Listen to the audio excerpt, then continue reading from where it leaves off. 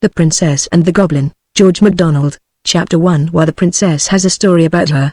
There was once a little princess whose father was king over a great country full of mountains and valleys. His palace was built upon one of the mountains, and was very grand and beautiful.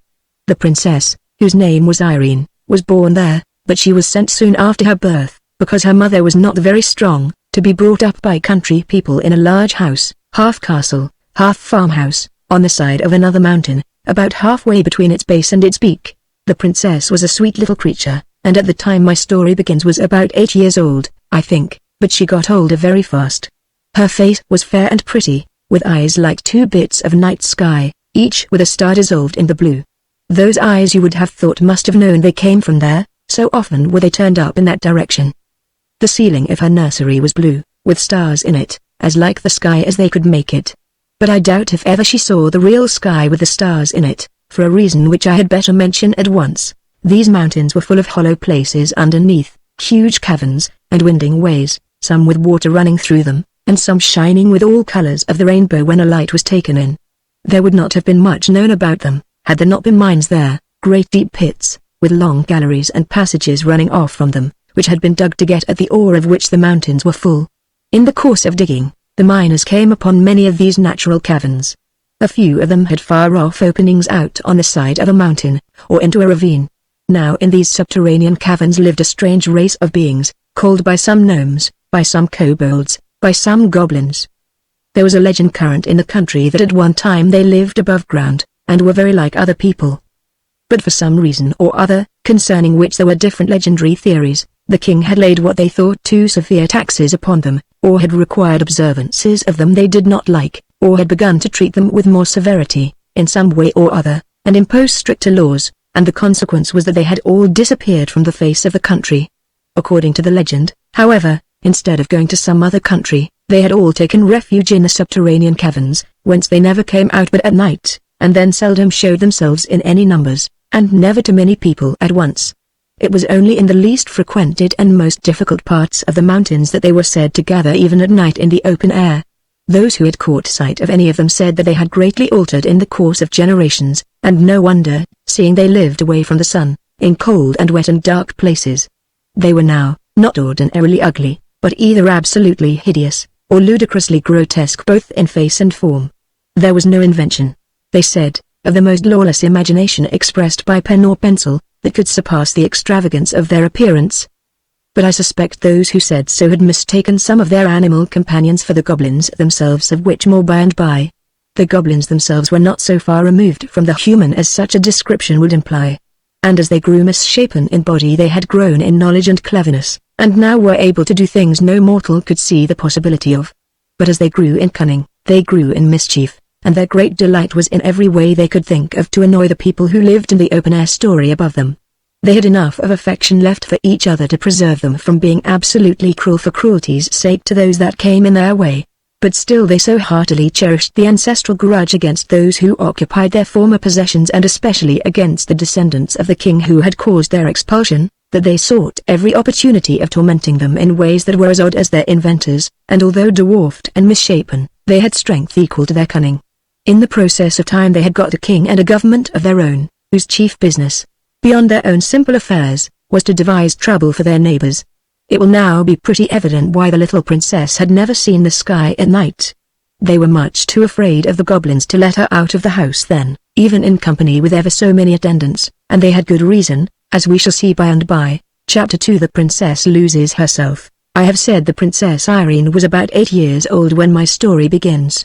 And this is how it begins. One very wet day, when the mountain was covered with mist which was constantly gathering itself together into raindrops, and pouring down on the roofs of the great old house, whence it fell in a fringe of water from the eaves all round about it.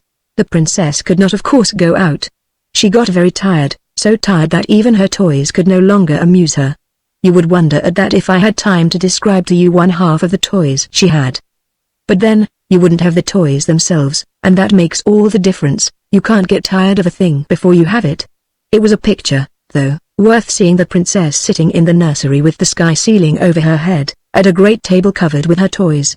If the artist would like to draw this, I should advise him not to meddle with the toys. I am afraid of attempting to describe them, and I think he had better not try to draw them. He had better not. He can do 1,000 things I can't, but I don't think he could draw those toys. No man could better make the princess herself than he could.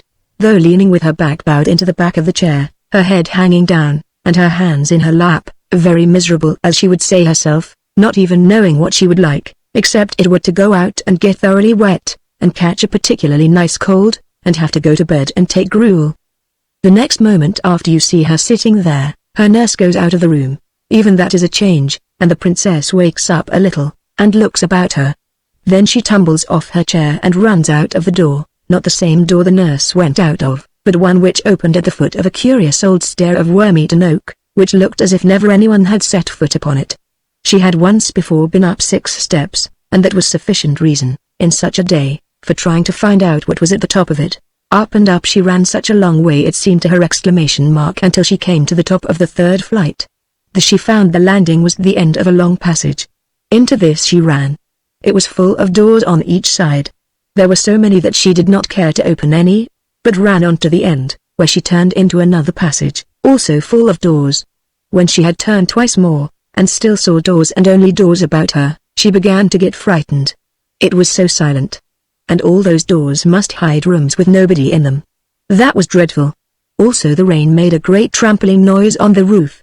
She turned and started at full speed, her little footsteps echoing through the sounds of the rain back for the stairs and her safe nursery. So she thought, but she had lost herself long ago. It doesn't follow that she was lost, because she had lost herself, though. She ran for some distance, turned several times, and then began to be afraid. Very soon she was sure that she had lost the way back. Rooms everywhere, and no stair. Her little heart beat as fast as her little feet ran, and a lump of tears was growing in her throat. But she was too eager and perhaps too frightened to cry for some time. At last her hope failed her. Nothing but passages and doors everywhere. She threw herself on the floor, and burst into a wailing cry broken by sobs. She did not cry long, however, for she was as brave as could be expected of a princess of her age. After a good cry, she got up, and brushed the dust from her frock. Oh, what old dust it was! Then she wiped her eyes with her hands. The princesses don't always have their handkerchiefs in their pockets, any more than some other little girls I know of. Next, like a true princess, she resolved on going wisely to work to find her way back. She would walk through the passages, and look in every direction for the stair. This she did, but without success. She went over the same ground again and again without knowing it, for the passages and doors were all alike. At last, in a corner, through a half-open door, she did see a stair. But alas! It went the wrong way. Instead of going down, it went up. Frightened as she was, however, she could not help wishing to see where yet further the stair could lead. It was very narrow, and so steep that she went on like a four-legged creature on her hands and feet. Chapter 3 The Princess and We Shall See Who. When she came to the top, she found herself in a little square place, with 3 doors, 2 opposite each other, and 1 opposite the top of the stair. She stood for a moment, without an idea in her little head what to do next. But as she stood, she began to hear a curious humming sound. Could it be the rain? No. It was much more gentle, and even monotonous than the sound of the rain, which now she scarcely heard. The low sweet humming sound went on, sometimes stopping for a little while and then beginning again. It was more like the hum of a very happy bee that had found a rich well of honey in some globular flower, than anything else I can think of at this moment. Where could it come from? She laid her ear first to one of the doors to hearken if it was then to another. When she laid her ear against the 3rd door, there could be no doubt where it came from. It must be from something in that room. What could it be? She was rather afraid, but her curiosity was stronger than her fear, and she opened the door very gently and peeped in. What do you think she saw? A very old lady who sat spinning. Perhaps you will wonder how the princess could tell that the old lady was an old lady, when I inform you that not only was she beautiful, but her skin was smooth and white. I will tell you more. Her hair was combed back from her forehead and face, and hung loose far down and all over her back. That is not much like an old lady, is it? Ah! But it was white almost as snow. And although her face was so smooth, her eyes looked so wise that you could not have helped seeing she must be old. The princess, though she could not have told you why, did think her very old indeed, quite 50, she said to herself. But she was rather older than that, as you shall hear. While the princess stared bewildered, with her head just inside the door, the old lady lifted hers, and said, in a sweet, but old and rather shaky voice, which mingled very pleasantly with the continued hum of her wheel. "Come in, my dear, come in. I am glad to see you." That the princess was a real princess you might see now quite plainly, for she didn't hang on to the handle of the door, and stare without moving, as I have known some do who ought to have been princesses but were only rather vulgar little girls. She did as she was told, stepped inside the door at once, and shut it gently behind her. "Come to me, my dear," said the old lady, and again the princess did as she was told. She approached the old lady rather slowly, I confess, but did not stop until she stood by her side, and looked up in her face with her blue eyes and the two melted stars in them. "Why, what have you been doing with your eyes, child?" asked the old lady. "Crying," answered the princess. "Why, child?" "Because I couldn't find my way down again." "But you could find your way up." "Not at first, not for a long time." "But your face is streaked like the back of a zebra. Hadn't you a handkerchief to wipe your eyes with?" "No." "Then why didn't you come to me to wipe them for you?" "Please, I didn't know you were here." "I will next time." "There's a good child," said the old lady. Then she stopped her wheel, and rose, and, going out of the room, returned with a little silver basin and soft white towel, with which she washed and wiped the bright little face. And the princess thought her hands were so smooth and nice. When she carried away the basin and towel, the little princess wondered to see how straight and tall she was, for, although she was so old, she didn't stoop a bit. She was dressed in black velvet with thick white heavy-looking lace about it, and on the black dress her hair shone like silver. There was hardly any more furniture in the room than there might have been in that of the poorest old woman who made her bread by her spinning. There was no carpet on the floor, no table anywhere, nothing but the spinning wheel and the chair beside it. When she came back, she sat down and without a word began her spinning once more, while Irene, who had never seen a spinning wheel, stood by her side and looked on. When the old lady had got her thread fairly going again, she said to the princess, but without looking at her, "Do you know my name, child?" "No, I don't know it," answered the princess. "My name is Irene." "That's my name," cried the princess. "I know that. I let you have mine." "I haven't got your name." "You've got mine." "How can that be?" asked the princess, bewildered. "I've always had my name. Your papa, the king, asked me if I had any objection to your having it, and, of course, I hadn't. I let you have it with pleasure. It was very kind of you to give me your name, and such a pretty one," said the princess. "Oh, not so very kind," said the old lady. "A name is one of those things one can give away and keep all the same. I have a good many such things. Wouldn't you like to know who I am, child?" "Yes, that I should very much. I'm your great-great-grandmother," said the lady. "What's that?" asked the princess. "I'm your father's mother's mother." "Oh, dear. I can't understand that," said the princess. "I dare say not. I didn't expect you would. But that's no reason why I shouldn't say it." "Oh, no," answered the princess. "I will explain it all to you when you are older." The lady went on. "But you will be able to understand this much now. I came here to take care of you. Is it long since you came? Was it yesterday? Or was it today, because it was so wet that I couldn't get out?" "I've been here ever since you came yourself." "What a long time," said the princess. "I don't remember it at all." "No.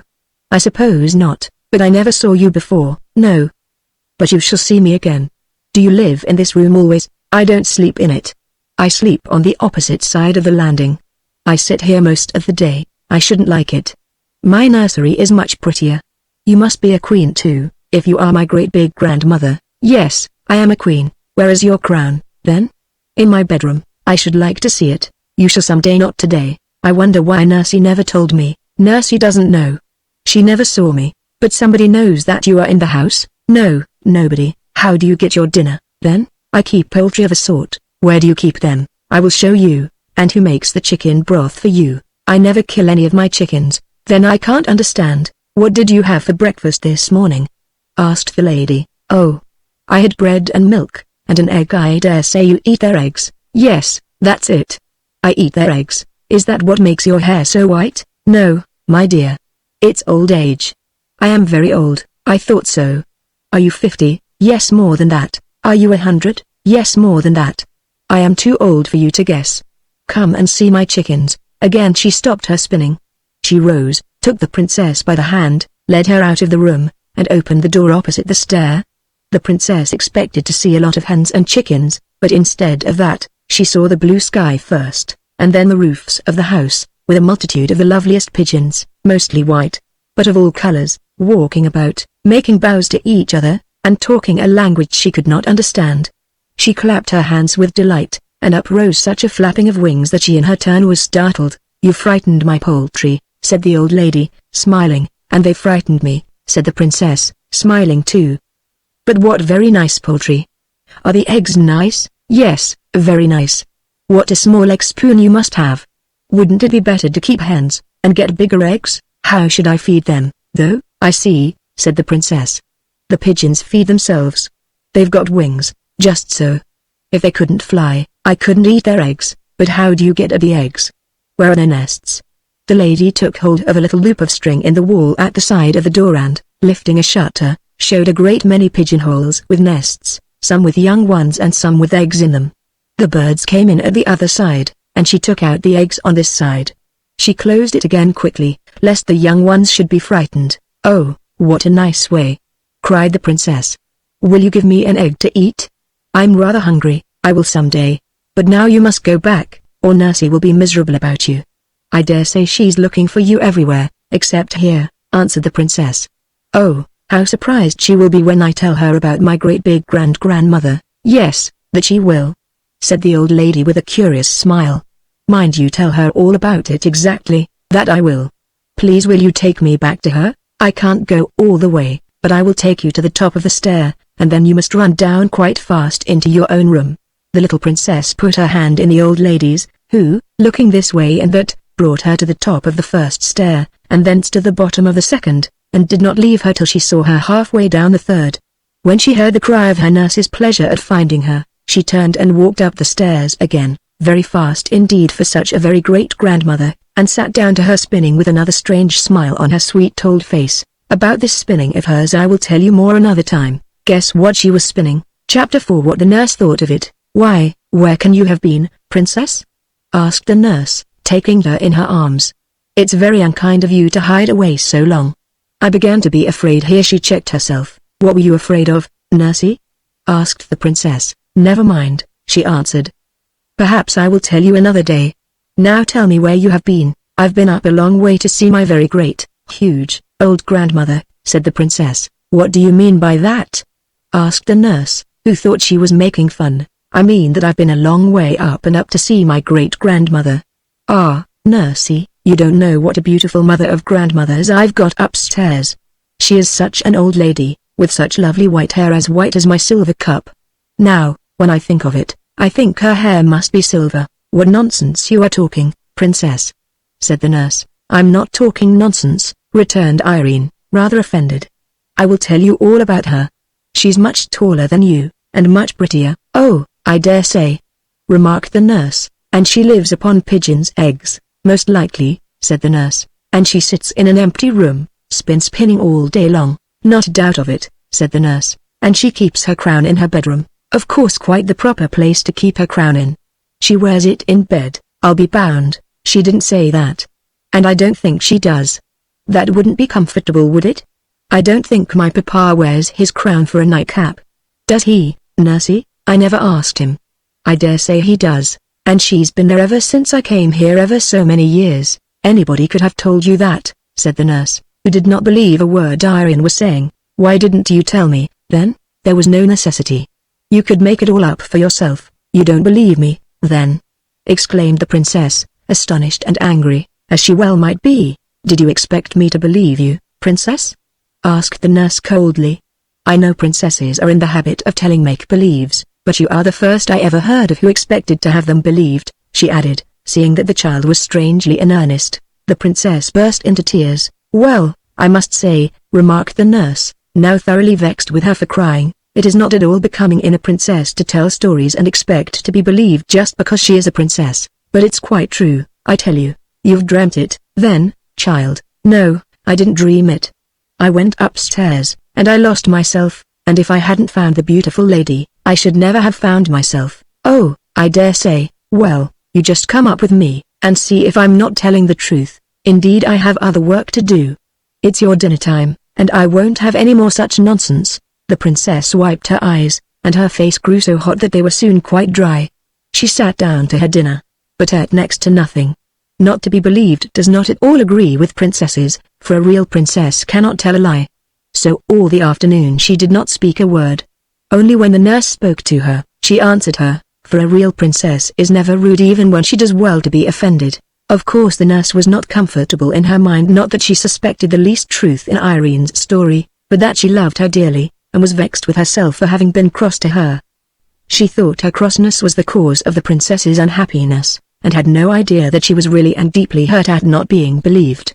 But, as it became more and more plain during the evening in her every motion and look, that, although she tried to amuse herself with her toys, her heart was too vexed and troubled to enjoy them, her nurse's discomfort grew and grew. When bedtime came, she undressed and laid her down, but the child, instead of holding up her little mouth to be kissed, turned away from her and lay still. Then Nursie's heart gave way altogether, and she began to cry. At the sound of her first sob the princess turned again, and held her face to kiss her as usual. But the nurse had her handkerchief to her eyes, and did not see the movement. "Nursie," said the princess, "why won't you believe me?" "Because I can't believe you," said the nurse, getting angry again. "Ah. Then, you can't help it," said Irene, "and I will not be vexed with you anymore. I will give you a kiss and go to sleep, you little angel," cried the nurse, and caught her out of bed, and walked about the room with her in her arms, kissing and hugging her. "You will let me take you to see my dear old great big grandmother, won't you?" said the princess, as she laid her down again. "And you won't say I'm ugly, anymore, will you, princess?" "Nursie, I never said you were ugly." "What can you mean?" "Well, if you didn't say it, you meant it." "Indeed, I never did. You said I wasn't so pretty as that, as my beautiful grandmother." "Yes, I did say that, and I say it again, for it's quite true." "Then I do think you are unkind," said the nurse, and put her handkerchief to her eyes again. "Nursie, dear, everybody can't be as beautiful as every other body, you know.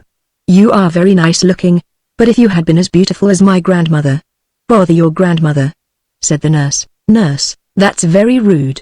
You are not fit to be spoken to till you can behave better."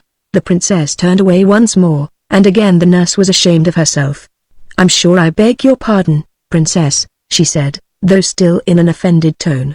But the princess let the tone pass, and heeded only the words. "You won't say it again, I am sure," she answered, once more turning towards her nurse.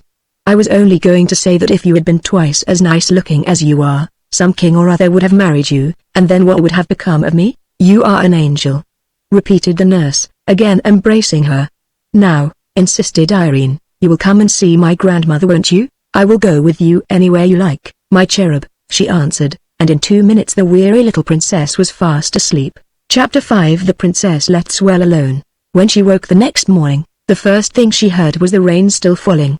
Indeed, this day was so like the last that it would have been difficult to tell where was the use of it. The first thing she thought of, however, was not the rain, but the lady in the tower, and the first question that occupied her thoughts was whether she should not ask the nurse to fulfill her promise this very morning, and go with her to find her grandmother as soon as she had had her breakfast. But she came to the conclusion that perhaps the lady would not be pleased if she took anyone to see her without first asking leave, especially as it was pretty evident, seeing she lived on pigeons' eggs, and cooked them herself, that she did not want the household to know she was there. So the princess resolved to take the first opportunity of running up alone and asking whether she might bring her nurse. She believed the fact that she could not otherwise convince her she was telling the truth would have much weight with her grandmother.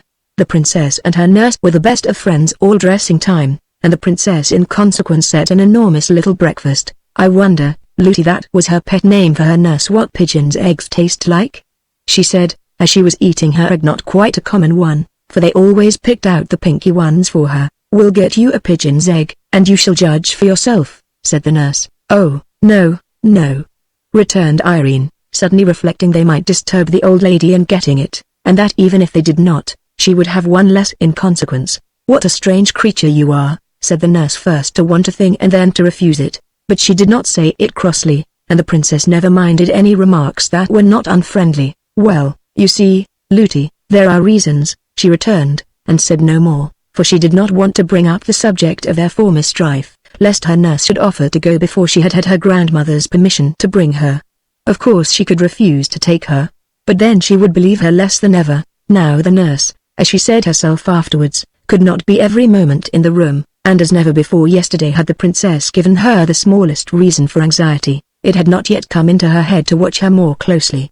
So she soon gave her a chance, and, the very first that offered, Irene was off and up the stairs again. This day's adventure, however, did not turn out like yesterday's, although it began like it, and indeed today is very seldom like yesterday, if people would note the differences even when it rains.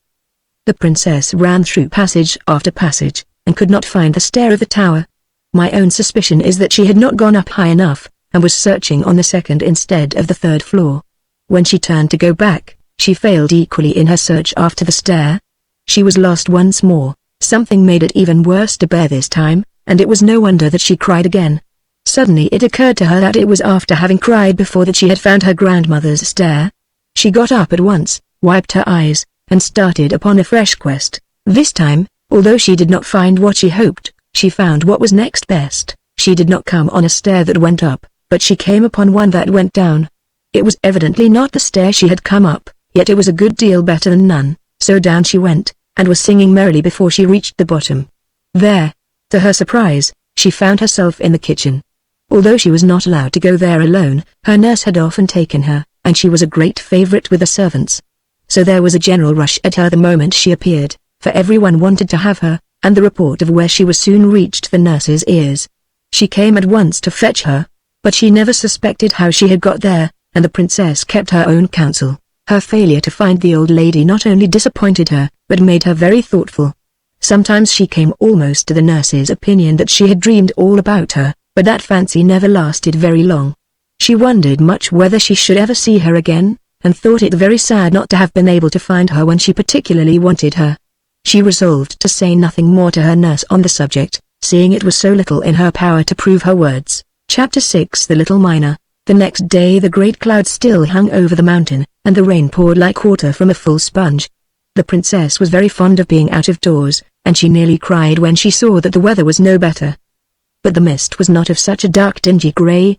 There was light in it, and as the hours went on it grew brighter and brighter, until it was almost too brilliant to look at, and late in the afternoon the sun broke out so gloriously that Irene clapped her hands, crying, "See, see, Looty! The sun has had his face washed. Look how bright he is. Do get my hat, and let us go out for a walk. Oh, dear! Oh, dear! How happy I am!" Looty was very glad to please the princess. She got her hat and cloak, and they set out together for a walk up the mountain, for the road was so hard and steep that the water could not rest upon it, and it was always dry enough for walking a few minutes after the rain ceased. The clouds were rolling away in broken pieces, like great, over-woolly sheep, whose wool the sun had bleached till it was almost too white for the eyes to bear. Between them the sky shone with a deeper and purer blue, because of the rain. The trees on the roadside were hung all over with drops, which sparkled in the sun like jewels. The only things that were no brighter for the rain were the brooks that ran down the mountain. They had changed from the clearness of crystal to a muddy brown, but what they lost in color they gained in sound, or at least in noise, for a brook when it is swollen is not so musical as before. But Irene was in raptures with the great brown streams tumbling down everywhere, and Looty shared in her delight, for she too had been confined to the house for 3 days. At length she observed that the sun was getting low, and said it was time to be going back. She made the remark again and again, but, every time, the princess begged her to go on just a little farther and a little farther, reminding her that it was much easier to go downhill, and saying that when they did turn they would be at home in a moment. So on and on they did go, now to look at a group of ferns over whose tops a stream was pouring in a watery arch, now to pick a shining stone from a rock by the wayside, now to watch the flight of some bird. Suddenly the shadow of a great mountain peak came up from behind, and shot in front of them. When the nurse saw it, she started and shook, and catching hold of the princess's hand turned and began to run down the hill. "What's all the haste, nursey?" asked Irene, running alongside of her. "We must not be out a moment longer." "But we can't help being out a good many moments longer." It was too true. The nurse almost cried. They were much too far from home. It was against express orders to be out with the princess one moment after the sun was down, and they were nearly a mile up the mountain. If His Majesty, Irene's papa, were to hear of it, Looty would certainly be dismissed, and to leave the princess would break her heart. It was no wonder she ran. But Irene was not in the least frightened, not knowing anything to be frightened at. She kept on chattering as well as she could, but it was not easy. "Looty, Looty, why do you run so fast?" "It shakes my teeth when I talk." "Then don't talk," said Looty, but the princess went on talking. She was always saying, "Look, look, Looty. But Looty paid no more heed to anything she said, only ran on. Look, look, Looty. Don't you see that funny man peeping over the rock? Looty only ran the faster. They had to pass the rock, and when they came nearer, the princess saw it was only a lump of the rock itself that she had taken for a man. Look, look, Looty. There's such a curious creature at the foot of that old tree. Look at it, Looty. It's making faces at us, I do think. Looty gave a stifled cry, and ran faster still, so fast that Irene's little legs could not keep up with her, and she fell with a crash. It was a hard downhill road, and she had been running very fast, so it was no wonder she began to cry. This put the nurse nearly beside herself. But all she could do was to run on. The moment she got the princess on her feet again. Who's that laughing at me? Said the princess, trying to keep in her sobs, and running too fast for her grazed knees. Nobody, child, said the nurse, almost angrily.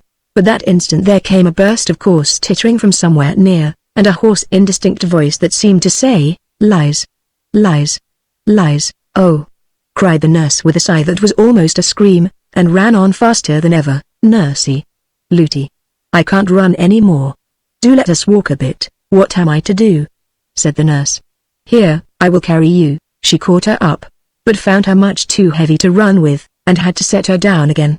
Then she looked wildly about her, gave a great cry, and said, We've taken the wrong turning somewhere, and I don't know where we are. We are lost, lost. The terror she was in had quite bewildered her. It was true enough, they had lost the way. They had been running down into a little valley in which there was no house to be seen. Now Irene did not know what good reason there was for her nurse's terror, for the servants had all strict orders never to mention the goblins to her, but it was very discomposing to see her nurse in such a fright. Before, however, she had time to grow thoroughly alarmed like her, she heard the sound of whistling, and that revived her. Presently she saw a boy coming up the road from the valley to meet them. He was the whistler, but before they met his whistling changed to singing. And this is something like what he sang. Ring. D-O-D. Bang, go the hammers clang, hit and turn and bore, whiz and puff and draw, thus we rive the rocks. Force the goblin locks. See the shining ore, 1, 2, 3. Bright as gold can be, 4, 5, 6, shovels, mattocks, picks, 7, 8, 9, light your lamp at mine, 10, 11, 12, loosely hold the helve, with a merry miner boys. Make the goblins hold their noise. I wish you would hold your noise, said the nurse rudely, for the very word goblin at such a time and in such a place made her tremble. It would bring the goblins upon them to a certainty, she thought, to defy them in that way. But whether the boy heard her or not, he did not stop his singing. 13, 14, 15, this is worth the sifting. 16, 17, 18.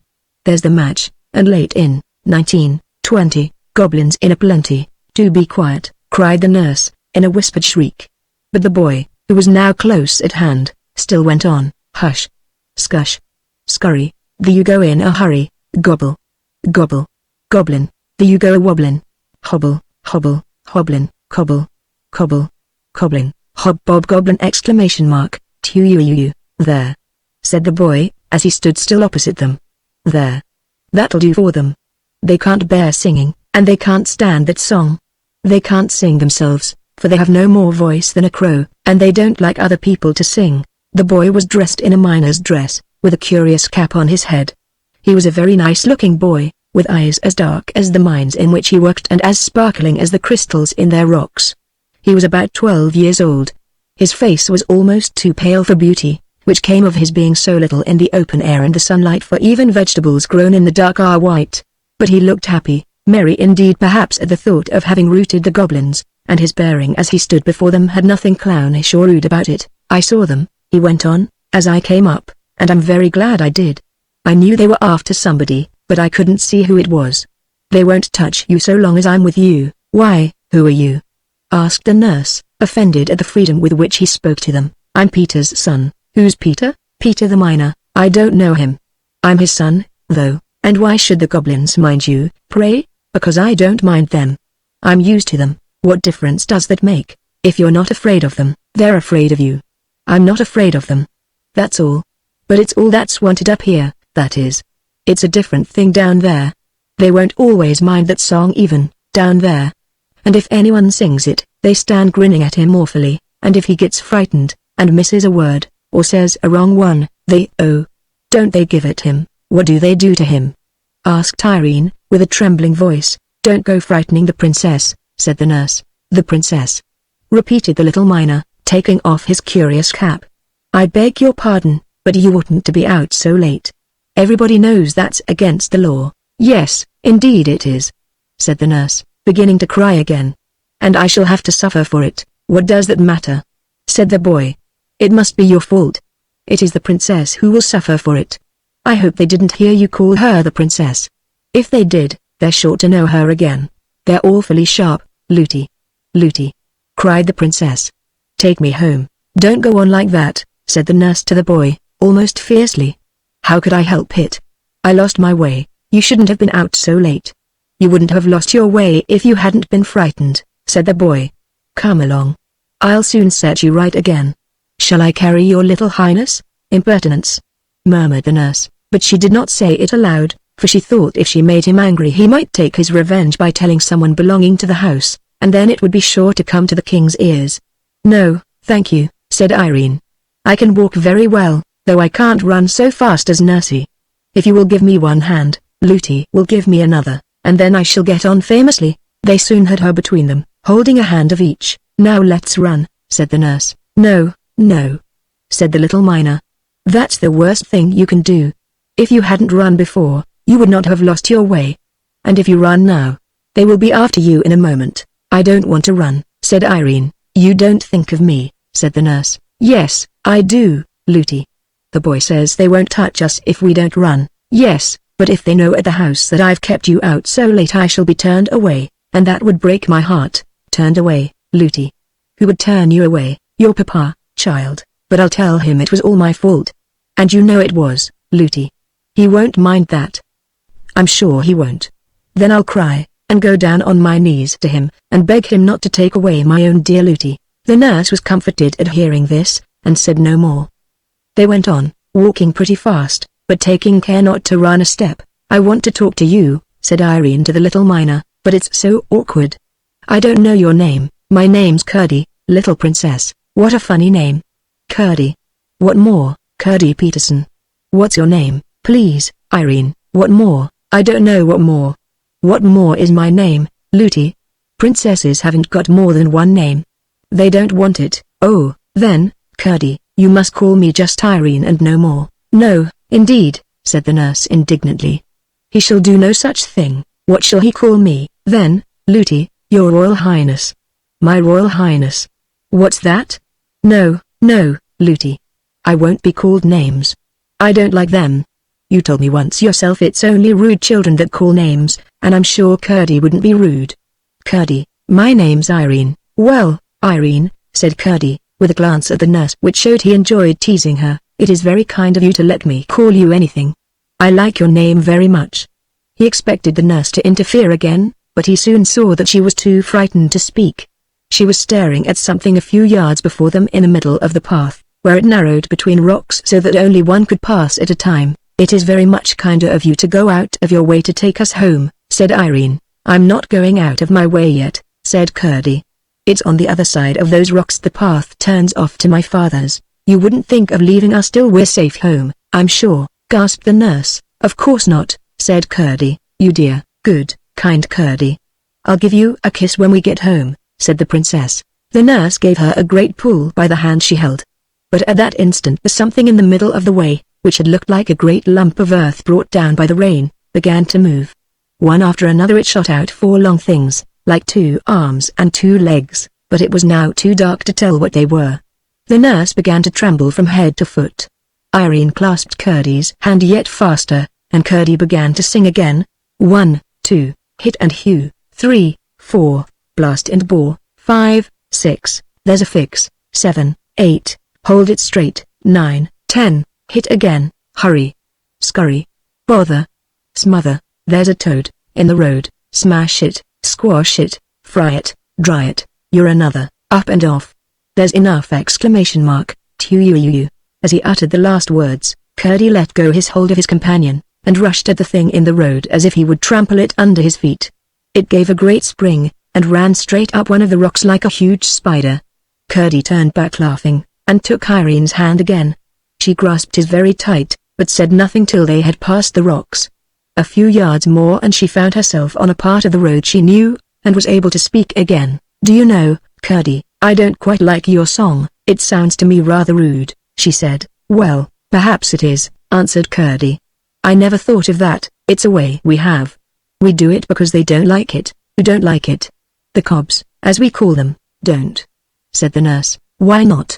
said Curdie. "I beg you won't. Please don't." "Oh. If you ask me that way, of course, I won't, though I don't a bit know why. Look.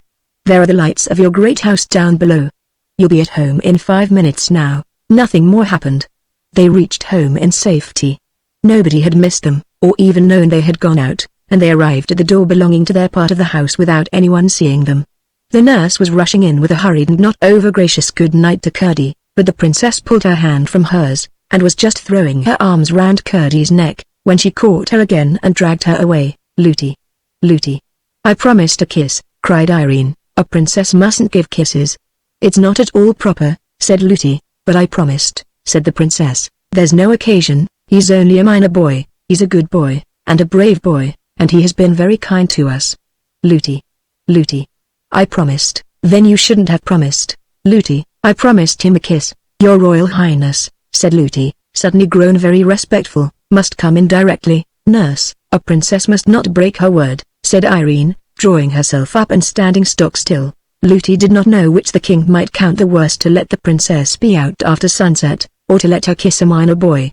She did not know that, being a gentleman, as many kings have been, he would have counted neither of them the worse. However much he might have disliked his daughter to kiss the minor boy, he would not have had her break her word for all the goblins in creation. But, as I say, the nurse was not lady enough to understand this, and so she was in a great difficulty, for, if she insisted, someone might hear the princess cry and run to see, and then all would come out. But here Curdie came again to the rescue. "Never mind, Princess Irene," he said. "You mustn't kiss me tonight. But you shan't break your word. I will come another time. You may be sure I will." "Oh, thank you, Curdie," said the princess, and stopped crying. "Good night, Irene." "Good night, Lootie," said Curdie, and turned and was out of sight in a moment. "I should like to see him," muttered the nurse, as she carried the princess to the nursery. "You will see him," said Irene. "You may be sure Curdie will keep his word. He's sure to come again." "I should like to see him," repeated the nurse, and said no more.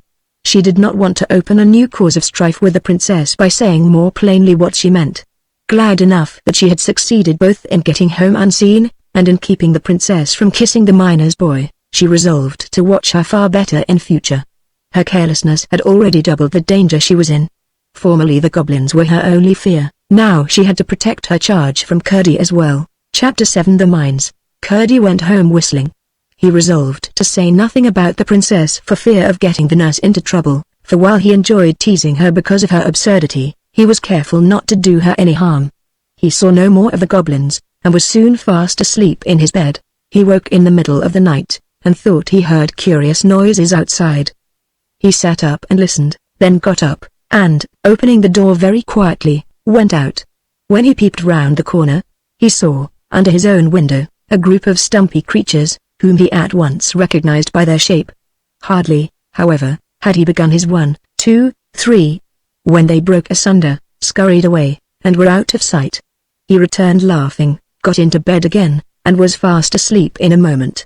Reflecting a little over the matter in the morning, he came to the conclusion that, as nothing of the kind had ever happened before, they must be annoyed with him for interfering to protect the princess. By the time he was dressed, however, he was thinking of something quite different, for he did not value the enmity of the goblins in the least. As soon as they had had breakfast, he set off with his further for the mine. They entered the hill by a natural opening under a huge rock, where a little stream rushed out. They followed its course for a few yards, when the passage took a turn, and sloped steeply into the heart of the hill. With many angles and windings and branchings off, and sometimes with steps where it came upon a natural gulf, it led them deep into the hill before they arrived at the place where they were at present digging out the precious ore. This was of various kinds, for the mountain was very rich in the better sorts of metals. With flint and steel, and tinder box, they lighted their lamps, then fixed them on their heads, and were soon hard at work with their pickaxes and shovels and hammers. Father and son were at work near each other, but not in the same gang. The passages out of which the ore was dug, they called gangs, for when the lode, or vein of ore, was small, one miner would have to dig away alone in a passage no bigger than gave him just room to work, sometimes in uncomfortable cramped positions. If they stopped for a moment they could hear everywhere around them, some nearer, some farther off, the sounds of their companions burrowing away in all directions in the inside of the great mountain, some boring holes in the rock in order to blow it up with gunpowder, others shoveling the broken ore into baskets to be carried to the mouth of the mine, others hitting away with their pickaxes. Sometimes, if the miner was in a very lonely part, he would hear only a tap-tapping, no louder than that of a woodpecker, for the sound would come from a great distance off through the solid mountain rock. The work was hard at best, for it is very warm underground, but it was not particularly unpleasant, and some of the miners, when they wanted to earn a little more money for a particular purpose, would stop behind the rest and work all night.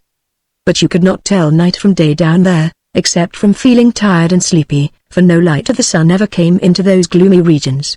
Some who had thus remained behind during the night, although certain there were none of their companions at work, would declare the next morning that they heard, every time they halted for a moment to take breath, a tap-tapping all about them, as if the mountain were then more full of miners than ever it was during the day, and some in consequence would never stay overnight, for all knew those were the sounds of the goblins. They worked only at night, for the miners' night was the goblins' day. Indeed, the great number of the miners were afraid of the goblins, for there were strange stories well known amongst them of the treatment some had received whom the goblins had surprised at their work during the night. The more courageous of them, however, amongst them Peter Peterson and Curdie, who in this took after his father, had stayed in the mine all night again, and although they had several times encountered a few stray goblins, had never yet failed in driving them away. As I have indicated already, the chief defense against them was verse, for they hated verse of every kind, and some kinds they could not endure at all. I suspect they could not make any themselves, and that was why they disliked it so much. At all events, those who were most afraid of them were those who could neither make verses themselves nor remember the verses that other people made for them, while those who were never afraid were those who could make verses for themselves, for although there were certain old rhymes which were very effectual, yet it was well known that a new rhyme, if of the right sort, was even more distasteful to them, and therefore more effectual in putting them to flight. Perhaps my readers may be wondering what the goblins could be about, working all night long, seeing they never carried up the ore and sold it, but when I have informed them concerning what Curdie learned the very next night, they will be able to understand, for Curdie had determined, if his father would permit him, to remain there alone this night, and that for two reasons. First, he wanted to get extra wages that he might buy a very warm red petticoat for his mother, who had begun to complain of the cold of the mountain air sooner than usual this autumn, and second, he had just a faint hope of finding out what the goblins were about under his window the night before. When he told his father, he made no objection, for he had great confidence in his boy's courage and resources. "I'm sorry I can't stay with you," said Peter, "but I want to go and pay the parson a visit this evening, and besides I've had a bit of a headache all day." "I'm sorry for that, father," said Curdie. "Oh, it's not much. You'll be sure to take care of yourself, won't you?" "Yes, father, I will. I'll keep a sharp lookout, I promise you." Curdie was the only one who remained in the mine. About 6 o'clock the rest went away, everyone bidding him good night, and telling him to take care of himself, for he was a great favorite with them all. "Don't forget your rhymes," said one. No, answered Curdie. "It's no matter if he does," said another, "for he'll only have to make a new one." "Yes, but he mightn't be able to make it fast enough," said another, and while it was cooking in his head, they might take a mean advantage and set upon him. "I'll do my best," said Curdie. "I'm not afraid." "We all know that," they returned, and left him. Chapter 8. The Goblins. For some time Curdie worked away briskly, throwing all the ore he had disengaged on one side behind him, to be ready for carrying out in the morning. He heard a good deal of goblin tapping, but it all sounded far away in the hill, and he paid it little heed. Towards midnight he began to feel rather hungry, so he dropped his pickaxe, got out a lump of bread which in the morning he had laid in a damp hole in the rock, sat down on a heap of ore, and ate his supper. Then he leaned back for 5 minutes' rest before beginning his work again, and laid his head against the rock. He had not kept the position for 1 minute before he heard something which made him sharpen his ears. It sounded like a voice inside the rock. After a while he heard it again. It was a goblin voice, there could be no doubt about that, and this time he could make out the words. "Hadn't we better be moving?" it said. A rougher and deeper voice replied. "There's no hurry. That wretched little mole won't be through tonight, if he work ever so hard." He's not by any means at the thinnest place. But you still think the load does come through into our house? Said the first voice. Yes, but a good bit farther on than he has got to yet. If he had struck a stroke more to the side just here, said the goblin, tapping the very stone, as it seemed to Curdie, against which his head lay, he would have been through. But he's a couple of yards past it now, and if he follow the load it will be a week before it leads him in. You see it back there a long way. Still, perhaps, in case of accident it would be as well to be getting out of this. Helfer, you'll take the great chest. That's your business, you know. Yes, Dad, said a third voice. But you must help me to get it on my back. It's awfully heavy, you know. Well, it isn't just a bag of smoke, I admit.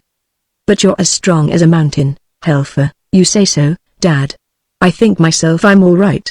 But I could carry 10 times as much if it wasn't for my feet. That is your weak point, I confess, my boy.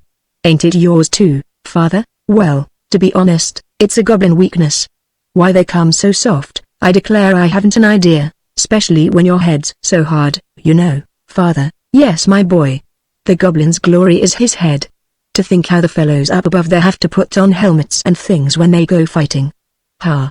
Ha. But why don't we wear shoes like them, Father? I should like it especially when I've got a chest like that on my head. Well, you see, it's not the fashion. The king never wears shoes. The queen does. Yes, but that's for distinction. The first queen, you see I mean the king's first wife wore shoes, of course, because she came from upstairs, and so, when she died, the next queen would not be inferior to her as she called it, and would wear shoes too. It was all pride. She is the hardest in forbidding them to the rest of the women. I'm sure I wouldn't wear them, no, not for that I wouldn't, said the first voice, which was evidently that of the mother of the family. I can't think why either of them should. Didn't I tell you the first was from upstairs? Said the other. That was the only silly thing I ever knew His Majesty guilty of. Why should he marry an outlandish woman like that, one of our natural enemies too? I suppose he fell in love with her. Pooh. Pooh. He's just as happy now with one of his own people. Did she die very soon? They didn't tease her to death, did they? Oh, dear, no. The king worshipped her very footmarks. What made her die, then? Didn't the heir agree with her? She died when the young prince was born. How silly of her. We never do that. It must have been because she wore shoes. I don't know that. Why do they wear shoes up there? Ah, now that's a sensible question, and I will answer it. But in order to do so, I must first tell you a secret.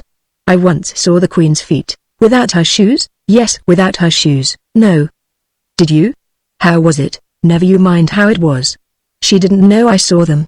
And what do you think? Exclamation mark. They had toes. Toes. What's that? You may well ask. I should never have known if I had not seen the queen's feet. Just imagine. The ends of her feet were split up into 5 or 6 thin pieces. Oh, horrid. How could the king have fallen in love with her? You forget that she wore shoes. That is just why she wore them. That is why all the men, and women too, upstairs wear shoes. They can't bear the sight of their own feet without them. Ah. Now I understand. If ever you wish for shoes again, Helfer, I'll hit your feet. I will. No, no, mother, pray don't. Then don't you. But with such a big box on my head, a horrid scream followed, which Curdie interpreted as in reply to a blow from his mother upon the feet of her eldest goblin. Well, I never knew so much before, remarked a fourth voice. Your knowledge is not universal quite yet, said the father. You were only 50 last month. Mind you see to the bed and bedding. As soon as we've finished our supper, we'll be up and going. Ha. Ha. Ha. What are you laughing at, husband? I'm laughing to think what a mess the miners will find themselves in somewhere before this date and years. Why, what do you mean? Oh, nothing. Oh, yes, you do mean something. You always do mean something. It's more than you do, then, wife. That may be, but it's not more than I find out, you know. Ha. Ha. You're a sharp one. What a mother you've got, Helfer. Yes, father. Well, I suppose I must tell you. They're all at the palace consulting about it tonight, and as soon as we've got away from this thin place I'm going to hear what night they fix upon. I should like to see that young ruffian there on the other side, struggling in the agonies of— He dropped his voice so low that Curdie could hear only a growl. The growl went on in the low bass for a good while, as inarticulate as if the goblin's tongue had been a sausage, and it was not until his wife spoke again that it rose to its former pitch. But what shall we do when you are at the palace? She asked. I will see you safe in the new house I've been digging for you for the last 2 months. Podge, you mind the table and chairs. I commit them to your care. The table has 7 legs, each chair 3. I shall require them all at your hands." After this arose a confused conversation about the various household goods and their transport, and Curdie heard nothing more that was of any importance. He now knew at least one of the reasons for the constant sound of the goblin hammers and pickaxes at night. They were making new houses for themselves, to which they might retreat when the miners should threaten to break into their dwellings. But he had learned 2 things of far greater importance. The first was, that some grievous calamity was preparing, and almost ready to fall upon the heads of the miners. The second was the one weak point of a goblin's body. He had not known that their feet were so tender as he had now reason to suspect. He had heard it said that they had no toes. He had never had opportunity of inspecting them closely enough, in the dusk in which they always appeared, to satisfy himself whether it was a correct report. Indeed, he had not been able even to satisfy himself as to whether they had no fingers, although that also was commonly said to be the fact. One of the miners, indeed, who had had more schooling than the rest, was wont to argue that such must have been the primordial condition of humanity, and that education and handicraft had developed both toes and fingers, with which proposition Curdie had once heard his father sarcastically agree, alleging in support of it the probability that babies' gloves were a traditional remnant of the old state of things, while the stockings of all ages, no regard being paid in them to the toes, pointed in the same direction.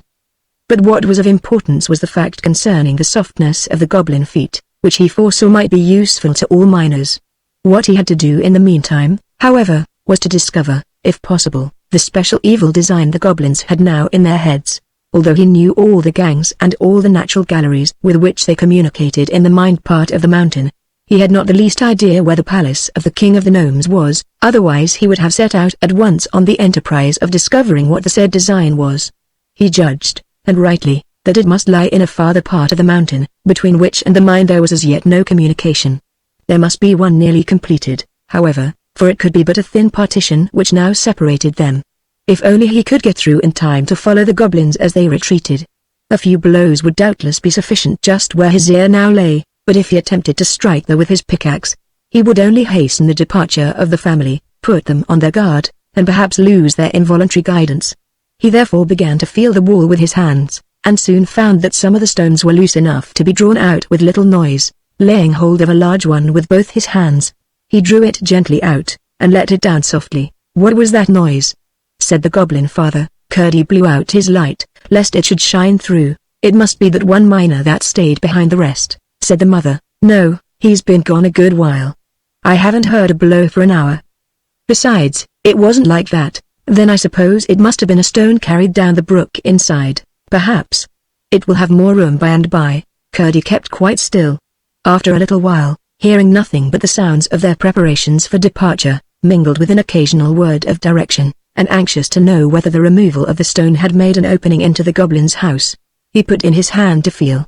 It went in a good way, and then came in contact with something soft. He had but a moment to feel it over, it was so quickly withdrawn. It was one of the toeless goblin feet. The owner of it gave a cry of fright. "What's the matter, Helfer?" asked his mother. "A beast came out of the wall and licked my foot." "Nonsense. There are no wild beasts in our country," said his father. "But it was, father. I felt it." "Nonsense, I say. Will you malign your native realms and reduce them to a level with the country upstairs? That is swarming with wild beasts of every description."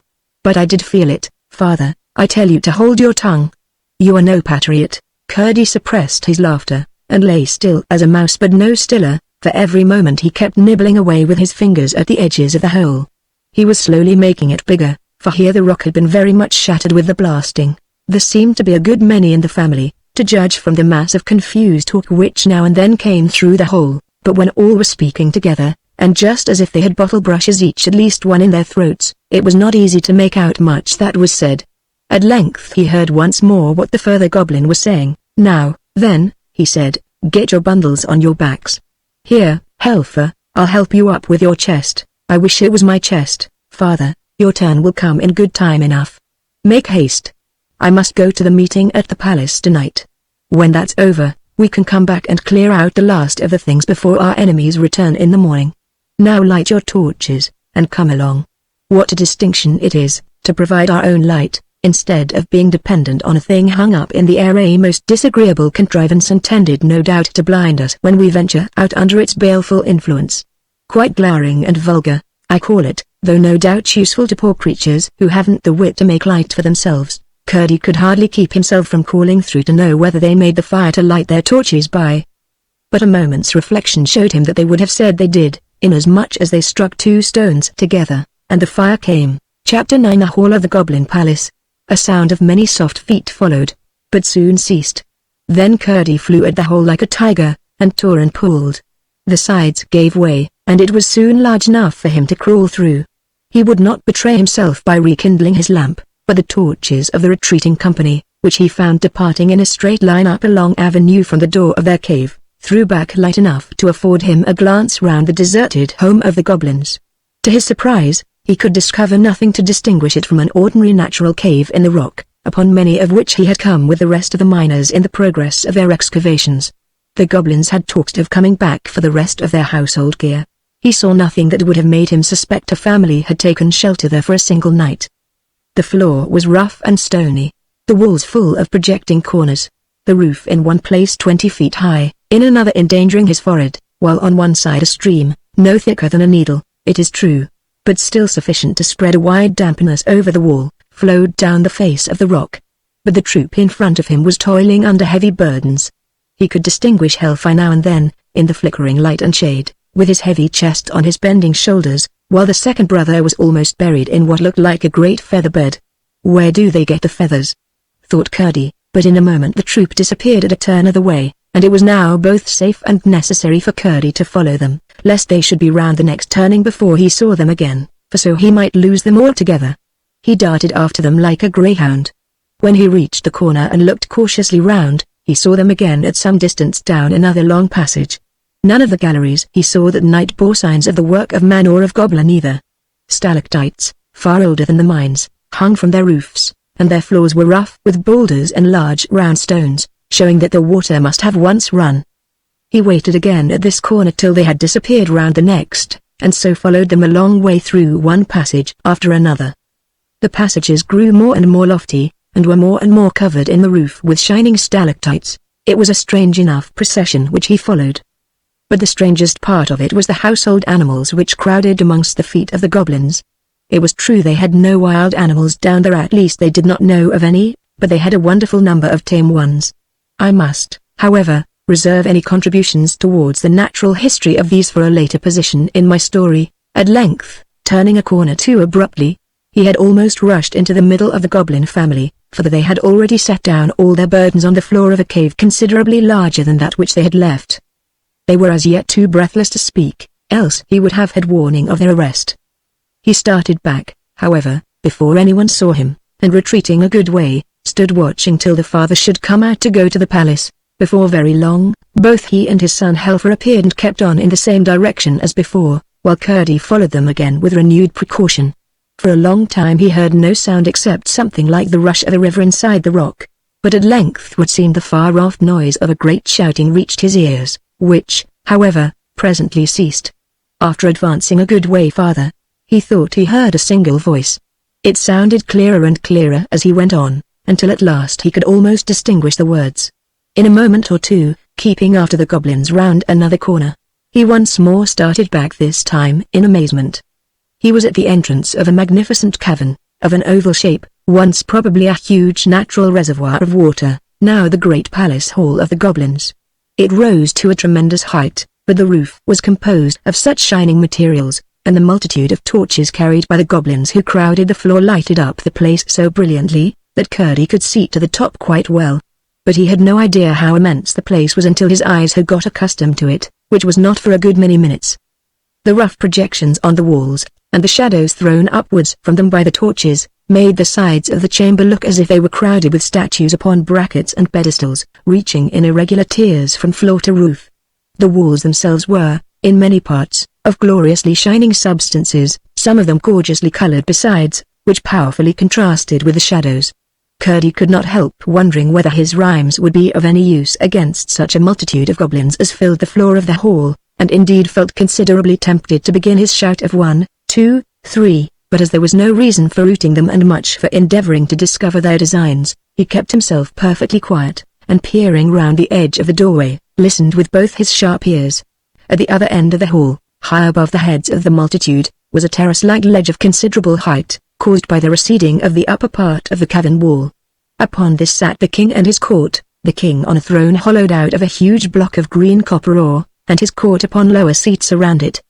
The king had been making them a speech, and the applause which followed it was what Curdie had heard. One of the court was now addressing the multitude. What he heard him say was to the following effect: "Hence it appears that two plans have been for some time together working in the strong head of His Majesty for the deliverance of his people. Regardless of the fact that we were the first possessors of the regions they now inhabit, regardless equally of the fact that we abandoned that region from the loftiest motives, regardless also of the self-evident fact that we excel them so far in mental ability as they excel us in stature, they look upon us as a degraded race and make a mockery of all our finer feelings. But the time has almost arrived when, thanks to His Majesty's inventive genius, it will be in our power to take a thorough revenge upon them once for all, in respect of their unfriendly behavior." "May it please your Majesty," cried a voice close by the door, which Curdie recognized as that of the goblin he had followed. "Who is he that interrupts the Chancellor?" cried another from near the throne. "Glump," answered several voices.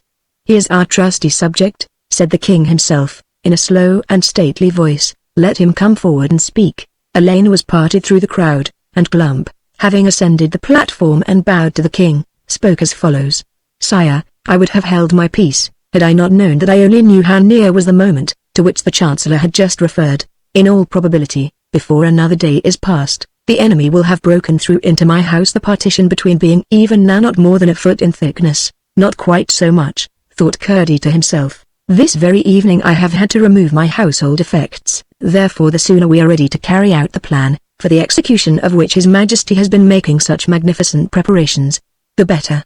I may just add, that within the last few days I have perceived a small outbreak in my dining room, which, combined with observations upon the course of the river escaping where the evil men enter, has convinced me that close to the spot must be a deep gulf in its channel. This discovery will, I trust, add considerably to the otherwise immense forces at His Majesty's disposal." He ceased, and the king graciously acknowledged his speech with a bend of his head, whereupon Glump, after a bow to His Majesty, slid down amongst the rest of the undistinguished multitude. Then the Chancellor rose and resumed. "The information which the worthy Glump has given us," he said, "might have been of considerable import at the present moment, but for that other design already referred to, which naturally takes precedence. His Majesty, unwilling to proceed to extremities, and well aware that such measures sooner or later result in violent reactions, has excogitated a more fundamental and comprehensive measure, of which I need say no more. Should His Majesty be successful, as who dares to doubt? Then a peace, all to the advantage of the Goblin Kingdom, will be established for a generation at least, rendered absolutely secure by the pledge which His Royal Highness the Prince will have and hold for the good behavior of her relatives. Should His Majesty fail, which who shall dare even to imagine in his most secret thoughts? Then will be the time for carrying out with rigor the design to which Glump referred, and for which our preparations are even now all but completed. The failure of the former will render the latter imperative." Curdie, perceiving that the assembly was drawing to a close and that there was little chance of either plan being more fully discovered, now thought it prudent to make his escape before the goblins began to disperse, and slipped quietly away. There was not much danger of meeting any goblins, for all the men at least were left behind him in the palace, but there was considerable danger of his taking a wrong turning, for he had now no light, and had therefore to depend upon his memory and his hands. After he had left behind him the glow that issued from the door of Glump's new abode, he was utterly without guide, so far as his eyes were concerned. He was most anxious to get back through the hole before the goblins should return to fetch the remains of their furniture. It was not that he was in the least afraid of them, but, as it was of the utmost importance that he should thoroughly discover what the plans they were cherishing were, he must not occasion the slightest suspicion that they were watched by a minor. He hurried on, feeling his way along the walls of rock. Had he not been very courageous? He must have been very anxious, for he could not but know that if he lost his way it would be the most difficult thing in the world to find it again. Morning would bring no light into these regions, and towards him least of all, who was known as a special rhymester and persecutor, could goblins be expected to exercise courtesy. Well might he wish that he had brought his lamp and tinder box with him, of which he had not thought when he crept so eagerly after the goblins. He wished it all the more when, after a while, he found his way blocked up, and could get no farther. It was of no use to turn back, for he had not the least idea where he had begun to go wrong. Mechanically, however, he kept feeling about the walls that hemmed him in. His hand came upon a place where a tiny stream of water was running down the face of the rock.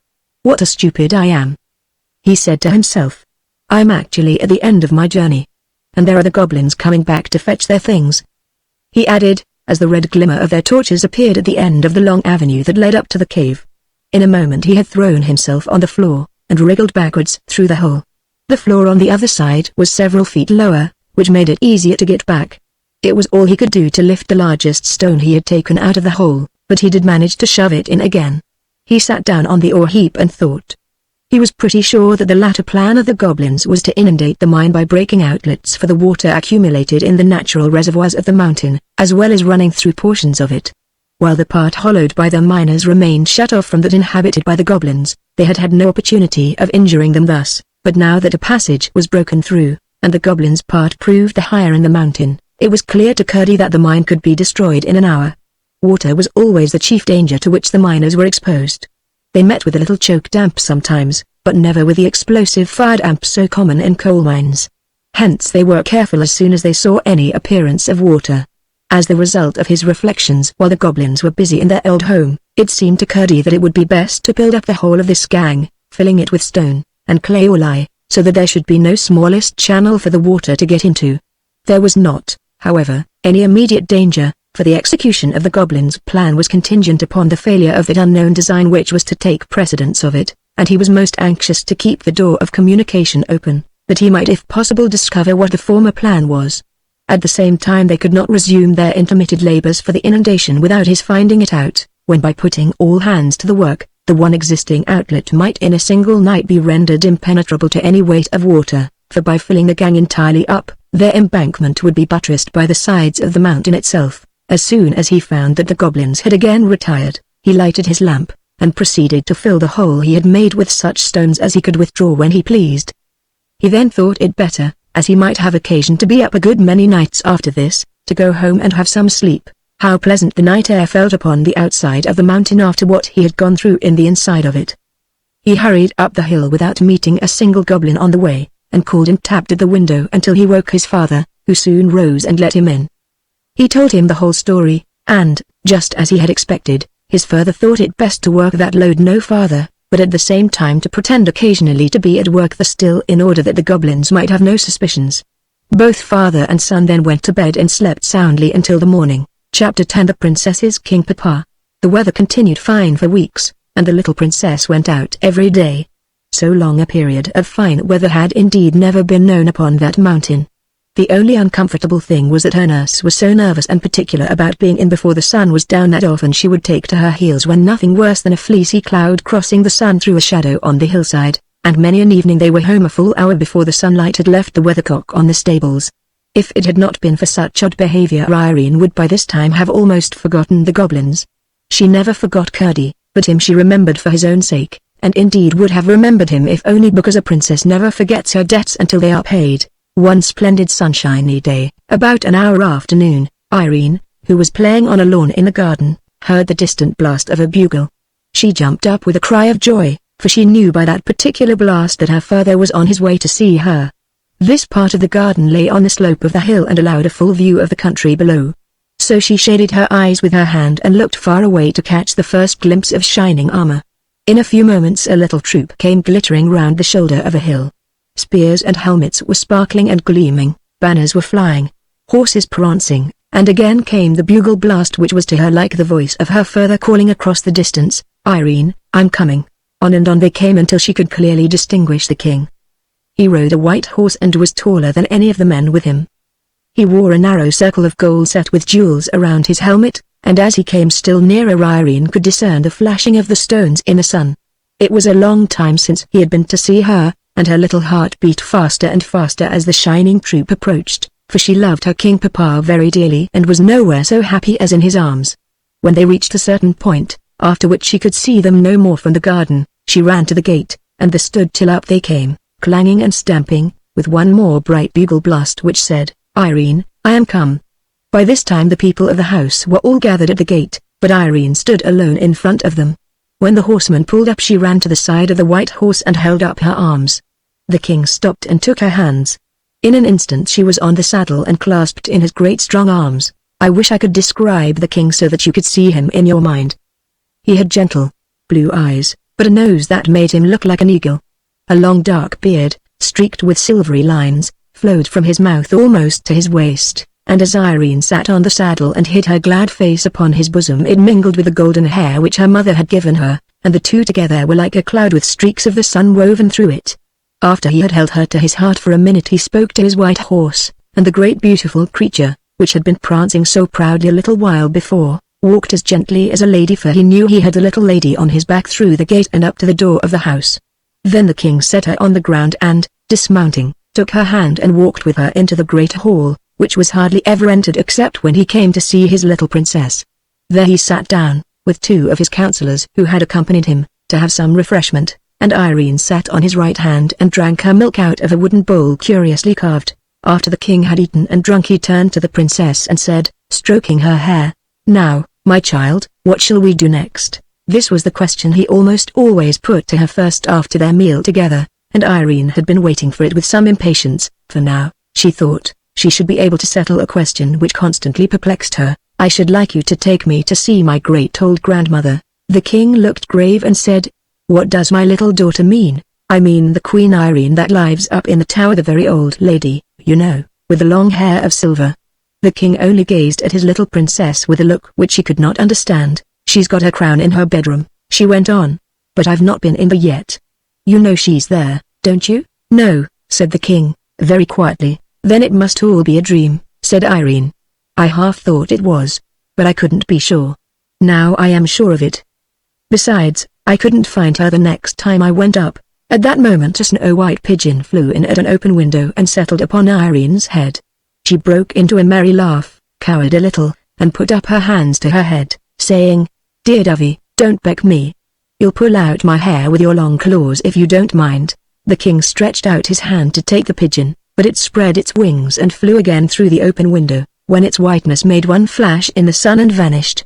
The king laid his hand on his princess's head, held it back a little, gazed in her face, smiled half a smile, and sighed half a sigh. "Come, my child, we'll have a walk in the garden together," he said. "You won't come up and see my huge, great, beautiful grandmother, then, King Papa?"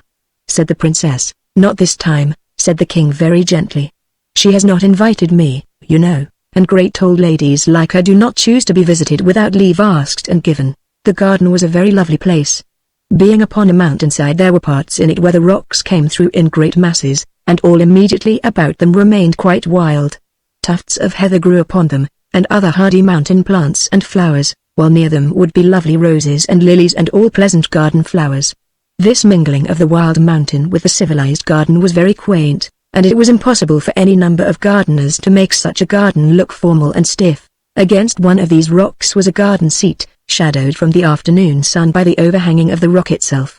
There was a little winding path up to the top of the rock, and on top another seat, but they sat on the seat at its foot because the sun was hot, and they talked together of many things. At length the king said, "You were out late one evening, Irene." "Yes, Papa. It was my fault, and Lootie was very sorry." "I must talk to Lootie about it," said the king. "Don't speak loud to her, please, Papa," said Irene. "She's been so afraid of being late ever since." "Indeed she has not been naughty. It was only a mistake for once." "Once might be too often," murmured the king to himself, as he stroked his child's head. "I can't tell you how he had come to know. I am sure Curdie had not told him. Someone about the palace must have seen them, after all." He sat for a good while thinking. There was no sound to be heard except that of a little stream which ran merrily out of an opening in the rock by where they sat, and sped away down the hill through the garden. Then he rose and, leaving Irene where she was, went into the house and sent for Lootie, with whom he had a talk that made her cry. When in the evening he rode away upon his great white horse, he left 6 of his attendants behind him, with orders that 3 of them should watch outside the house every night, walking round and round it from sunset to sunrise. It was clear he was not quite comfortable about the princess. Chapter 11. The old lady's bedroom. Nothing more happened worth telling for some time. The autumn came and went by. There were no more flowers in the garden. The wind blew strong, and howled among the rocks. The rain fell, and drenched the few yellow and red leaves that could not get off the bare branches. Again and again there would be a glorious morning followed by a pouring afternoon, and sometimes, for a week together, there would be rain, nothing but rain, all day, and then the most lovely cloudless night, with the sky all out and full-blown stars, not one missing. But the princess could not see much of them, for she went to bed early. The winter drew on, and she found things growing dreary. When it was too stormy to go out, and she had got tired of her toys, Looty would take her about the house, sometimes to the housekeeper's room, where the housekeeper, who was a good, kind old woman, made much of her, sometime to the servants' hall or the kitchen, where she was not princess merely, but absolute queen, and ran a great risk of being spoiled. Sometimes she would run off herself to the room where the men-at-arms whom the king had left sat, and they showed her their arms and accoutrements and did what they could to amuse her. Still at times she found it very dreary, and often wished that her huge great-grandmother had not been a dream. One morning the nurse left her with the housekeeper for a while. To amuse her she turned out the contents of an old cabinet upon the table. The little princess found her treasures, queer ancient ornaments, and many things the use of which she could not imagine, far more interesting than her own toys, and sat playing with them for 2 hours or more. But, at length, in handling a curious old-fashioned brooch, she ran the pin of it into her thumb, and gave a little scream with the sharpness of the pain, but would have thought little more of it had not the pain increased and her thumb begun to swell. This alarmed the housekeeper greatly. The nurse was fetched, the doctor was sent for, her hand was poulticed, and long before her usual time she was put to bed. The pain still continued, and although she fell asleep and dreamed a good many dreams, there was the pain always in every dream. At last it woke her up. The moon was shining brightly into the room. The poultice had fallen off her hand and it was burning hot. She fancied if she could hold it into the moonlight that would cool it. So she got out of bed, without waking the nurse who lay at the other end of the room, and went to the window. When she looked out she saw one of the men-at-arms walking in the garden with the moonlight glancing on his armor. She was just going to tap on the window and call him, for she wanted to tell him all about it, when she bethought herself that might wake Looty, and she would put her into her bed again. So she resolved to go to the window of another room, and call him from there. It was so much nicer to have somebody to talk to than to lie awake in bed with a burning pain in her hand. She opened the door very gently and went through the nursery, which did not look into the garden, to go to the other window. But when she came to the foot of the old staircase there was the moon shining down from some window high up, and making the worm-eaten oak look very strange and delicate and lovely. In a moment she was putting her little feet one after the other in the silvery path up the stair, looking behind as she went, to see the shadow they made in the middle of the silver. Some little girls would have been afraid to find themselves thus alone in the middle of the night, but Irene was a princess. As she went slowly up the stair, not quite sure that she was not dreaming, suddenly a great longing woke up in her heart to try once more whether she could not find the old lady with the silvery hair. If she is a dream, she said to herself, then I am the likelier to find her, if I am dreaming. So up and up she went, stair after stair, until she came to the many rooms all just as she had seen them before. Through passage after passage she softly sped, comforting herself that if she should lose her way it would not matter much, because when she woke she would find herself in her own bed with Looty not far off. But, as if she had known every step of the way, she walked straight to the door at the foot of the narrow stair that led to the tower. What if I should really find my beautiful old grandmother up there? She said to herself as she crept up the steep steps. When she reached the top she stood a moment listening in the dark, for there was no moon there. Yes. It was. It was the hum of the spinning wheel. What a diligent grandmother to work both day and night. She tapped gently at the door. Come in, Irene, said the sweet voice. The princess opened the door and entered. There was the moonlight streaming in at the window, and in the middle of the moonlight sat the old lady in her black dress with the white lace, and her silvery hair mingling with the moonlight, so that you could not have told which was which. Come in, Irene, she said again. Can you tell me what I am spinning? She speaks, thought Irene, just as if she had seen me 5 minutes ago, or yesterday at the farthest. No, she answered, I don't know what you are spinning. Please, I thought you were a dream. Why couldn't I find you before, great-great-grandmother? That you are hardly old enough to understand.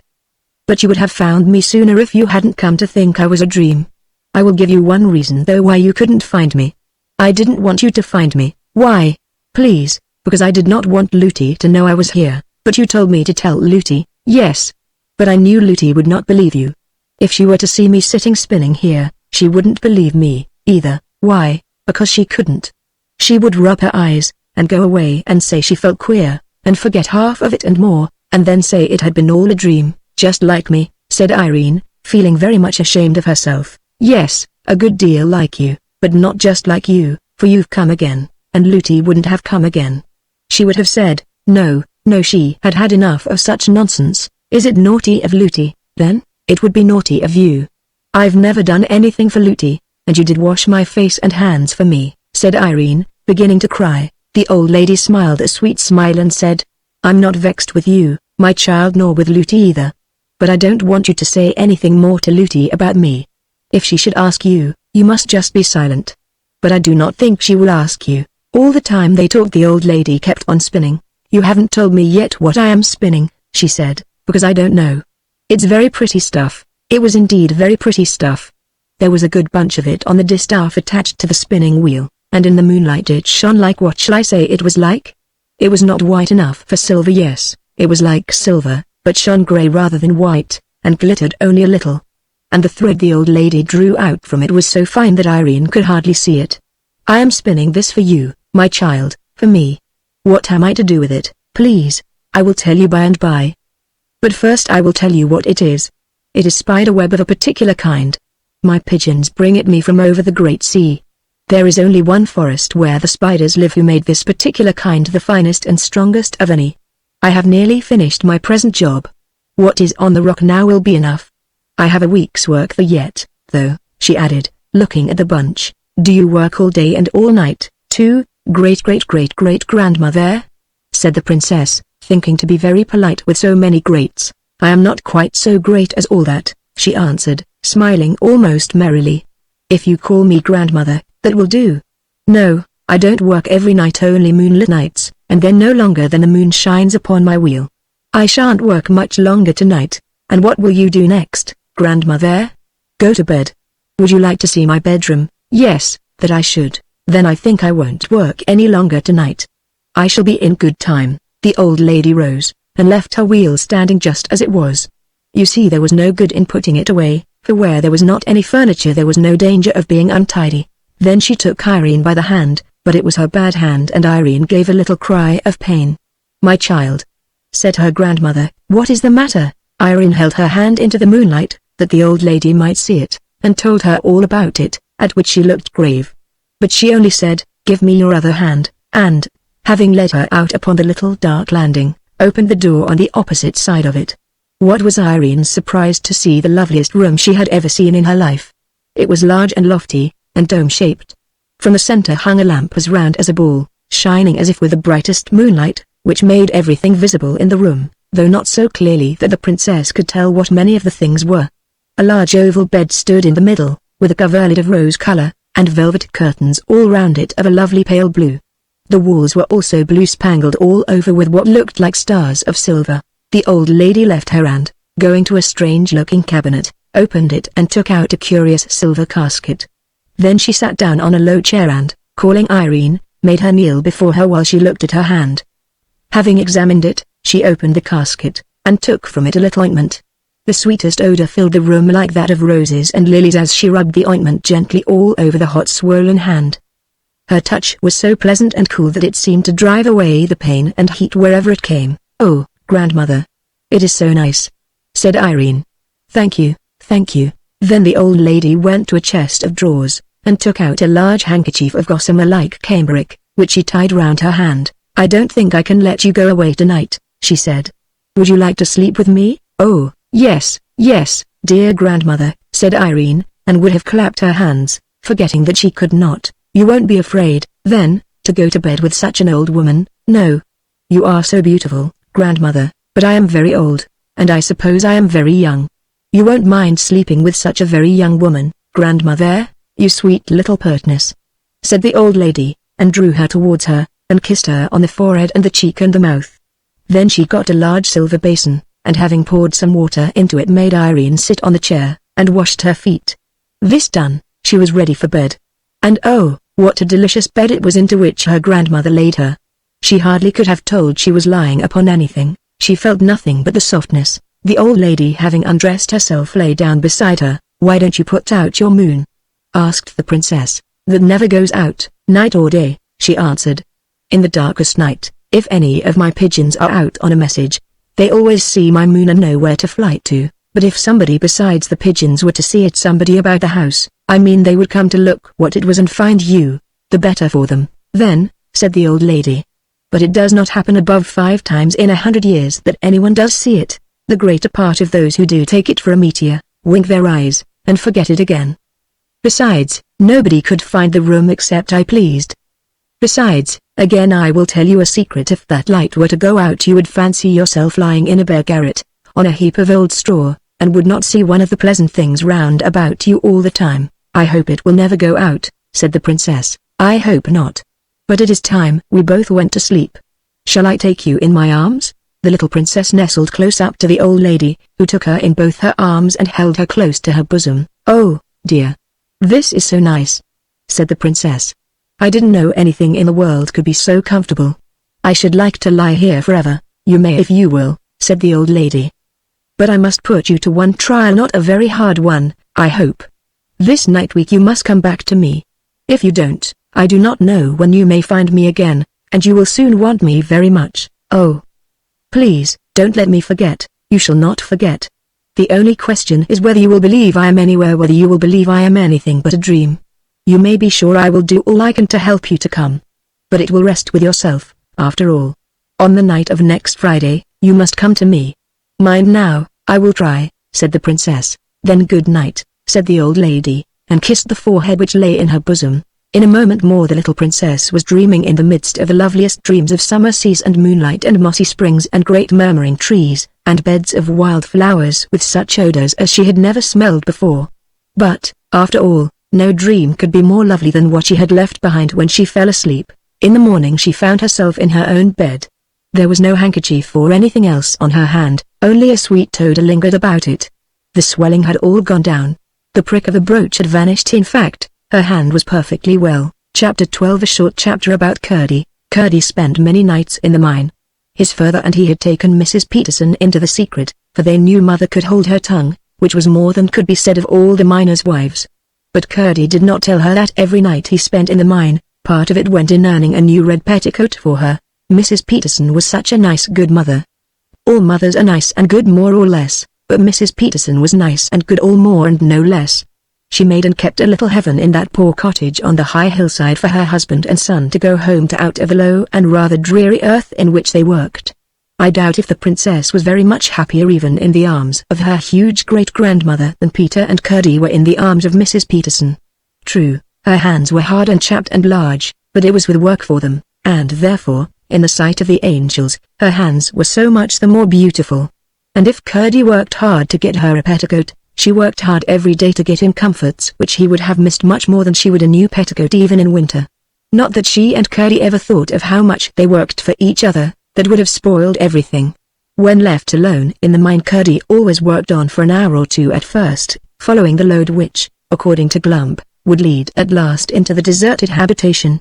After that, he would set out on a reconnoitering expedition. In order to manage this, or rather the return from it, better than the first time, he had bought a huge ball of fine string, having learned the trick from Hop-o'-my-Thumb, whose history his mother had often told him. Not that Hop-o'-my-Thumb had ever used a ball of string. I should be sorry to be supposed so far out in my classics, but the principle was the same as that of the pebbles.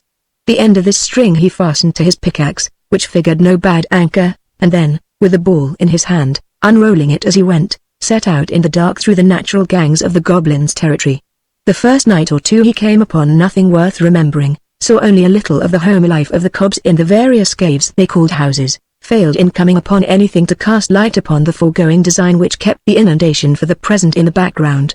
But at length, I think on the third or fourth night, he found, partly guided by the noise of their implements, a company of evidently the best sappers and miners amongst them, hard at work. What were they about? It could not well be the inundation, seeing that had in the meantime been postponed to something else. Then what was it? He lurked and watched, every now and then in the greatest risk of being detected, but without success. He had again and again to retreat in haste, a proceeding rendered the more difficult that he had to gather up his string as he returned upon its course. It was not that he was afraid of the goblins, but that he was afraid of their finding out that they were watched, which might have prevented the discovery at which he aimed. Sometimes his haste had to be such that, When he reached home towards morning, his string, for lack of time to wind it up as he dodged the cobs, would be in what seemed most hopeless entanglement, but after a good sleep, though a short one, he always found his mother had got it right again. There it was, wound in a most respectable ball, ready for use the moment he should want it. "I can't think how you do it, mother," he would say. "I follow the thread," she would answer, "just as you do in the mine." She never had more to say about it, but the less clever she was with her words, the more clever she was with her hands, and the less his mother said, the more Curdie believed she had to say. But still he had made no discovery as to what the goblin miners were about. Chapter 13 The Cob's Creatures. About this time the gentlemen whom the king had left behind him to watch over the princess had each occasion to doubt the testimony of his own eyes, for more than strange were the objects to which they would bear witness. They were of one sort creatures, but so grotesque and misshapen as to be more like a child's drawings upon his slate than anything natural. They saw them only at night, while on guard about the house.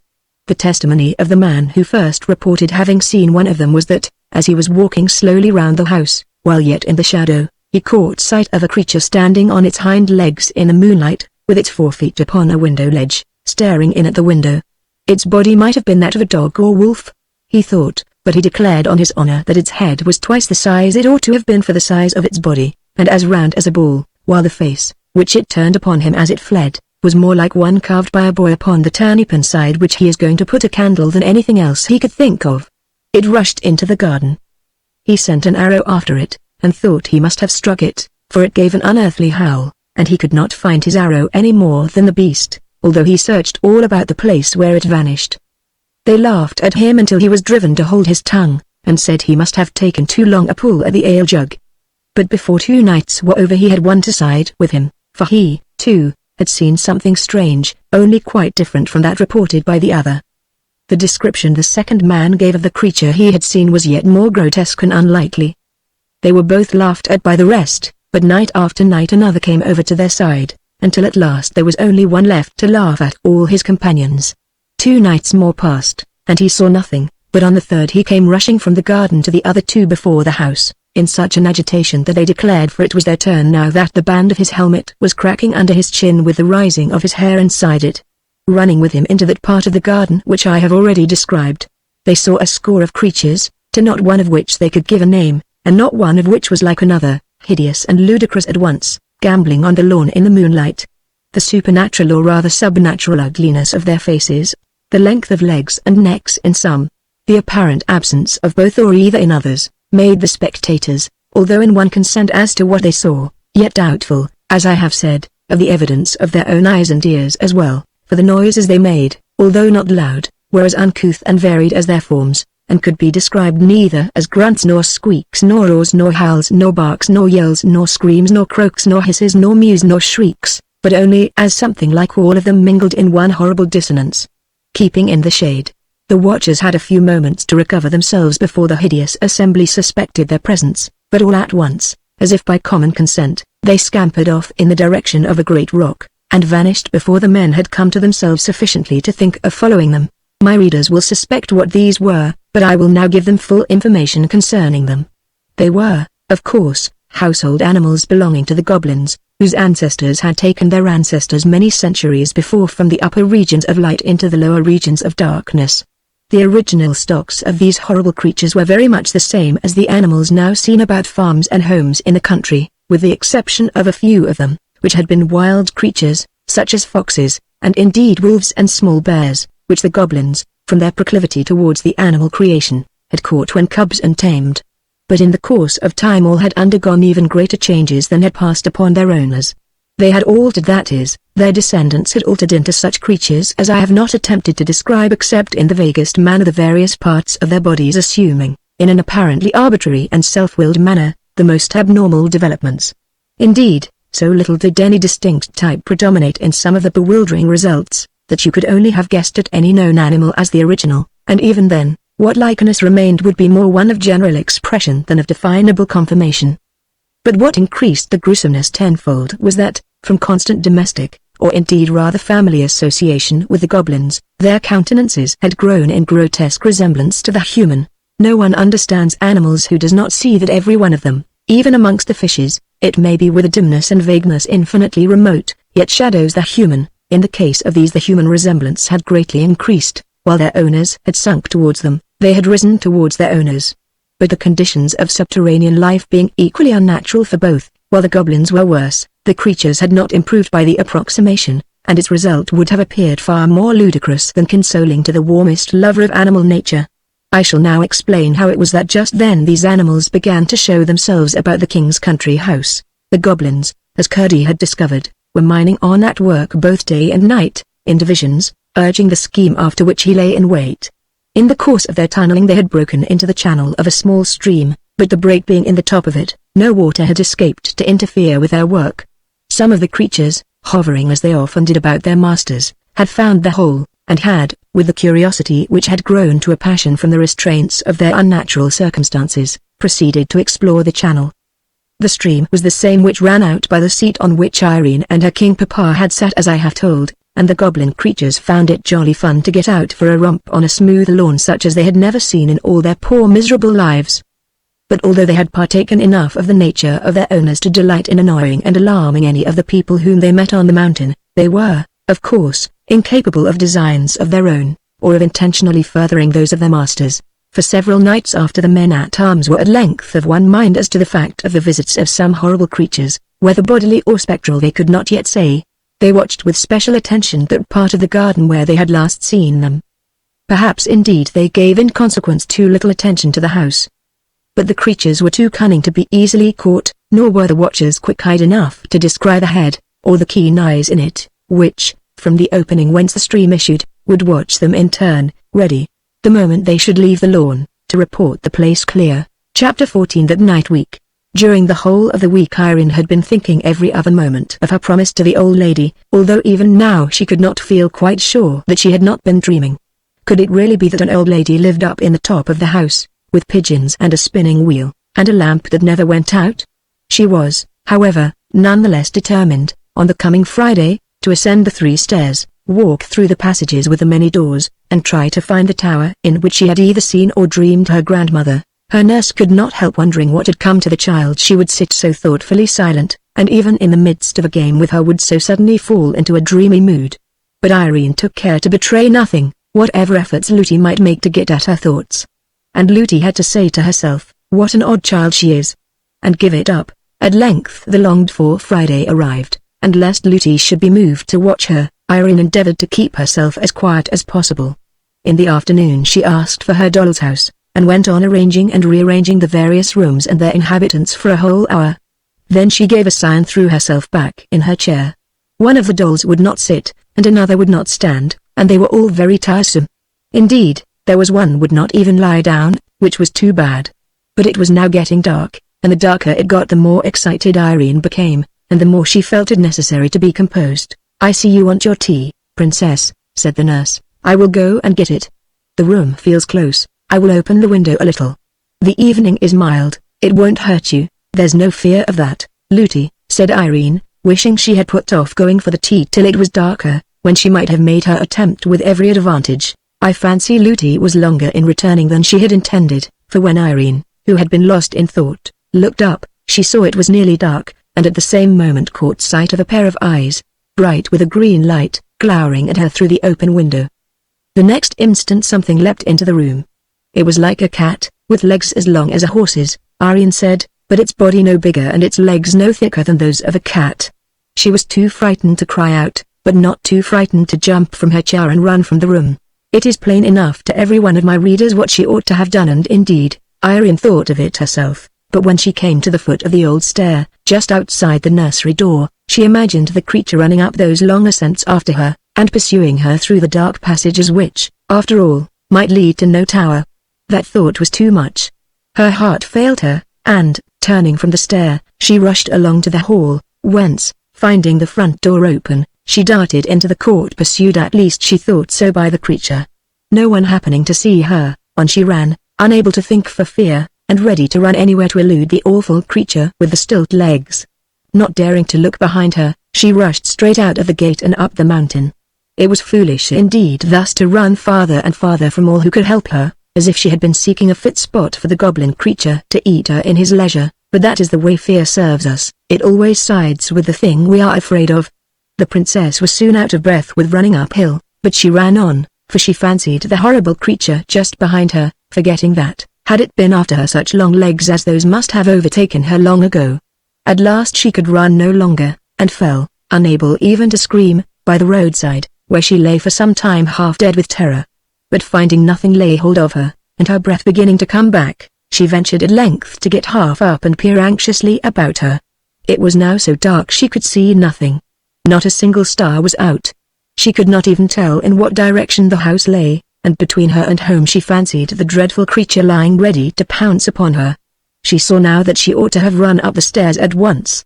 It was well she did not scream, for, although very few of the goblins had come out for weeks, a stray idler or two might have heard her. She sat down upon a stone, and nobody but one who had done something wrong could have been more miserable. She had quite forgotten her promise to visit her grandmother. A raindrop fell on her face. She looked up, and for a moment her terror was lost in astonishment. At first she thought the rising moon had left her place, and drawn nigh to see what could be the matter with the little girl, sitting alone, without hat or cloak, on the dark bare mountain, but she soon saw she was mistaken, for there was no light on the ground at her feet, and no shadow anywhere. But a great silver globe was hanging in the air, and as she gazed at the lovely thing, her courage revived. If she were but indoors again, she would fear nothing, not even the terrible creature with the long legs. But how was she to find her way back? What could that light be? Could it be? No, it couldn't. But what if it should be? Yes, it must be her great-great-grandmother's lamp, which guided her pigeons home through the darkest night. She jumped up, she had but to keep that light in view and she must find the house.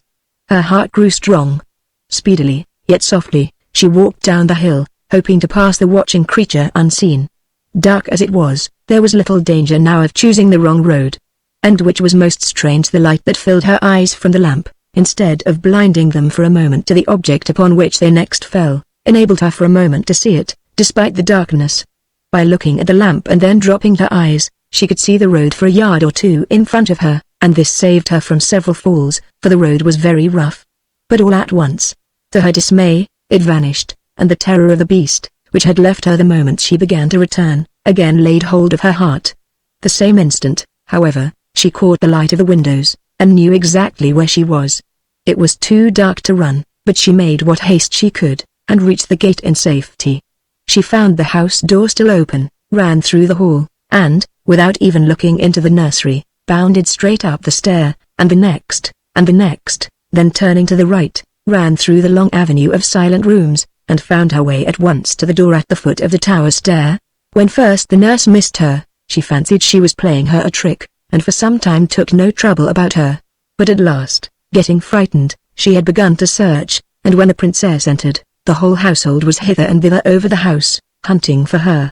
A few seconds after she reached the stair of the tower they had even begun to search the neglected rooms, in which they would never have thought of looking had they not already searched every other place they could think of in vain. But by this time she was knocking at the old lady's door. Chapter 15 Woven and then spun. "Come in, Irene," said the silvery voice of her grandmother. The princess opened the door and peeped in. But the room was quite dark and there was no sound of the spinning wheel. She grew frightened once more, thinking that, although the room was there, the old lady might be a dream after all.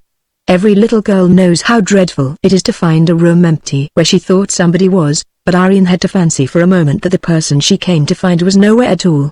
She remembered, however, that at night she spun only in the moonlight, and concluded that must be why there was no sweet, bee-like humming. The old lady might be somewhere in the darkness.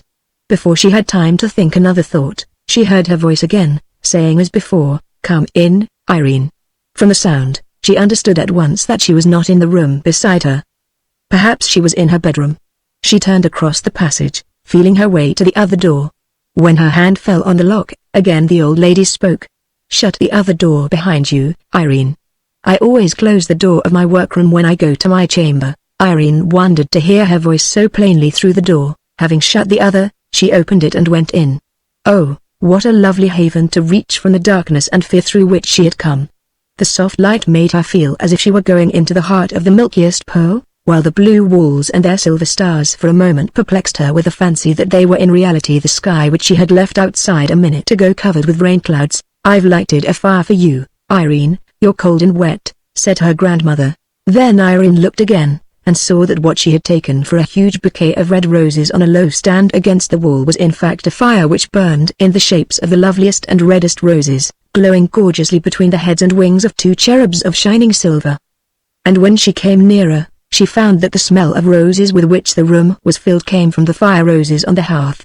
Her grandmother was dressed in the loveliest pale blue velvet, over which her hair, no longer white, but of a rich golden color, streamed like a cataract, here falling in dull gathered heaps, the rushing away in smooth shining falls. And ever as she looked, the hair seemed pouring down from her head and vanishing in a golden mist ere it reached the floor. It flowed from under the edge of a circle of shining silver, set with alternated pearls and opals. On her dress was no ornament whatever, neither was there a ring on her hand, or a necklace or carcanet about her neck. But her slippers glimmered with the light of the Milky Way, for they were covered with seed pearls and opals in one en masse.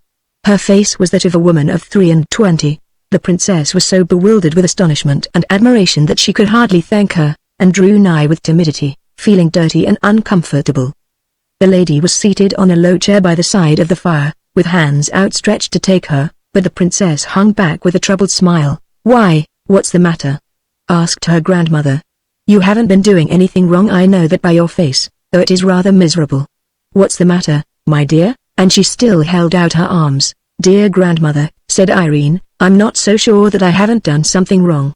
I ought to have run up to you at once when the long-legged cat came in at the window, instead of running out on the mountain and making myself such a fright. You were taken by surprise, my child, and you are not so likely to do it again. It is when people do wrong things willfully that they are the more likely to do them again. Come." And still she held out her arms. "But, grandmother, you're so beautiful and grand with your crown on, and I am so dirty with mud and rain.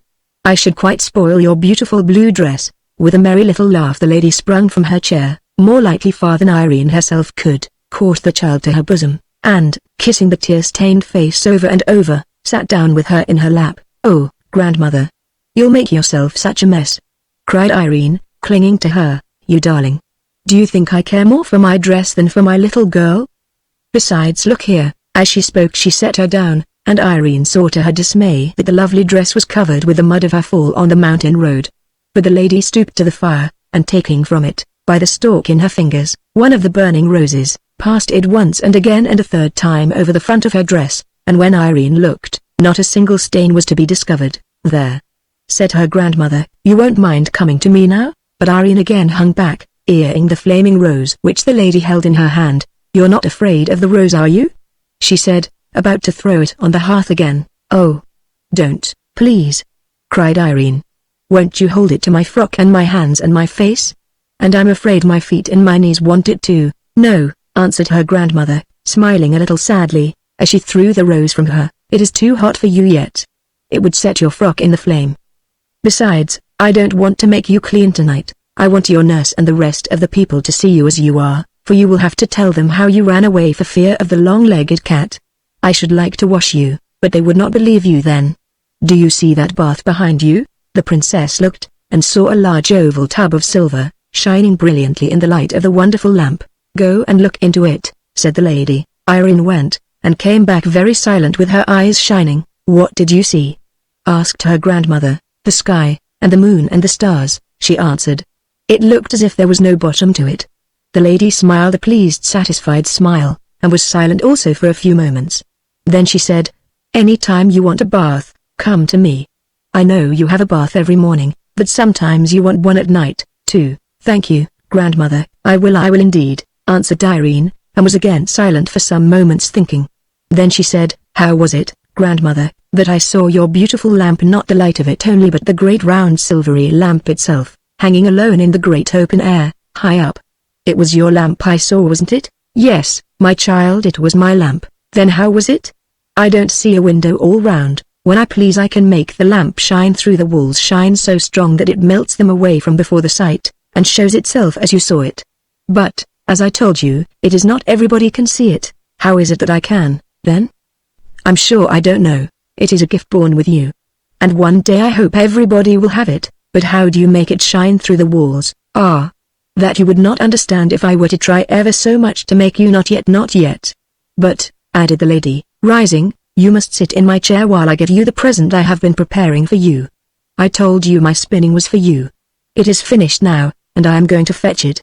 I have been keeping it warm under one of my brooding pigeons." Irene sat down in a low chair, and her grandmother left her, shutting the door behind her.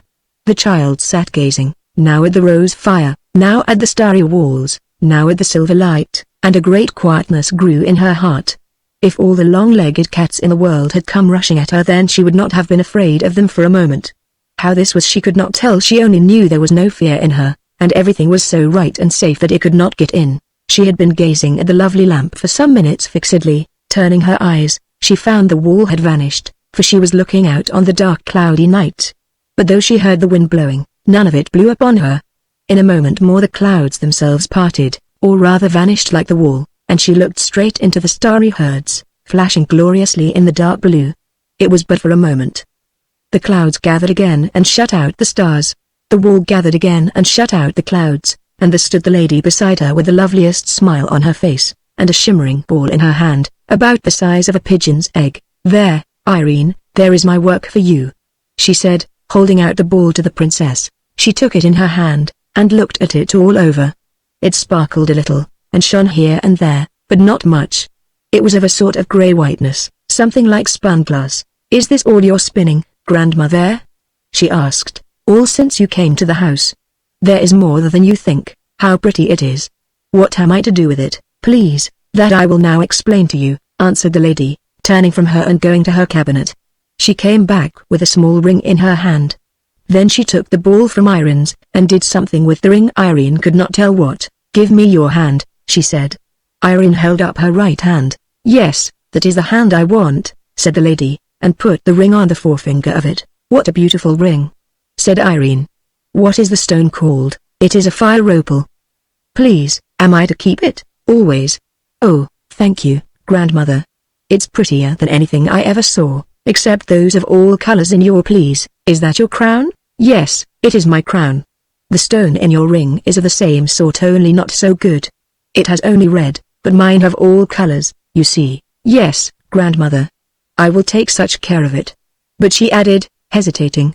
"But what?"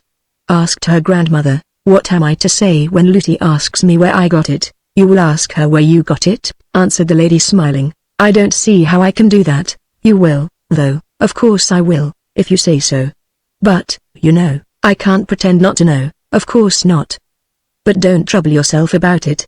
You will see when the time comes." So saying, the lady turned, and threw the little ball into the rose fire. "Oh, grandmother!" exclaimed Irene, "I thought you had spun it for me." "So I did, my child." "And you've got it?" "No, it's burnt in the fire." The lady put her hand in the fire, brought out the ball, glimmering as before, and held it towards her. Irene stretched out her hand to take it, but the lady turned and, going to her cabinet, opened a drawer, and laid the ball in it. "Have I done anything to vex you, grandmother?" said Irene pitifully. "No, my darling. But you must understand that no one ever gives anything to another properly and really without keeping it. That ball is yours." "Oh, I'm not to take it with me." "You are going to keep it for me." "You are to take it with you.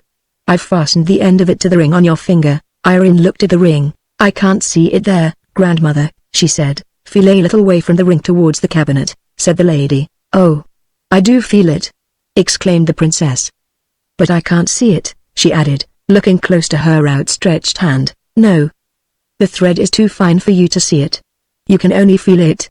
Now you can fancy how much spinning that took, although it does seem such a little ball. But what use can I make of it, if it lies in your cabinet? That is what I will explain to you. It would be of no use to you. It wouldn't be yours at all if it did not lie in my cabinet. Now listen. If ever you find yourself in any danger, such, for example, as you were in this same evening, you must take off your ring and put it under the pillow of your bed. Then you must lay your finger, the same that wore the ring, upon the thread, and follow the thread wherever it leads you." "Oh, how delightful! It will lead me to you, grandmother, I know." "Yes. But, remember, it may seem to you a very roundabout way indeed, and you must not doubt the thread. Of one thing you may be sure, that while you hold it, I hold it too. It is very wonderful," said Irene thoughtfully.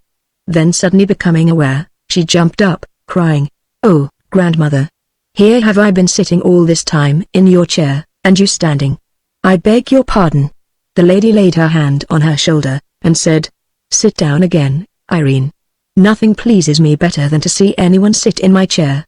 I am only too glad to stand so long as anyone will sit in it." "How kind of you," said the princess, and sat down again. "It makes me happy," said the lady. "But," said Irene, still puzzled, "won't the thread get in somebody's way and be broken, if the one end is fast to my ring, and the other laid in your cabinet? You will find all that arrange itself. I am afraid it is time for you to go. Mightn't I stay and sleep with you tonight, grandmother?" "No, not tonight. If I had meant you to stay tonight, I should have given you a bath, but you know everybody in the house is miserable about you, and it would be cruel to keep them so all night. You must go downstairs." "I'm so glad, grandmother, you didn't say go home, for this is my home." "Mayn't I call this my home?" "You may, my child. And I trust you will always think it your home.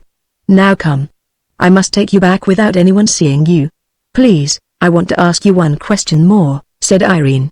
"Is it because you have your crown on that you look so young?" "No, child," answered her grandmother. "It is because I felt so young this evening that I put my crown on. And I thought you would like to see your old grandmother in her best." "Why do you call yourself old?" "You're not old, grandmother. I am very old indeed. It is so silly of people. I don't mean you, for you are such a tiny, and couldn't know better, but it is so silly of people to fancy that old age means crookedness and witheredness and feebleness and sticks and spectacles and rheumatism and forgetfulness. It is so silly. Old age has nothing whatever to do with all that. The right old age means strength and beauty and mirth and courage and clear eyes and strong painless limbs. I am older than you are able to think, and look at you, grandmother," cried Irene, jumping up and flinging her arms about her neck. "I won't be so silly again, I promise you. At least I'm rather afraid to promise, but if I am, I promise to be sorry for it. I do. I wish I were as old as you, grandmother. I don't think you are ever afraid of anything, not for long, at least, my child. Perhaps by the time I am 2,000 years of age, I shall, indeed, never be afraid of anything. But I confess I have sometimes been afraid about my children, sometimes about you, Irene." "Oh, I'm so sorry, grandmother." "Tonight, I suppose, you mean?" "Yes, a little tonight, but a good deal when you had all but made up your mind that I was a dream, and no real great-great-grandmother. You must not suppose I am blaming you for that. I dare say you could not help it." "I don't know, grandmother," said the princess, beginning to cry. "I can't always do myself as I should like. And I don't always try. I'm very sorry anyhow." The lady stooped, lifted her in her arms, and sat down with her in her chair, holding her close to her bosom. In a few minutes the princess had sobbed herself to sleep. How long she slept I do not know. When she came to herself she was sitting in her own high chair at the nursery table, with her doll's house before her. Chapter 16 The Ring. The same moment her nurse came into the room, sobbing. When she saw her sitting there she started back with a loud cry of amazement and joy. Then running to her, she caught her in her arms and covered her with kisses. "My precious darling princess. Where have you been? What has happened to you? We've all been crying our eyes out, and searching the house from top to bottom for you." "Not quite from the top," thought Irene to herself, and she might have added, "not quite to the bottom, perhaps, if she had known all. But the one she would not, and the other she could not say. Oh, Looty. I've had such a dreadful adventure." She replied, and told her all about the cat with the long legs, and how she ran out upon the mountain, and came back again. But she said nothing of her grandmother or her lamp. "And there we've been searching for you all over the house for more than an hour and a half," exclaimed the nurse. "But that's no matter, now we've got you. Only, princess, I must say," she added, her mood changing, "what you ought to have done was to call for your own Looty to come and help you, instead of running out of the house, and up the mountain, in that wild, I must say, foolish fashion." "Well, Looty," said Irene quietly, "perhaps if you had a big cat, all legs, running at you, you might not exactly know what was the wisest thing to do at the moment." "I wouldn't run up the mountain, anyhow," returned Looty, "not if you had time to think about it. But when those creatures came at you that night on the mountain, you were so frightened yourself that you lost your way home." This put a stop to Looty's reproaches.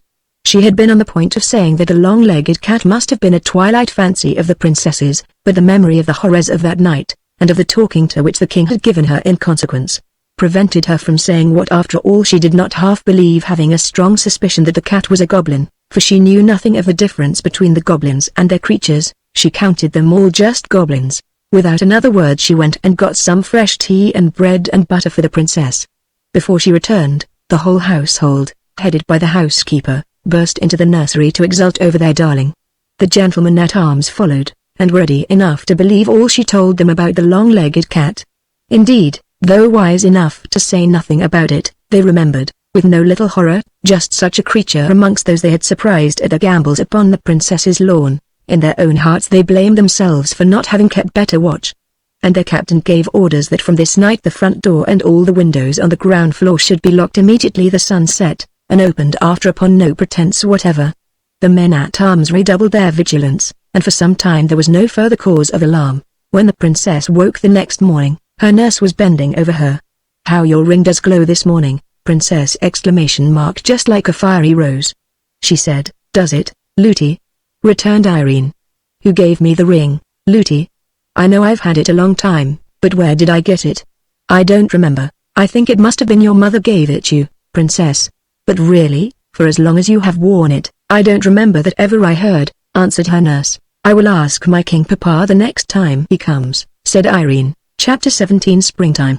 The spring so dear to all creatures, young and old, came at last, and before the first few days of it had gone, the king rode through its budding valleys to see his little daughter. He had been in a distant part of his dominions all the winter, for he was not in the habit of stopping in one great city, or of visiting only his favorite country houses, but he moved from place to place, that all his people might know him. Wherever he journeyed, he kept a constant lookout for the ablest and best men to put into office, and wherever he found himself mistaken, and those he had appointed incapable or unjust, he removed them at once. Hence you see it was his care of the people that kept him from seeing his princess so often as he would have liked. You may wonder why he did not take her about with him, but there were several reasons against his doing so, and I suspect her great-great-grandmother had had a principal hand in preventing it. Once more Irene heard the bugle blast, and once more she was at the gate to meet her father as he rode up on his great white horse. After they had been alone for a little while, she thought of what she had resolved to ask him. "Please, King Papa," she said, "will you tell me where I got this pretty ring? I can't remember." The king looked at it. A strange beautiful smile spread like sunshine over his face, and an answering smile, but at the same time a questioning one, spread like moonlight over Irene's. "It was your Queen Mama's once," he said, "and why isn't it hers now?" asked Irene. "She does not want it now," said the king, looking grave. "Why doesn't she want it now?" "Because she's gone where all those rings are made." "And when shall I see her?" asked the princess. "Not for some time yet," answered the king, and the tears came into his eyes. Irene did not remember her mother and did not know why her father looked so, and why the tears came in his eyes, but she put her arms round his neck and kissed him, and asked no more questions. The king was much disturbed on hearing the report of the gentlemen-at-arms concerning the creatures they had seen, and I presume would have taken Irene with him that very day, but for what the presence of the ring on her finger assured him of. About an hour before he left, Irene saw him go up the old stair, and he did not come down again till they were just ready to start, and she thought with herself that he had been up to see the old lady. When he went away he left other 6 gentlemen behind him, that there might be 6 of them always on guard. And now, in the lovely spring weather, Irene was out on the mountain the greater part of the day. In the warmer hollows there were lovely primroses, and not so many that she ever got tired of them. As often as she saw a new one opening an eye of light in the blind earth, she would clap her hands with gladness, and unlike some children I know, instead of pulling it, would touch it as tenderly as if it had been a new baby, and, having made its acquaintance, would leave it as happy as she found it. She treated the plants on which they grew like birds' nests. Every fresh flower was like a new little bird to her. She would pay visits to all the flower nests she knew, remembering each by itself. She would go down on her hands and knees beside one and say, "Good morning. Are you all smelling very sweet this morning? Goodbye." And then she would go to another nest, and say the same. It was a favorite amusement with her. There were many flowers up and down, and she loved them all, but the primroses were her favorites. "They're not too shy, and they're not a bit forward," she would say to Lootie. There were goats too about, over the mountain, and when the little kids came she was as pleased with them as with the flowers. The goats belonged to the miners, mostly a few of them to Curdie's mother, but there were a good many wild ones that seemed to belong to nobody. These the goblins counted theirs, and it was upon them partly that they lived. They set snares and dug pits for them, and did not scruple to take what tame ones happened to be caught, but they did not try to steal them in any other manner, because they were afraid of the dogs the hill people kept to watch them, for the knowing dogs always tried to bite their feet. but the goblins had a kind of sheep of their own, very queer creatures, which they drove out to feed at night, and the other goblin creatures were wise enough to keep good watch over them, for they knew they should have their bones by and by. Chapter 18. Curdy's Clue. Curdy was as watchful as ever, but was almost getting tired of his ill success. Every other night or so he followed the goblins about, as they went on digging and boring, and getting as near them as he could, watched them from behind stones and rocks, but as yet he seemed no nearer finding out what they had in view. As at first, he always kept hold of the end of his string, while his pickaxe, left just outside the hole by which he entered the goblins' country from the mine, continued to serve as an anchor and hold fast the other end. The goblins, hearing no more noise in that quarter, had ceased to apprehend an immediate invasion, and kept no watch. One night, after dodging about and listening till he was nearly falling asleep with weariness, he began to roll up his ball, for he had resolved to go home to bed. It was not long, however, before he began to feel bewildered. One after another he passed goblin houses, caves, that is, occupied by goblin families, and at length was sure they were many more than he had passed as he came. He had to use great caution to pass unseen, they lay so close together. Could his string have led him wrong? He still followed, winding it, and still it led him into more thickly populated quarters, until he became quite uneasy, and indeed apprehensive, for although he was not afraid of the cobs, he was afraid of not finding his way out. But what could he do? It was of no use to sit down and wait for the morning. The morning made no difference here. It was dark, and always dark, and if his string failed him he was helpless. He might even arrive within a yard of the mine and never know it.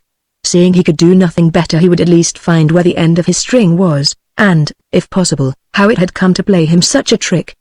He knew by the size of the ball that he was getting pretty near the last of it, when he began to feel a tugging and pulling at it. What could it mean? Turning a sharp corner, he thought he heard strange sounds.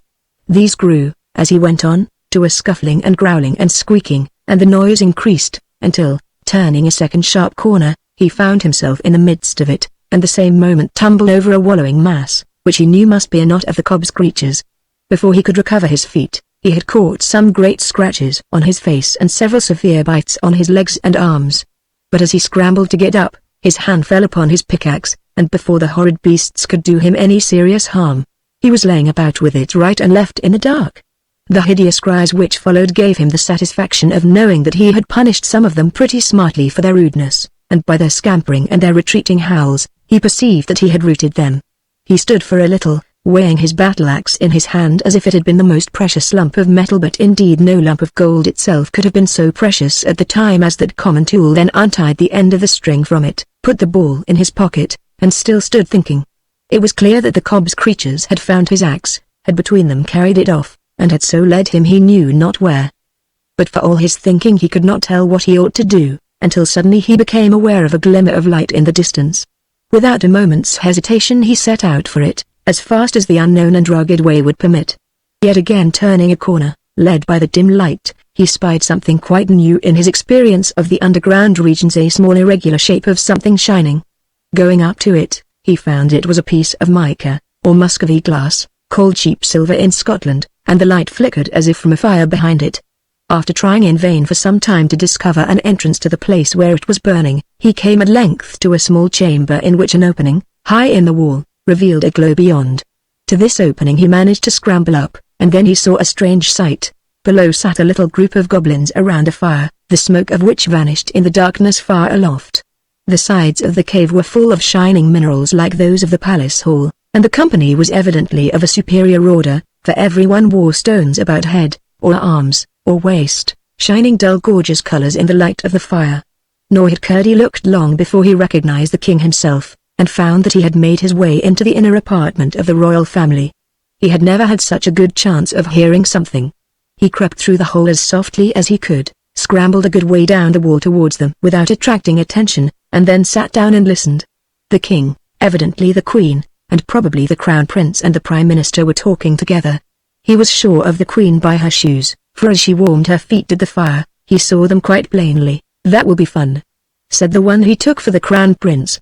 It was the first whole sentence he heard. "I don't see why you should think it's such a grand affair," said his stepmother, tossing her head backward. "You must remember, my spouse," interposed his majesty, as if making excuse for his son, "he has got the same blood in him." "His mother, don't talk to me of his mother," You positively encourage his unnatural fancies. Whatever belongs to that mother ought to be cut out of him. You forget yourself, my dear," said the king. "I don't," said the queen, "nor you either. If you expect me to approve of such coarse tastes, you will find yourself mistaken. I don't wear shoes for nothing. You must acknowledge, however," the king said, with a little groan, "that this at least is no whim of Hairlip's, but a matter of state policy. You are well aware that his gratification comes purely from the pleasure of sacrificing himself to the public good, does it not, Hairlip?" "Yes, father, of course it does. Only it will be nice to make her cry. I'll have the skin taken off between her toes, and tie them up till they grow together. Then her feet will be like other people's, and there will be no occasion for her to wear shoes." "Do you mean to insinuate I've got toes, you unnatural wretch?" cried the queen, and she moved angrily towards Hairlip. The councillor, however, who was betwixt them, leaned forward so as to prevent her touching him, but only as if to address the prince. "Your Royal Highness," he said, "possibly requires to be reminded that you have got 3 toes yourself, 1 on one foot, 2 on the other." "Ha! Ha! Ha!" shouted the queen triumphantly. The councillor, encouraged by this mark of favor, went on, "It seems to me, Your Royal Highness, it would greatly endear you to your future people, proving to them that you are not the less one of themselves that you had the misfortune to be born of a son-mother, if you were to command upon yourself the comparatively slight operation which, in a more extended form, you so wisely meditate with regard to your future princess." "Ha! Ha! Ha!" laughed the queen louder than before, and the king and the minister joined in the laugh. Hairlip growled, and for a few moments the others continued to express their enjoyment of his discomfiture. The queen was the only one Curdie could see with any distinctness. She sat sideways to him, and the light of the fire shone full upon her face. He could not consider her handsome. Her nose was certainly broader at the end than its extreme length, and her eyes, instead of being horizontal, were set up like 2 perpendicular eggs, one on the broad, the other on the small end. Her mouth was no bigger than a small buttonhole until she laughed, when it stretched from ear to ear only. To be sure, her ears were very nearly in the middle of her cheeks. Anxious to hear everything they might say, Curdie ventured to slide down a smooth part of the rock just under him, to a projection below, upon which he thought to rest. But whether he was not careful enough, or the projection gave way, down he came with a rush on the floor of the cavern, bringing with him a great rumbling shower of stones. The goblins jumped from their seats in more anger than consternation, for they had never yet seen anything to be afraid of in the palace. But when they saw Curdie with his pick in his hand, their rage was mingled with fear, for they took him for the first of an invasion of miners. The king notwithstanding drew himself up to his full height of 4 feet, spread himself to his full breadth of 3½ for he was the handsomest and squarest of all the goblins, and strutting up to Curdie, planted himself with outspread feet before him, and said with dignity, "Pray what right have you in my palace?" "The right of necessity, your majesty," answered Curdie. "I lost my way and did not know where I was wandering to." "How did you get in?" "By a hole in the mountain." "But you are a miner. Look at your pickaxe." Curdie did look at it, answering, "I came upon it lying on the ground a little way from here. I tumbled over some wild beasts who were playing with it." "Look, your majesty." And Curdie showed him how he was scratched and bitten. The king was pleased to find him behave more politely than he had expected from what his people had told him concerning the miners, for he attributed it to the power of his own presence, but he did not therefore feel friendly to the intruder. "You will oblige me by walking out of my dominions at once," he said, well knowing what a mockery lay in the words. "With pleasure, if your majesty will give me a guide," said Curdie. "I will give you 1,000, said the king with a scoffing air of magnificent liberality. "1 will be quite sufficient," said Curdie, but the king uttered a strange shout, half halloo, half roar, and in rushed goblins till the cave was swarming. He said something to the first of them which Curdie could not hear, and it was passed from one to another till in a moment the farthest in the crowd had evidently heard and understood it. They began to gather about him in a way he did not relish, and he retreated towards the wall. They pressed upon him. "Stand back," said Curdie, grasping his pickaxe tighter by his knee. They only grinned and pressed closer.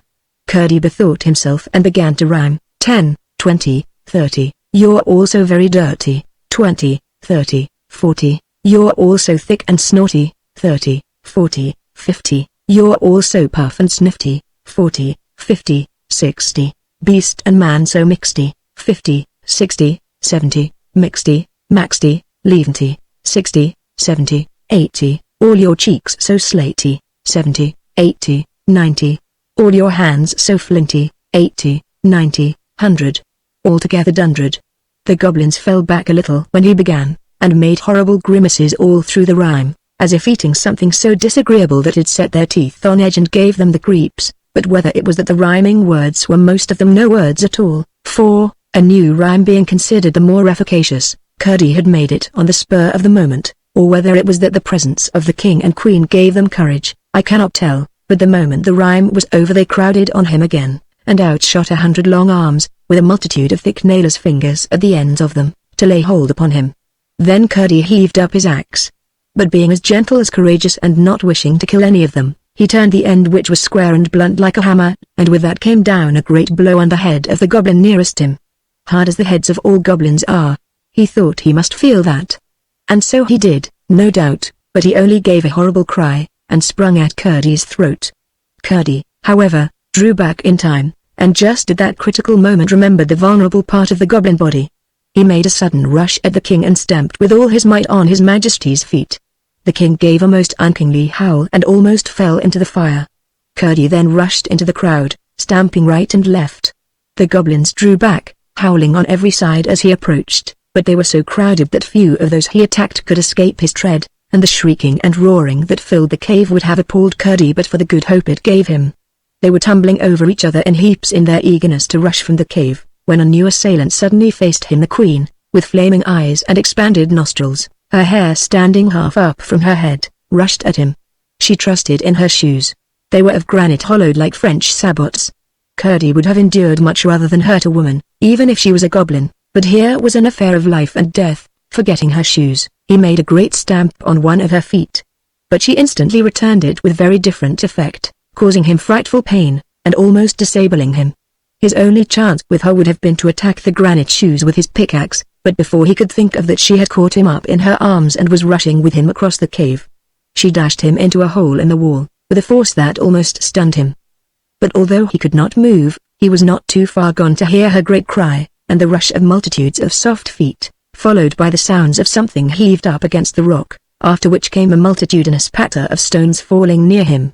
The last had not ceased when he grew very faint, for his head had been badly cut, and at last insensible. When he came to himself there was perfect silence about him, and utter darkness, but for the merest glimmer in one tiny spot. He crawled to it, and found that they had heaved a slab against the mouth of the hole, past the edge of which a poor little gleam found its way from the fire. He could not move it a hairbreadth, for they had piled a great heap of stones against it. He crawled back to where he had been lying, in the faint hope of finding his pickaxe, but after a vain search he was at last compelled to acknowledge himself in an evil plight. He sat down and tried to think, but soon fell fast asleep. Chapter 19 Goblin Counsels. He must have slept a long time, for when he awoke he felt wonderfully restored, indeed almost well, and very hungry. There were voices in the outer cave, once more. Then, it was night, for the goblins slept during the day and went about their affairs during the night. In the universal and constant darkness of their dwelling they had no reason to prefer the one arrangement to the other, but from aversion to the sun people they chose to be busy when there was least chance of their being met either by the miners below, when they were burrowing, or by the people of the mountain above, when they were feeding their sheep or catching their goats. And indeed it was only when the sun was away that the outside of the mountain was sufficiently like their own dismal regions to be endurable to their mole eyes, so thoroughly had they become unaccustomed to any light beyond that of their own fires and torches. Curdie listened, and soon found that they were talking of himself. "How long will it take?" asked Harelip. "Not many days, I should think," answered the king. "They are poor feeble creatures, those sun people, and want to be always eating. We can go a week at a time without food, and be all the better for it, but I've been told they eat 2 or 3 times every day. Can you believe it? They must be quite hollow inside, not at all like us, 9/10 of whose bulk is solid flesh and bone." "Yes, I judge a week of starvation will do for him, if I may be allowed a word," interposed the queen, "and I think I ought to have some voice in the matter." "The wretch is entirely at your disposal, my spouse," interrupted the king. "He is your property. You caught him yourself." "We should never have done it," the queen laughed. She seemed in far better humor than the night before. "I was about to say," she resumed, "that it does seem a pity to waste so much fresh meat." "What are you thinking of, my love?" said the king. "The very notion of starving him implies that we are not going to give him any meat, either salt or fresh." "I'm not such a stupid as that comes to," returned Her Majesty. What I mean is that by the time he is starved there will hardly be a picking upon his bones. The king gave a great laugh. Well, my spouse, you may have him when you like, he said. I don't fancy him for my part. I am pretty sure he is tough eating. That would be to honor instead of punish his insolence, returned the queen. But why should our poor creatures be deprived of so much nourishment? Our little dogs and cats and pigs and small bears would enjoy him very much. You are the best of housekeepers, my lovely queen, said her husband. Let it be so by all means. Let us have our people in, and get him out and kill him at once. He deserves it. The mischief he might have brought upon us, now that he had penetrated so far as our most retired citadel, is incalculable. Or rather let us tie him hand and foot, and have the pleasure of seeing him torn to pieces by full torchlight in the great hall. Better and better, cried the queen and the prince together, both of them clapping their hands. And the prince made an ugly noise with his harelip, just as if he had intended to be one at the feast. But, added the queen, bethinking herself, he is so troublesome. For poor creatures as they are, there is something about those sun people that is very troublesome. I cannot imagine how it is that with such superior strength and skill and understanding as ours, we permit them to exist at all. Why do we not destroy them entirely, and use their cattle and grazing lands at our pleasure? Of course we don't want to live in their horrid country. It is far too glaring for our quieter and more refined tastes. But we might use it as a sort of outhouse, you know. Even our creatures' A's might get used to it, and if they did grow blind that would be of no consequence, provided they grew fat as well. But we might even keep their great cows and other creatures, and then we should have a few more luxuries, such as cream and cheese, which at present we only taste occasionally, when our brave men have succeeded in carrying some off from their farms. It is worth thinking of, said the king, and I don't know why you should be the first to suggest it, except that you have a positive genius for conquest. But still, as you say, there is something very troublesome about them, and it would be better, as I understand you to suggest, that we should starve him for a day or two first, so that he may be a little less frisky when we take him out. Once there was a goblin, living in a hole. Busy he was cobbling, a shoe without a sole, by came a birdie. Goblin, what do you do? Cobble at a sturdy, upper leather shoe. Apostrophe what's the good o' that, sir? Said the little bird. Why it's very bad, sir, plain without a word. Apostrophe where 'tis all a hole, sir. Never can be holes. Why should their shoes have soles, sir? When they've got no soles, what's that horrible noise? Cried the queen, shuddering from pot metal head to granite shoes. I declare, said the king with solemn indignation, it's the sun creature in the hole. Stop that disgusting noise, cried the crown prince valiantly, getting up and standing in front of the heap of stones, with his face towards Curdy's prison. Do now, or I'll break your head. Break away, shouted Curdy, and began singing again. Once there was a goblin, living in a hole. I really cannot bear it, said the queen. If I could only get at his horrid toes with my slippers again. I think we had better go to bed, said the king. It's not time to go to bed, said the queen. I would if I was you, said Curdy. Impertinent wretch, said the queen, with the utmost scorn in her voice. An impossible if, said his majesty with dignity. Quite, returned Curdy, and began singing again. Go to bed, goblin, do, help the queen, take off her shoe, if you do. It will disclose, a horrid set, of sprouting toes. What a lie, roared the queen in a rage. By the way, that reminds me, said the king, that for as long as we have been married, I have never seen your feet, queen. I think you might take off your shoes when you go to bed. They positively hurt me sometimes. I will do as I like, retorted the queen sulkily. You ought to do as your own hubby wishes you, said the king. I will not, said the queen. Then I insist upon it, said the king. Apparently his majesty approached the queen for the purpose of following the advice given by Curdy, for the latter heard a scuffle, and then a great roar from the king. Will you be quiet, then? Said the queen wickedly. Yes, yes, queen. I only meant to coax you. Hands off, cried the queen triumphantly. I'm going to bed. You may come when you like. But as long as I am queen I will sleep in my shoes. It is my royal privilege. Harelip, go to bed. I'm going, said Harelip sleepily. So am I, said the king. Come along, then, said the queen, and mind you are good, or I'll— Oh, no, no, no, screamed the king in the most supplicating of tones. Curdy heard only a muttered reply in the distance, and then the cave was quite still. They had left the fire burning, and the light came through brighter than before. Curdy thought it was time to try again if anything could be done. but he found he could not get even a finger through the chink between the slab and the rock. He gave a great rush with his shoulder against the slab, but it yielded no more than if it had been part of the rock. All he could do was to sit down and think again. By and by he came to the resolution to pretend to be dying, in the hope they might take him out before his strength was too much exhausted to let him have a chance. Then, for the creatures, if he could but find his axe again, he would have no fear of them, and if it were not for the Queen's horrid shoes, he would have no fear at all. Meantime, until they should come again at night, there was nothing for him to do but forge new rhymes, now his only weapons. He had no intention of using them at present, of course.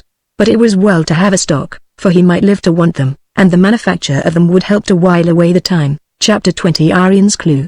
That same morning early, the princess woke in a terrible fright. There was a hideous noise in her room, creatures snarling and hissing and rocketing about as if they were fighting. The moment she came to herself, she remembered something she had never thought of again, what her grandmother told her to do when she was frightened. She immediately took off her ring and put it under her pillow. As she did so she fancied she felt a finger and thumb take it gently from under her palm. "It must be my grandmother," she said to herself, and the thought gave her such courage that she stopped to put on her dainty little slippers before running from the room. While doing this she caught sight of a long cloak of sky blue, thrown over the back of a chair by the bedside. She had never seen it before, but it was evidently waiting for her.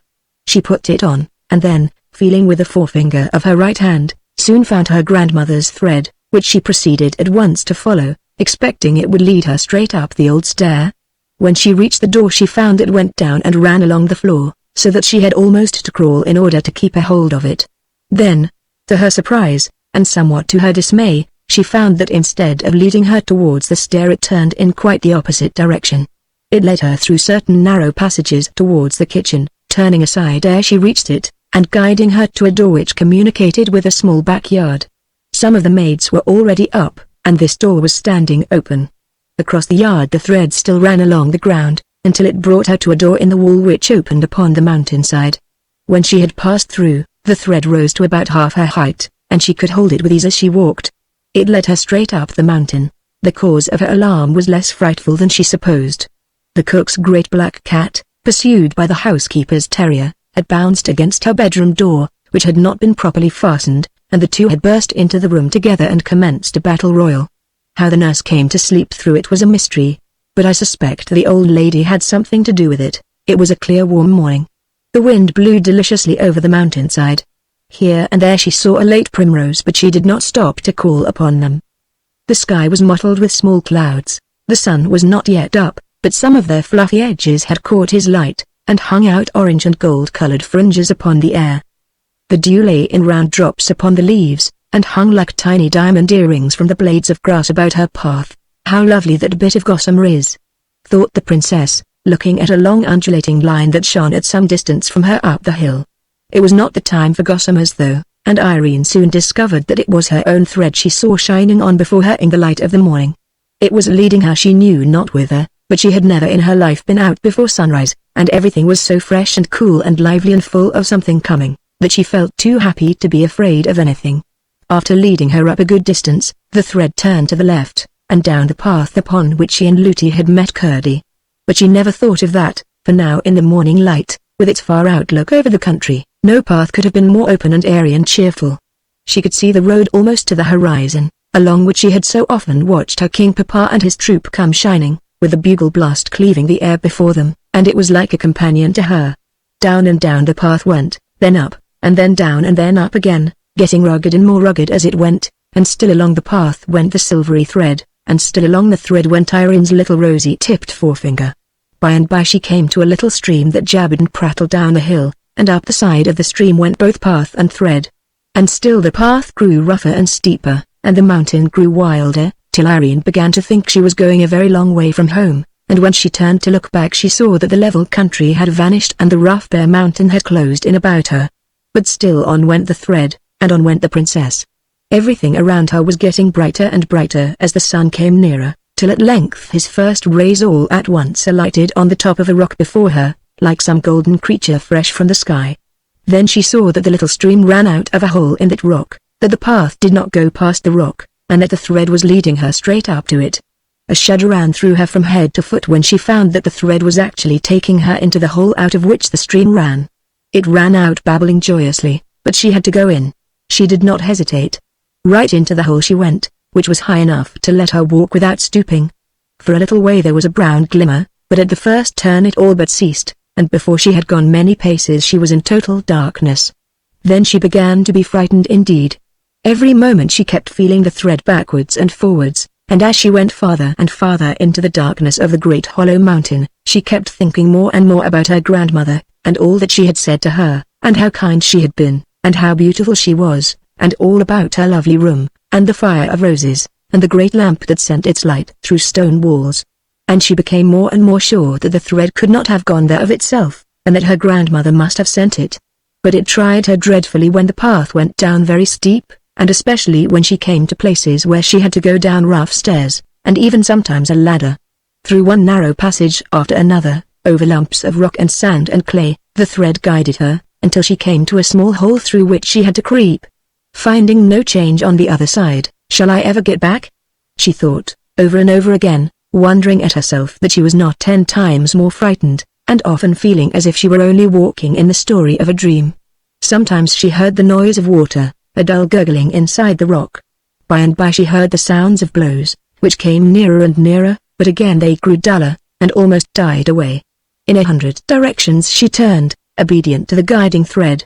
At last she spied a dull red shine, and came up to the mica window, and thence away and round about, and right, into a cavern, where glowed the red embers of a fire. Here the thread began to rise. It rose as high as her head and higher still. What should she do if she lost her hold? She was pulling it down, she might break it. She could see it far up, glowing as red as her fire opal in the light of the embers. But presently she came to a huge heap of stones, piled in a slope against the wall of the cavern. On these she climbed, and soon recovered the level of the thread, only however to find, the next moment, that it vanished through the heap of stones, and left her standing on it, with her face to the solid rock. For one terrible moment she felt as if her grandmother had forsaken her. The thread which the spiders had spun far over the seas, which her grandmother had sat in the moonlight and spun again for her, which she had tempered in the rose fire and tied to her opal ring, had left her, had gone where she could no longer follow it, had brought her into a horrible cavern, and there left her. She was forsaken indeed. When shall I wake? She said to herself in an agony, but the same moment knew that it was no dream. She threw herself upon the heap, and began to cry. It was well she did not know what creatures, one of them with stone shoes on her feet, were lying in the next cave. But neither did she know who was on the other side of the slab. At length the thought struck her that at least she could follow the thread backwards, and thus get out of the mountain, and home. She rose at once, and found the thread. But the instant she tried to feel it backwards, it vanished from her touch. Forwards, it led her hand up to the heap of stones. Backwards it seemed nowhere. Neither could she see it as before in the light of the fire. She burst into a wailing cry, and again threw herself down on the stones. Chapter 21 The Escape. As the princess lay and sobbed she kept feeling the thread mechanically, following it with her finger many times up to the stones in which it disappeared. By and by she began, still mechanically, to poke her finger in after it between the stones as far as she could. All at once it came into her head that she might remove some of the stones and see where the thread went next. Almost laughing at herself for never having thought of this before, she jumped to her feet. Her fear vanished. Once more she was certain her grandmother's thread could not have brought her there just to leave her there, and she began to throw away the stones from the top as fast as she could, sometimes 2 or 3 at a handful, sometimes taking both hands to lift one. After clearing them away a little, she found that the thread turned and went straight downwards. Hence, as the heap sloped a good deal, growing of course wider towards its base, she had to throw away a multitude of stones to follow the thread. But this was not all, for she soon found that the thread, after going straight down for a little way, turned first sideways in one direction, then sideways in another, and then shot, at various angles, hither and thither inside the heap, so that she began to be afraid that to clear the thread she must remove the whole huge gathering. She was dismayed at the very idea, but, losing no time, set to work with a will, and with aching back, and bleeding fingers and hands, she worked on, sustained by the pleasure of seeing the heap slowly diminish and begin to show itself on the opposite side of the fire. Another thing which helped to keep up her courage was that, as often as she uncovered a turn of the thread, instead of lying loose upon the stone, it tightened up. This made her sure that her grandmother was at the end of it somewhere. She had got about halfway down when she started, and nearly fell with fright. Close to her ears as it seemed, a voice broke out singing, "Jabber, bother, smash, you'll have it all in a crash. Jabber, smash, bother, you'll have the worst of the pother, smash, bother, jabber!" Here Curdie stopped, either because he could not find a rhyme to jabber, or because he remembered what he had forgotten when he woke up at the sound of Irene's labors, that his plan was to make the goblins think he was getting weak. But he had uttered enough to let Irene know who he was. "It's Curdie!" she cried joyfully. "Hush! Hush!" came Curdie's voice again from somewhere. "Speak softly." "Why, you are singing loud," said Irene. "Yes. But they know I am here, and they don't know you are." "Who are you?" "I'm Irene," answered the princess. "I know who you are quite well. You're Curdie." "Why, however did you come here, Irene?" "My great-great-grandmother sent me, and I think I've found out why." "You can't get out, I suppose?" "No, I can't." "What are you doing?" "Clearing away a huge heap of stones." "There's a princess!" exclaimed Curdie, in a tone of delight, but still speaking in little more than a whisper. "I can't think how you got here, though. My grandmother sent me after her thread." "I don't know what you mean," said Curdie, "but so you're the—" "It doesn't much matter." "Oh, yes, it does," returned Irene. "I should never have been here before her. You can tell me all about it when we get out, then." "There's no time to lose now," said Curdie, and Irene went to work, as fresh as when she began. "There's such a lot of stones," she said. "It will take me a long time to get them all away." "How far on have you got?" asked Curdie. "I've got about the half away, but the other half is ever so much bigger. I don't think you will have to move the lower half." "Do you see a slab laid up against the wall?" Irene looked, and felt about with her hands, and soon perceived the outlines of the slab. "Yes," she answered, "I do." "Then, I think," rejoined Curdie, "when you have cleared the slab about halfway down, or a bit more, I shall be able to push it over." "I must follow my thread," returned Irene. "Whatever I do." "What do you mean?" exclaimed Curdie. "You will see when you get out," answered the princess, and went on harder than ever, but she was soon satisfied that what Curdie wanted done and what the thread wanted done were one and the same thing. For she not only saw that by following the turns of the thread she had been clearing the face of the slab, but that, a little more than halfway down, the thread went through the chink between the slab and the wall into the place where Curdie was confined, so that she could not follow it any farther until the slab was out of her way. As soon as she found this, she said in a right joyous whisper, "Now, Curdie, I think if you were to give a great push, the slab would tumble over. Stand quite clear of it." "Then," said Curdie, "and let me know when you are ready." Irene got off the heap, and stood on one side of it. "Now, Curdie!" she cried. Curdie gave a great rush with his shoulder against it. Out tumbled the slab on the heap, and out crept Curdie over the top of it. "You've saved my life, Irene," he whispered. "Oh, Curdie, I'm so glad. Let's get out of this horrid place as fast as we can." "That's easier said than done," returned he. "Oh, no, it's quite easy," said Irene. "We have only to follow my thread. I am sure that it's going to take us out now." She had already begun to follow it over the fallen slab into the hole, while Curdie was searching the floor of the cavern for his pickaxe. "Here it is," he cried. "No, it is not," he added, in a disappointed tone. "What can it be, then?" "I declare it's a torch." "That is jolly. It's better almost than my pickaxe. Much better if it weren't for those stone shoes," he went on, as he lighted the torch by blowing the last embers of the expiring fire. When he looked up, with the lighted torch casting a glare into the great darkness of the huge cavern, he caught sight of Irene disappearing in the hole out of which he had himself just come. "Where are you going there?" he cried. "That's not the way out." "That's where I couldn't get out, I know that," whispered Irene. "But this is the way my thread goes, and I must follow it." "What nonsense the child talks," said Curdie to himself. "I must follow her, though, and see that she comes to no harm. She will soon find she can't get out that way, and then she will come with me." So he crept over the slab once more into the hole with his torch in his hand. But when he looked about in it, he could see her nowhere. And now he discovered that although the hole was narrow, it was much longer than he had supposed, for in one direction the roof came down very low, and the hole went off in a narrow passage, of which he could not see the end. The princess must have crept in there. He got on his knees and one hand, holding the torch with the other, and crept after her. The hole twisted about, in some parts so low that he could hardly get through, in others so high that he could not see the roof, but everywhere it was narrow, far too narrow for a goblin to get through, and so I presume they never thought that Curdie might.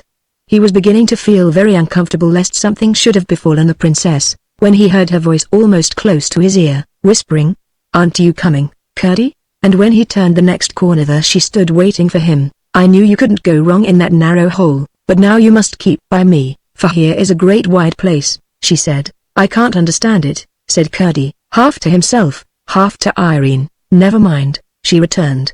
"Wait till we get out." Curdie, utterly astonished that she had already got so far, and by a path he had known nothing of, thought it better to let her do as she pleased. "At all events," he said again to himself, "I know nothing about the way, minor as I am, and she seems to think she does know something about it, though how she should passes my comprehension. So she's just as likely to find her way as I am, and as she insists on taking the lead, I must follow. We can't be much worse off than we are, anyhow." Reasoning thus, he followed her a few steps, and came out in another great cavern, across which Irene walked in a straight line, as confidently as if she knew every step of the way. Curdie went on after her, flashing his torch about, and trying to see something of what lay around them. Suddenly he started back a pace as the light fell upon something close by which Irene was passing. It was a platform of rock raised a few feet from the floor and covered with sheepskins, upon which lay two horrible figures asleep, at once recognized by Curdie as the king and queen of the goblins. He lowered his torch instantly lest the light should awake them. As he did so it flashed upon his pickaxe, lying by the side of the queen, whose hand lay close by the handle of it. "Stop one moment," he whispered. "Hold my torch, and don't let the light on their faces." Irene shuddered when she saw the frightful creatures, whom she had passed without observing them, but she did as he requested, and turning her back, held the torch low in front of her. Curdie drew his pickaxe carefully away, and as he did so spied one of her feet, projecting from under the skins. The great clumsy granite shoe, exposed thus to his hand, was a temptation not to be resisted. He laid hold of it, and, with cautious efforts, drew it off. The moment he succeeded, he saw to his astonishment that what he had sung in ignorance, to annoy the queen, was actually true. She had 6 horrible toes. Overjoyed at his success, and seeing by the huge bump in the sheepskins where the other foot was, he proceeded to lift them gently, for, if he could only succeed in carrying away the other shoe as well, he would be no more afraid of the goblins than of so many flies. But as he pulled at the second shoe the queen gave a growl and sat up in bed. The same instant the king awoke also and sat up beside her. "Run, Irene!" cried Curdie, for though he was not now in the least afraid for himself, he was for the princess. Irene looked once round, saw the fearful creatures awake, and like the wise princess she was, dashed the torch on the ground and extinguished it, crying out, "Here, Curdie, take my hand." He darted to her side, forgetting neither the queen's shoe nor his pickaxe, and caught hold of her hand, as she sped fearlessly where her thread guided her. They heard the queen give a great bellow, but they had a good start, for it would be some time before they could get torches lighted to pursue them. Just as they thought they saw a gleam behind them, the thread brought them to a very narrow opening, through which Irene crept easily, and Curdie with difficulty. "Now, said Curdie, "I think we shall be safe." "Of course we shall," returned Irene. "Why do you think so?" asked Curdie. "Because my grandmother is taking care of us." "That's all nonsense," said Curdie. "I don't know what you mean." "Then if you don't know what I mean, what right have you to call it nonsense?" asked the princess, a little offended. "I beg your pardon, Irene," said Curdie. "I did not mean to vex you." "Of course not," returned the princess. "But why do you think we shall be safe?" "Because the king and queen are far too stout to get through that hole." "There might be ways round," said the princess. "To be sure there might. We are not out of it yet," acknowledged Curdie. "But what do you mean by the king and queen?" asked the princess. "I should never call such creatures as those a king and a queen." "Their own people do, though," answered Curdie. The princess asked more questions, and Curdie, as they walked leisurely along, gave her a full account, not only of the character and habits of the goblins, so far as he knew them, but of his own adventures with them, beginning from the very night after that in which he had met her and Looty upon the mountain. When he had finished, he begged Irene to tell him how it was that she had come to his rescue. So Irene too had to tell a long story, which she did in rather a roundabout manner, interrupted by many questions concerning things she had not explained. But her tale, as he did not believe more than half of it, left everything as unaccountable to him as before, and he was nearly as much perplexed as to what he must think of the princess. He could not believe that she was deliberately telling stories, and the only conclusion he could come to was that Looty had been playing the child tricks, inventing no end of lies to frighten her for her own purposes. But however did Looty come to let you go into the mountains alone? He asked. Looty knows nothing about it. I left her fast asleep, at least I think so. I hope my grandmother won't let her get into trouble, for it wasn't her fault at all, as my grandmother very well knows. But how did you find your way to me? Persisted Curdie. I told you already, answered Irene, by keeping my finger upon my grandmother's thread, as I am doing now. You don't mean you've got the thread there? Of course I do. I have told you so 10 times already. I have hardly except when I was removing the stones taken my finger off it. There. She added, guiding Curdie's hand to the thread. You feel it yourself, don't you? I feel nothing at all, replied Curdie. Then what can be the matter with your finger? I feel it perfectly. To be sure it is very thin, and in the sunlight looks just like the thread of a spider, though there are many of them twisted together to make it. But for all that I can't think why you shouldn't feel it as well as I do. Curdie was too polite to say he did not believe there was any thread there at all. What he did say was, well, I can make nothing of it. I can, though, and you must be glad of that, for it will do for both of us. We're not out yet, said Curdie. We soon shall be, returned Irene confidently. And now the thread went downwards, and led Irene's hand to a hole in the floor of the cavern, whence came a sound of running water which they had been hearing for some time. It goes into the ground now, Curdie, she said, stopping. He had been listening to another sound, which his practiced ear had caught long ago, and which also had been growing louder. It was the noise the goblin miners made at their work, and they seemed to be at no great distance now. Irene heard it the moment she stopped. What is that noise? She asked. Do you know, Curdie? Yes. It is the goblins digging and burrowing, he answered. And you don't know what they do it for? No, I haven't the least idea. Would you like to see them? He asked, wishing to have another try after their secret. If my thread took me there, I shouldn't much mind, but I don't want to see them, and I can't leave my thread. It leads me down into the hole, and we had better go at once. Very well. Shall I go in first? Said Curdie. No, better not. You can't feel the thread, she answered, stepping down through a narrow break in the floor of the cavern. Oh! She cried, I am in the water. It is running strong, but it is not deep, and there is just room to walk.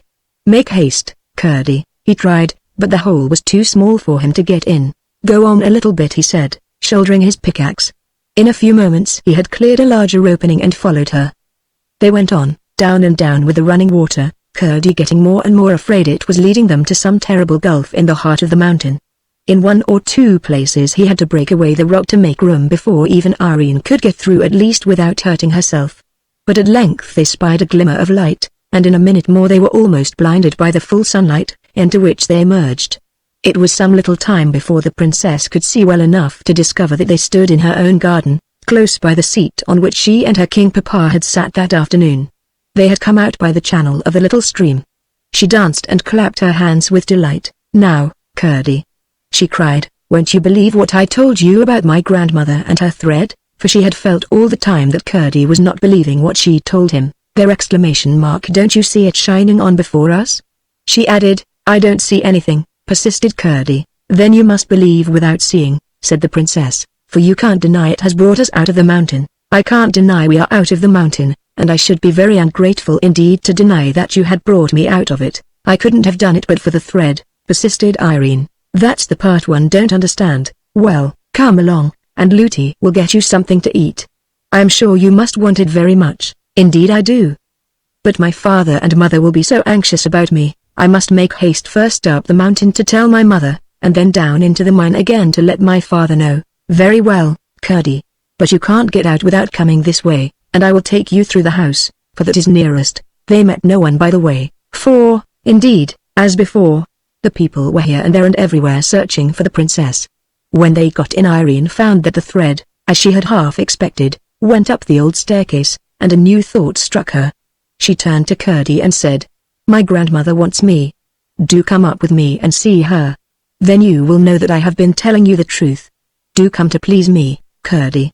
I can't bear you should think what I say is not true. I never doubted you believed what you said, returned Curdie. I only thought you had some fancy in your head that was not correct. But do come, dear Curdie. The little miner could not withstand this appeal, and though he felt shy in what seemed to him a huge grand house, he yielded, and followed her up the stair. Chapter 22 The Old Lady and Curdie. Up the stair then they went, and the next, and through the long rows of empty rooms, and up the little tower stair, Irene growing happier and happier as she ascended. There was no answer when she knocked at length at the door of the workroom, nor could she hear any sound of the spinning wheel, and once more her heart sank within her, but only for one moment, as she turned and knocked at the other door. "Come in," answered the sweet voice of her grandmother, and Irene opened the door and entered, followed by Curdie. "You darling!" cried the lady, who was seated by a fire of red roses mingled with white. "I've been waiting for you, and indeed getting a little anxious about you, and beginning to think whether I had not better go and fetch you myself." As she spoke she took the little princess in her arms and placed her upon her lap.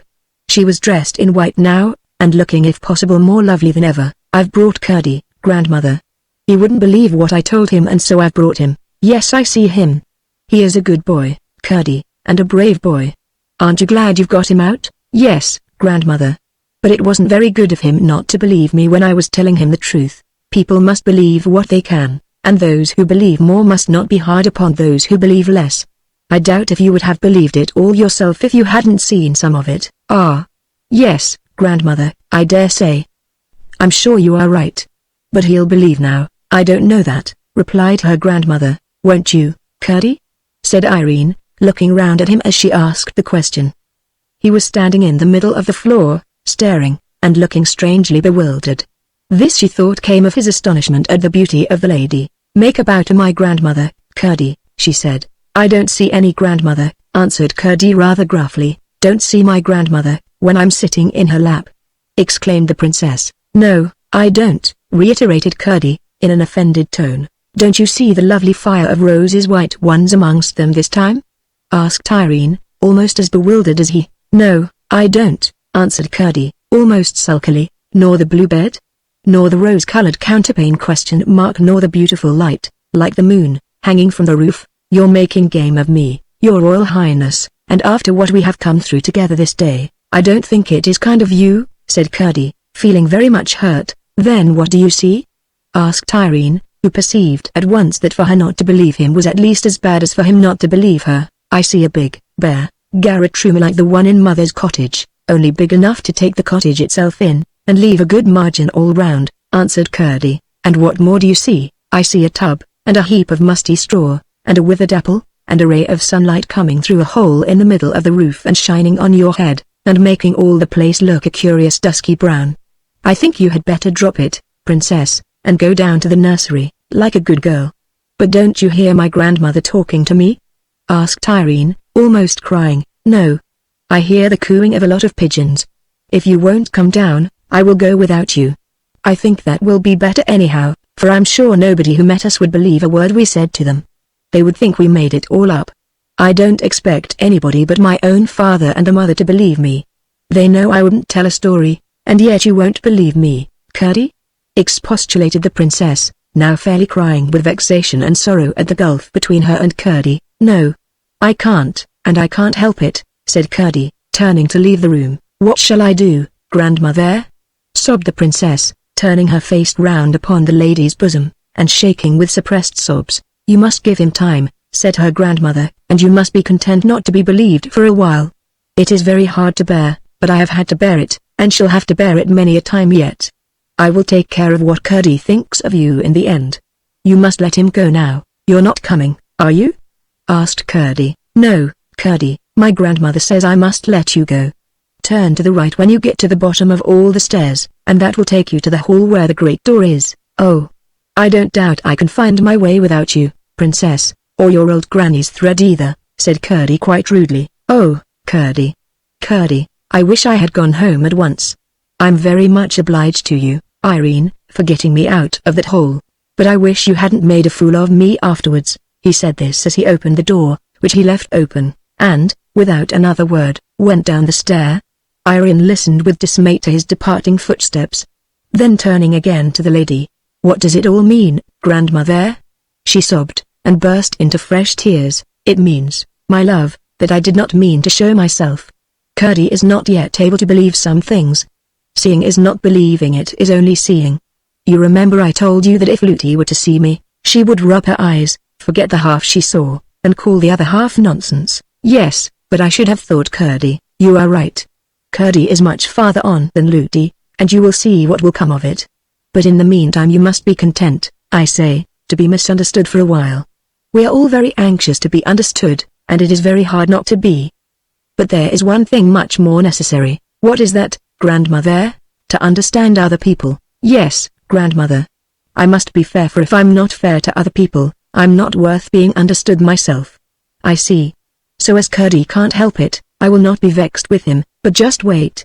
There's my own dear child, said her grandmother, and pressed her close to her bosom. Why weren't you in your workroom when he came up, grandmother? Asked Irene, after a few moments' silence. If I had been there, Curdie would have seen me well enough. But why should I be there rather than in this beautiful room? I thought you would be spinning. I've nobody to spin for just at present. I never spin without knowing for whom I am spinning. That reminds me, there is one thing that puzzles me, said the princess. How are you to get the thread out of the mountain again? Surely you won't have to make another for me? That would be such a trouble. The lady set her down and rose and went to the fire. Putting in her hand, she drew it out again and held up the shining ball between her finger and thumb. I've got it now, you see, she said, coming back to the princess, all ready for you when you want it. Going to her cabinet, she laid it in the same drawer as before. And here is your ring, she added, taking it from the little finger of her left hand and putting it on the forefinger of Irene's right hand. Oh, thank you, grandmother. I feel so safe now. You are very tired, my child, the lady went on. Your hands are hurt with the stones, and I have counted 9 bruises on you. Just look what you are like. And she held up to her a little mirror which she had brought from the cabinet. The princess burst into a merry laugh at the sight. She was so draggled with the stream and dirty with creeping through narrow places, that if she had seen the reflection without knowing it was a reflection, she would have taken herself for some gypsy child whose face was washed and hair combed about once in a month. The lady laughed too, and lifting her again upon her knee, took her off her cloak and nightgown. Then she carried her to the side of the room. Irene wondered what she was going to do with her, but asked no questions, only starting a little when she found that she was going to lay her in the large silver bath, for as she looked into it, again she saw no bottom, but the stars shining miles away, as it seemed, in a great blue gulf. Her hands closed involuntarily on the beautiful arms that held her, and that was all. The lady pressed her once more to her bosom, saying, "Do not be afraid, my child." "No, grandmother," answered the princess, with a little gasp, and the next instant she sank in the clear cool water. When she opened her eyes, she saw nothing but a strange lovely blue over and beneath and all about her. The lady, and the beautiful room, had vanished from her sight, and she seemed utterly alone. But instead of being afraid, she felt more than happy, perfectly blissful. And from somewhere came the voice of the lady, singing a strange sweet song, of which she could distinguish every word, but of the sense she had only a feeling, no understanding. Nor could she remember a single line after it was gone. It vanished, like the poetry in a dream, as fast as it came. In after years, however, she would sometimes fancy that snatches of melody suddenly rising in her brain must be little phrases and fragments of the air of that song, and the very fancy would make her happier, and abler to do her duty. How long she lay in the water she did not know. It seemed a long time, not from weariness but from pleasure. But at last she felt the beautiful hands lay hold of her, and through the gurgling water she was lifted out into the lovely room. The lady carried her to the fire, and sat down with her in her lap, and dried her tenderly with the softest towel. It was so different from Luti's drying. When the lady had done, she stooped to the fire, and drew from it her nightgown, as white as snow. "How delicious!" exclaimed the princess. "It smells of all the roses in the world, I think." When she stood up on the floor she felt as if she had been made over again.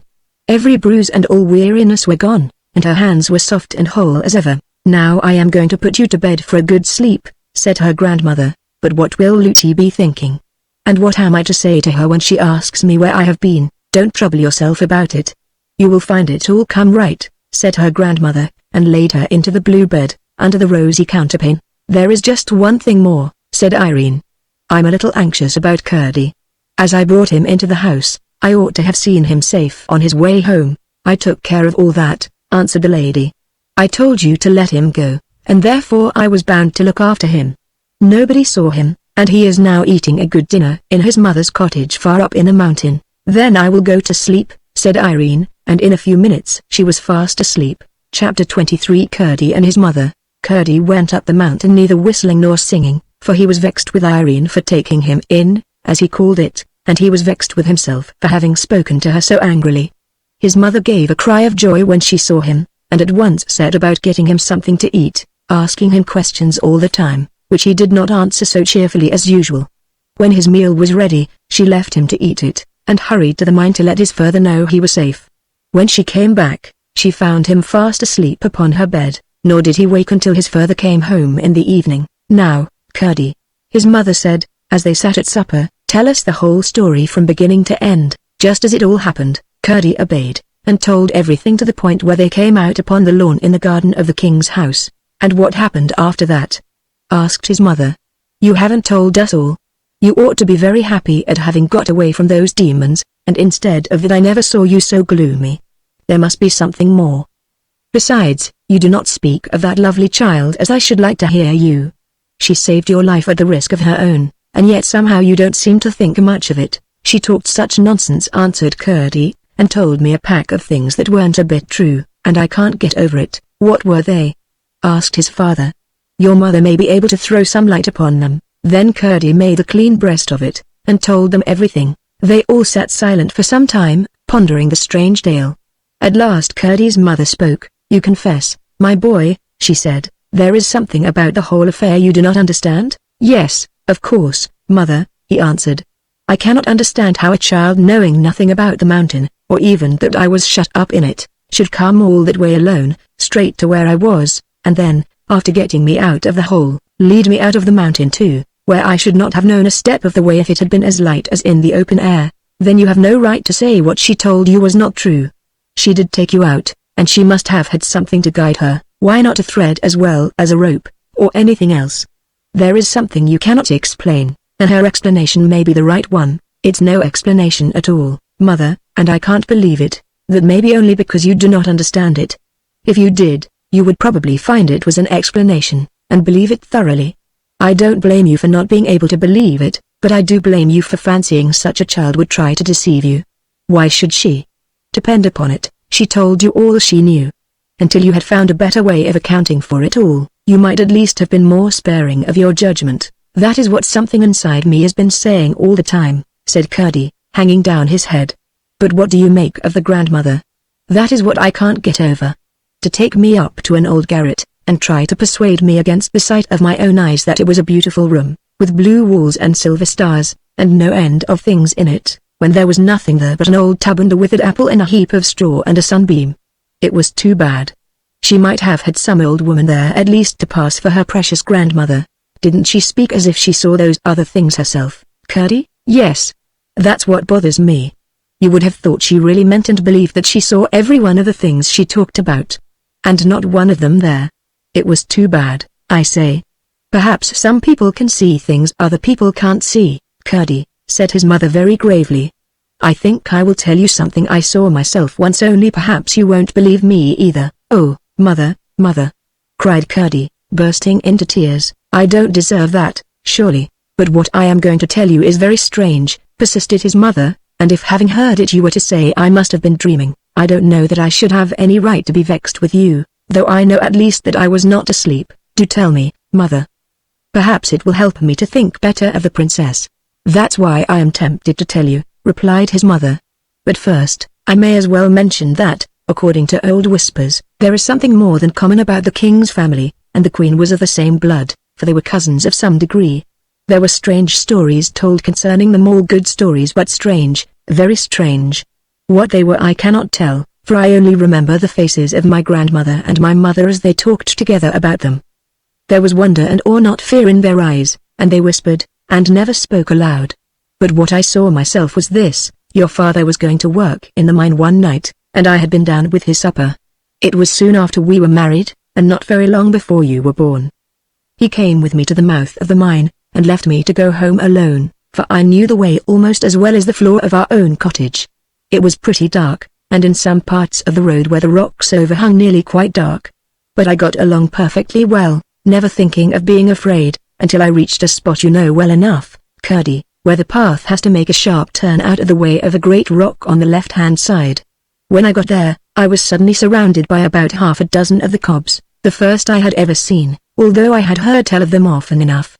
One of them blocked up the path, and they all began tormenting and teasing me in a way it makes me shudder to think of even now. "If I had only been with you," cried father and son in a breath. The mother gave a funny little smile, and went on. They had some of their horrible creatures with them too, and I must confess I was dreadfully frightened. They had torn my clothes very much, and I was afraid they were going to tear myself to pieces, when suddenly a great white soft light shone upon me. I looked up. A broad ray, like a shining road, came down from a large globe of silvery light, not very high up. Indeed not quite so high as the horizon, so it could not have been a new star or another moon or anything of that sort. The cobs dropped persecuting me, and looked dazed, and I thought they were going to run away, but presently they began again. The same moment, however, down the path from the globe of light came a bird, shining like silver in the sun. It gave a few rapid flaps first, and then, with its wings straight out, shot, sliding down the slope of the light. It looked to me just like a white pigeon.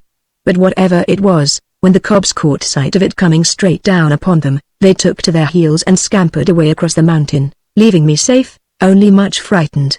As soon as it had sent them off, the bird went gliding again up the light, and the moment it reached the globe, the light disappeared, just as if a shutter had been closed over a window, and I saw it no more. But I had no more trouble with the cobs that night or ever after. How strange!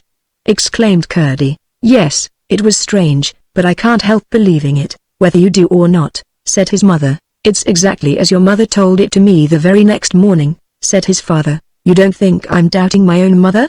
Cried Curdie. There are other people in the world quite as well worth believing as your own mother, said his mother.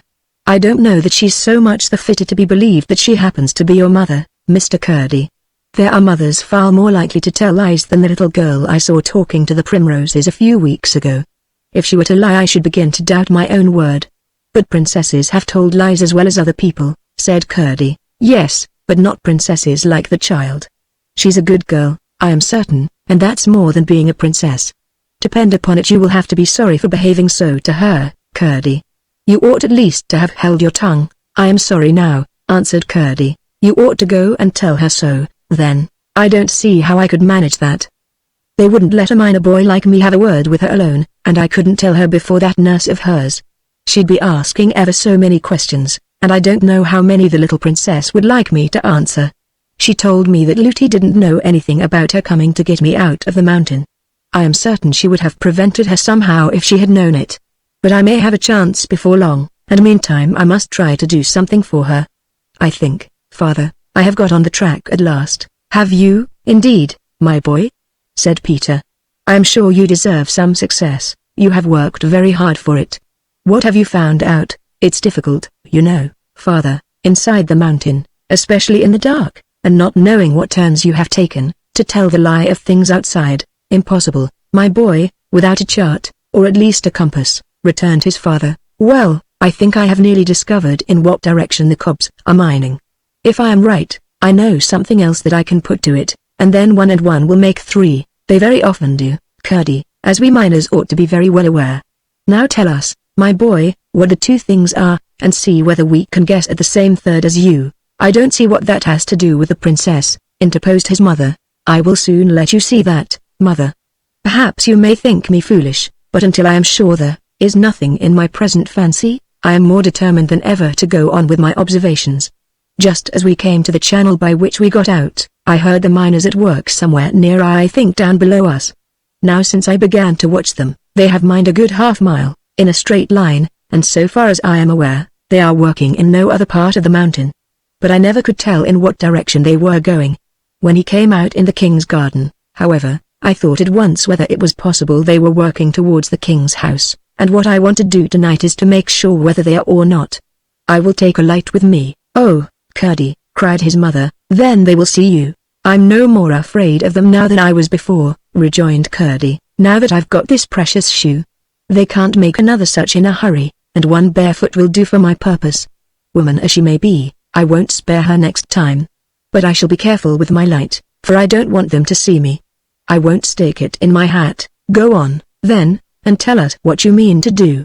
I mean to take a bit of paper with me and a pencil, and go in at the mouth of the stream by which we came out. I shall mark on the paper as near as I can the angle of every turning I take until I find the cobs at work, and so get a good idea in what direction they are going.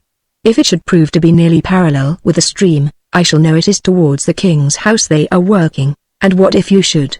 How much wiser will you be then? Wait a minute, mother dear, I told you that when I came upon the royal family in the cave, they were talking of their Prince Hairlip. They called him marrying a Sun Woman. That means one of us, one with toes to her feet. Now in the speech one of them made that night at their great gathering, of which I heard only a part, he said that peace would be secured for a generation at least by the pledge the prince would hold for the good behavior of her relatives. That's what he said, and he must have meant the Sun Woman the prince was to marry.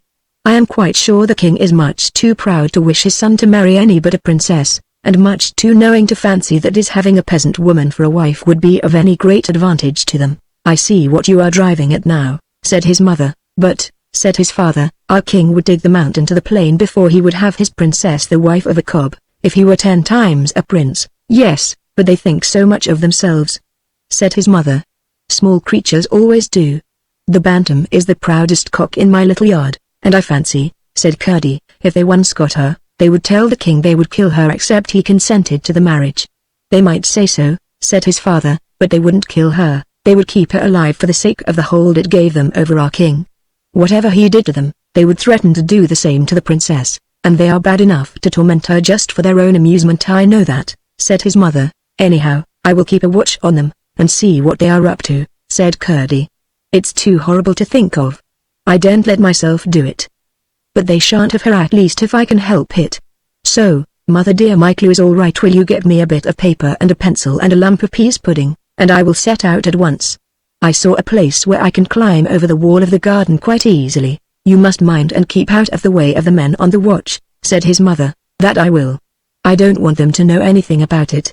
They would spoil it all. The cobs would only try some other plan. They are such obstinate creatures. I shall take good care, mother.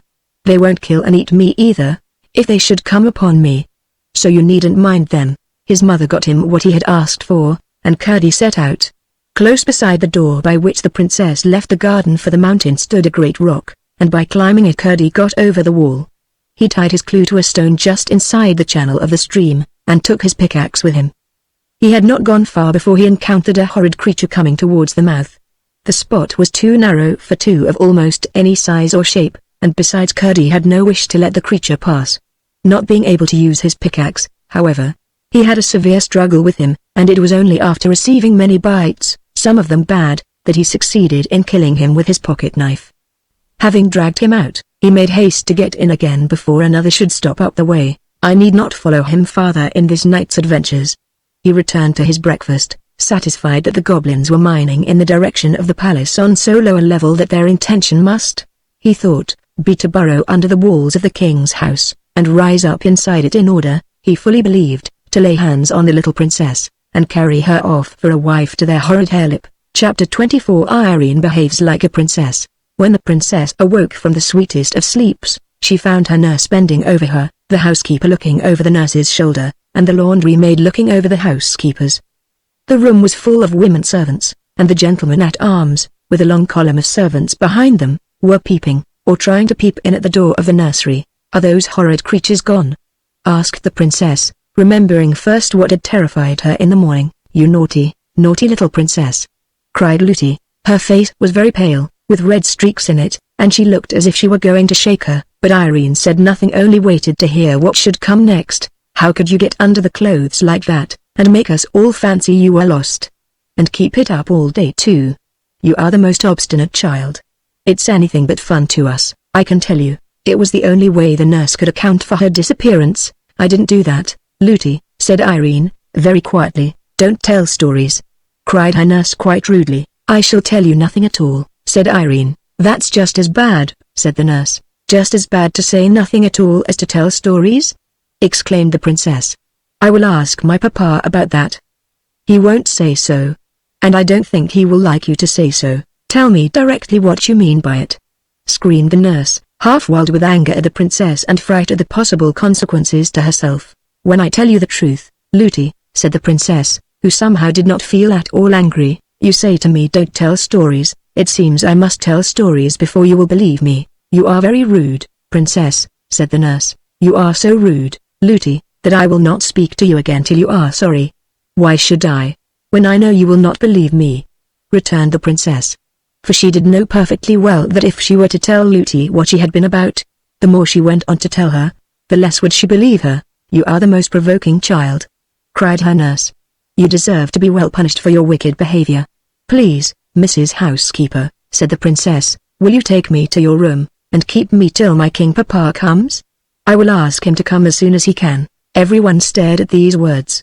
Up to this moment they had all regarded her as little more than a baby, but the housekeeper was afraid of the nurse, and sought to patch matters up, saying, I am sure, Princess, Nursey did not mean to be rude to you. I do not think my papa would wish me to have a nurse who spoke to me as Looty does.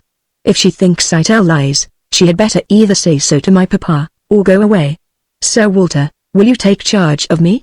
With the greatest of pleasure, Princess, answered the captain of the gentlemen-at-arms, walking with his great stride into the room. The crowd of servants made eager way for him, and he bowed low before the little princess's bed.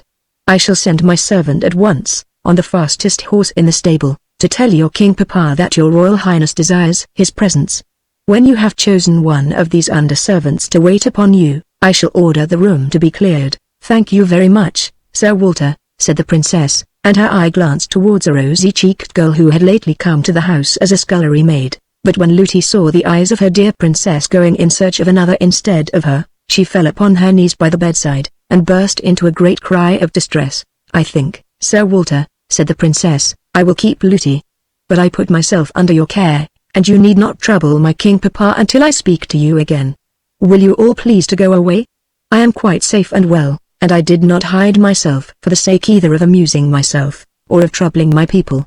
Looty, will you please to dress me? Chapter 25 Curdie comes to grief. Everything was for some time quiet above ground. The king was still away in a distant part of his dominions. The men-at-arms kept watching about the house. They had been considerably astonished by finding at the foot of the rock in the garden the hideous body of the goblin creature killed by Curdie, but they came to the conclusion that it had been slain in the mines, and had crept out there to die, and except an occasional glimpse of a live one they saw nothing to cause alarm. Curdie kept watching in the mountain, and the goblins kept burrowing deeper into the earth. As long as they went deeper there was, Curdie judged, no immediate danger. Taari in the summer was as full of pleasure as ever, and for a long time, although she often thought of her grandmother during the day, and often dreamed about her at night, she did not see her. The kids and the flowers were as much her delight as ever, and she made as much friendship with the miners' children she met on the mountain as Looty would permit, but Looty had very foolish notions concerning the dignity of a princess, not understanding that the truest princess is just the one who loves all her brothers and sisters best, and who is most able to do them good by being humble towards them. At the same time she was considerably altered for the better in her behavior to the princess. She could not help seeing that she was no longer a mere child, but wiser than her age would account for.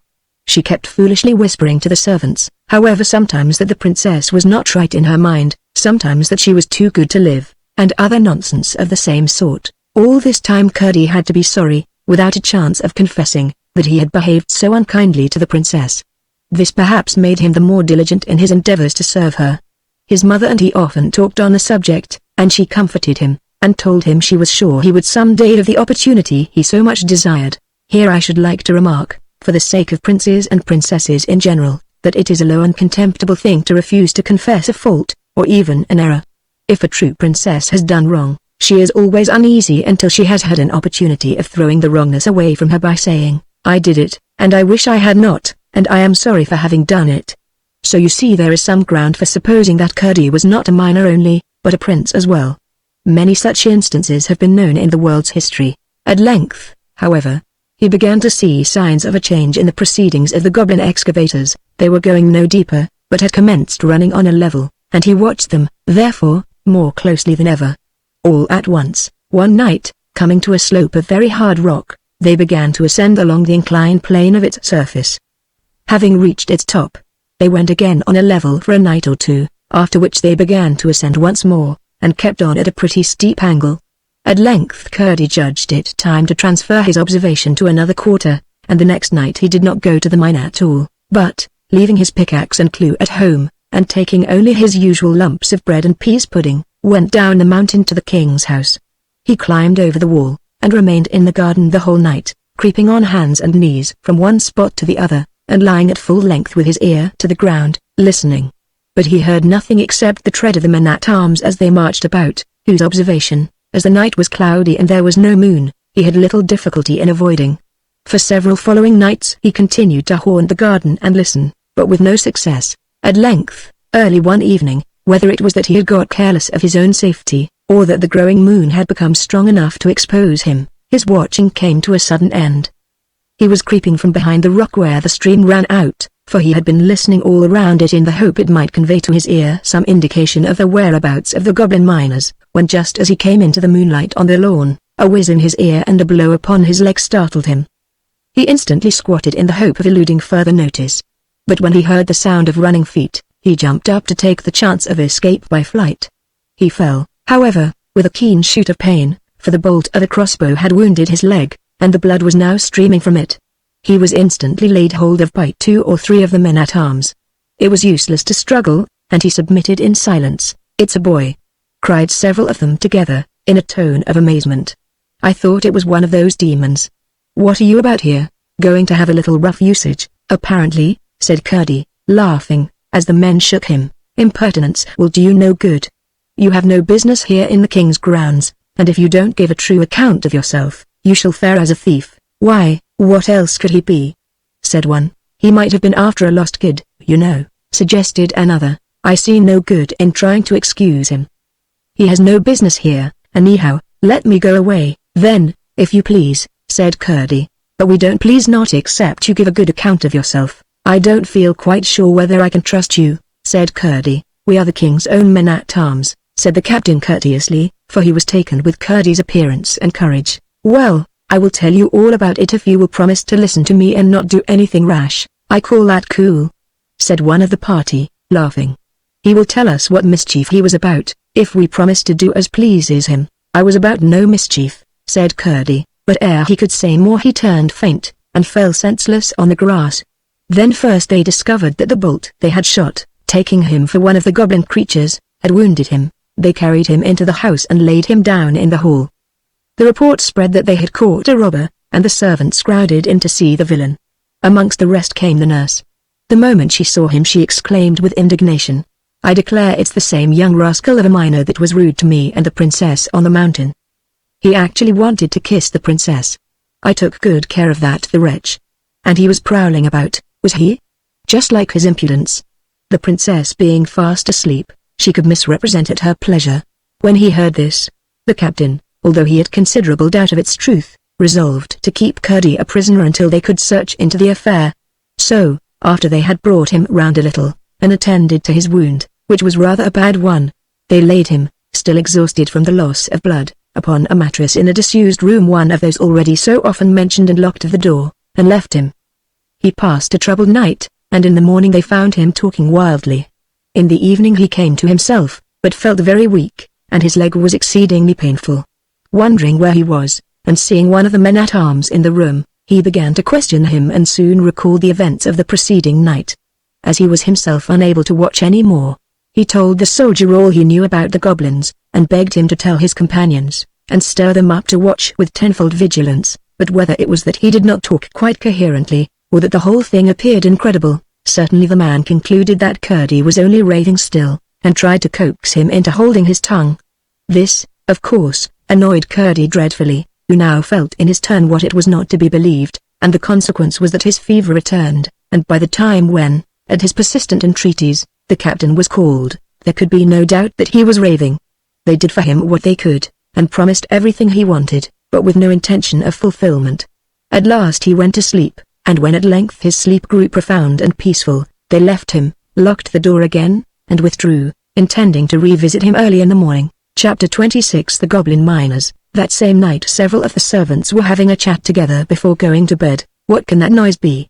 said one of the housemaids, who had been listening for a moment or two. "I've heard it the last 2 nights," said the cook. "If there were any about the place, I should have taken it for rats, but my Tom keeps them far enough." "I've heard, though," said the scullery maid, "that rats move about in great companies sometimes. There may be an army of them invading us. I've heard the noises yesterday and today too. It'll be grand fun, then, for my Tom and Mrs. Housekeeper's Bob," said the cook. "They'll be friends for once in their lives, and fight on the same side. I'll engage Tom and Bob together will put to flight any number of rats." "It seems to me," said the nurse, "that the noises are much too loud for that. I have heard them all day, and my princess has asked me several times what they could be. Sometimes they sound like distant thunder, and sometimes like the noises you hear in the mountain from those horrid miners underneath. I shouldn't wonder, said the cook, if it was the miners after all. They may have come on some hole in the mountain through which the noises reach to us. They are always boring and blasting and breaking, you know. As he spoke, there came a great rolling rumble beneath them, and the house quivered. They all started up in a fright, and rushing to the hall found the gentlemen-at-arms in consternation also. They had sent to wake their captain, who said from their description that it must have been an earthquake, an occurrence which, although very rare in that country, had taken place almost within the century, and then went to bed again, strange to say, and fell fast asleep without once thinking of Curdie, or associating the noises they had heard with what he had told them. He had not believed Curdie. If he had, he would at once have thought of what he had said, and would have taken precautions. As they heard nothing more, they concluded that Sir Walter was right, and that the danger was over for perhaps another 100 years. The fact, as discovered afterwards, was that the goblins had, in working up a second sloping face of stone, arrived at a huge block which lay under the cellars of the house, within the line of the foundations. It was so round that when they succeeded, after hard work, in dislodging it without blasting, it rolled thundering down the slope with a bounding, jarring roll, which shook the foundations of the house. The goblins were themselves dismayed at the noise, for they knew, by careful spying and measuring, that they must now be very near, if not under the king's house, and they feared giving an alarm. They, therefore, remained quiet for a while, and when they began to work again, they no doubt thought themselves very fortunate in coming upon a vein of sand which filled a winding fissure in the rock on which the house was built.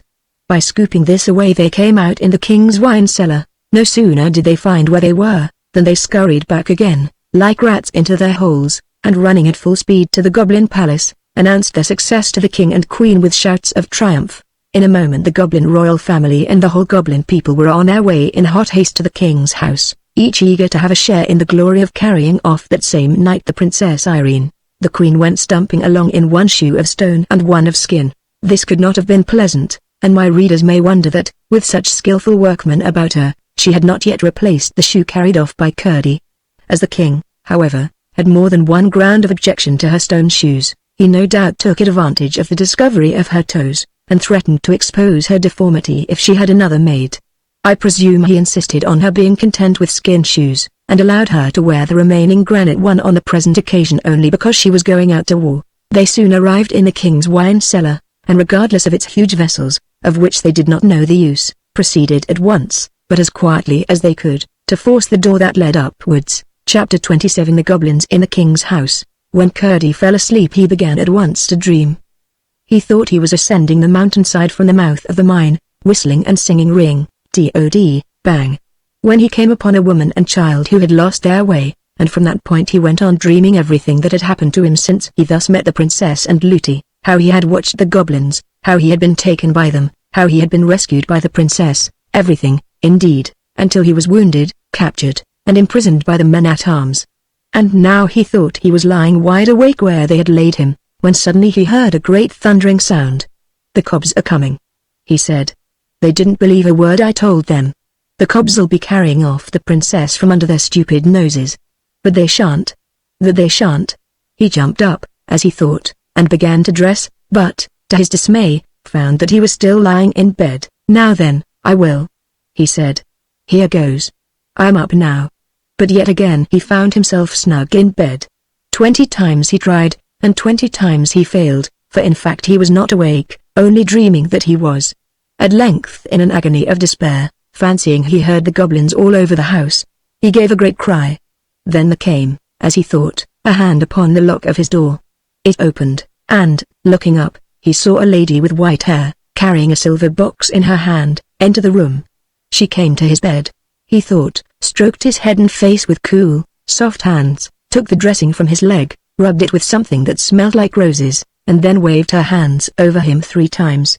At the last wave of her hands everything vanished. He felt himself sinking into the profoundest slumber, and remembered nothing more until he awoke in earnest. The setting moon was throwing a feeble light through the casement, and the house was full of uproar. There was soft heavy multitudinous stamping, a clashing and clanging of weapons, the voices of men and the cries of women, mixed with a hideous bellowing, which sounded victorious. The cobs were in the house. He sprang from his bed, hurried on some of his clothes, not forgetting his shoes, which were armed with nails, Then spying an old hunting knife, or short sword, hanging on the wall, he caught it, and rushed down the stairs, guided by the sounds of strife, which grew louder and louder. When he reached the ground floor he found the whole place swarming. All the goblins of the mountain seemed gathered there. He rushed amongst them, shouting, 1, 2, hit and hew, 3, 4, blast and bore. And with every rhyme he came down a great stamp upon a foot, cutting at the same time their faces, executing, indeed, a sword dance of the wildest description. Away scattered the goblins in every direction, into closets, upstairs, into chimneys, up on rafters, and down to the cellars. Curdie went on stamping and slashing and singing, but saw nothing of the people of the house until he came to the great hall, in which, the moment he entered it, arose a great goblin shout. The last of the men-at-arms, the captain himself, was on the floor, buried beneath a wallowing crowd of goblins. For, while each knight was busy defending himself as well as he could, by stabs in the thick bodies of the goblins, for he had soon found their heads all but invulnerable, the queen had attacked his legs and feet with her horrible granite shoe, and he was soon down, but the captain had got his back to the wall and stood out longer. The goblins would have torn them all to pieces, but the king had given orders to carry them away alive, and over each of them, in 12 groups, was standing a knot of goblins, while as many as could find room were sitting upon their prostrate bodies. Curdie burst in dancing and gyrating and stamping and singing like a small incarnate whirlwind. Where 'tis all a hole, sir, never can be holes.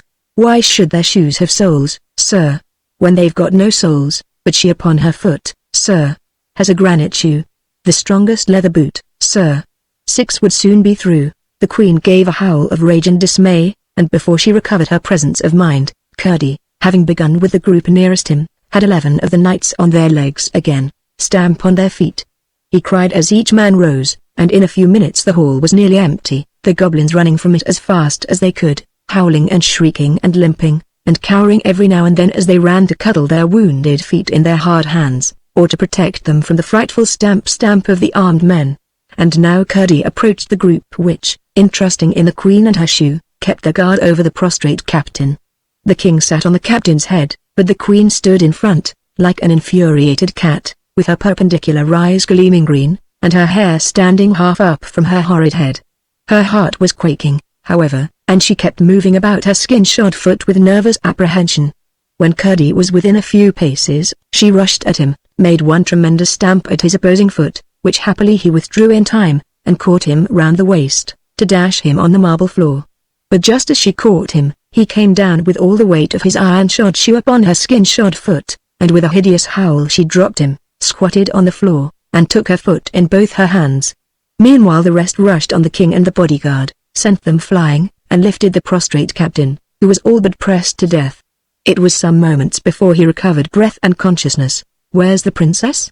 cried Curdie, again and again. No one knew, and off they all rushed in search of her. Through every room in the house they went, but nowhere was she to be found. Neither was one of the servants to be seen. But Curdie, who had kept to the lower part of the house, which was now quiet enough, began to hear a confused sound as of a distant hubbub, and set out to find where it came from. The noise grew as his sharp ears guided him to a stair and so to the wine cellar. It was full of goblins, whom the butler was supplying with wine as fast as he could draw it. While the queen and her party had encountered the men-at-arms, Harriet with another company had gone off to search the house. They captured everyone they met, and when they could find no more, they hurried away to carry them safe to the caverns below. But when the butler, who was amongst them, found that their path lay through the wine cellar, he bethought himself of persuading them to taste the wine, and, as he had hoped, they no sooner tasted than they wanted more. The routed goblins, on their way below, joined them, and when Curdie entered they were all, with outstretched hands, in which were vessels of every description from saucepan to silver cup, pressing around the butler, who sat at the tap of a huge cask, filling and filling. Curdie cast one glance around the place before commencing his attack, and saw in the farthest corner a terrified group of the domestics unwatched, but cowering without courage to attempt their escape. Amongst them was the terror-stricken face of Lootie, but nowhere could he see the princess. Seized with the horrible conviction that Harriet had already carried her off, he rushed amongst them, unable for wrath to sing any more, but stamping and cutting with greater fury than ever. "Stamp on their feet, stamp on their feet," he shouted, and in a moment the goblins were disappearing through the hole in the floor like rats and mice. They could not vanish so fast, however, but that many more goblin feet had to go limping back over the underground ways of the mountain that morning. Presently, however, they were reinforced from above by the king and his party, with the redoubtable queen at their head. Finding Curdie again busy amongst her unfortunate subjects, she rushed at him once more with the rage of despair, and this time gave him a bad bruise on the foot. Then a regular stamping fight got up between them, Curdie, with the point of his hunting knife, keeping her from clasping her mighty arms about him, as he watched his opportunity of getting once more a good stamp at her skin-shod foot. But the queen was more wary as well as more agile than hitherto. The rest meantime, finding their adversary thus matched for the moment, paused in their headlong hurry, and turned to the shivering group of women in the corner. As if determined to emulate his father and have a son-woman of some sort to share his future throne, Harelip rushed at them, caught up Lootie, and sped with her to the hall. She gave a great shriek, and Curdie heard her, and saw the plight she was in. Gathering all his strength, he gave the queen a sudden cut across the face with his weapon, came down, as she started back, with all his weight on the proper foot, and sprung to Lootie's rescue. The prince had 2 defenseless feet, and on both of them Curdie stamped just as he reached the hole. He dropped his burden and rolled shrieking into the earth. Curdie made one stab at him as he disappeared, caught hold of the senseless Lootie, and having dragged her back to the corner, they mounted guard over her, preparing once more to encounter the queen. Her face streaming with blood, and her eyes flashing green lightning through it, she came on with her mouth open and her teeth grinning like a tiger's, followed by the king and her bodyguard of the thickest goblins. But the same moment in rushed the captain and his men, and ran at them stamping furiously. They dared not encounter such an onset. Away they scurried, the queen foremost.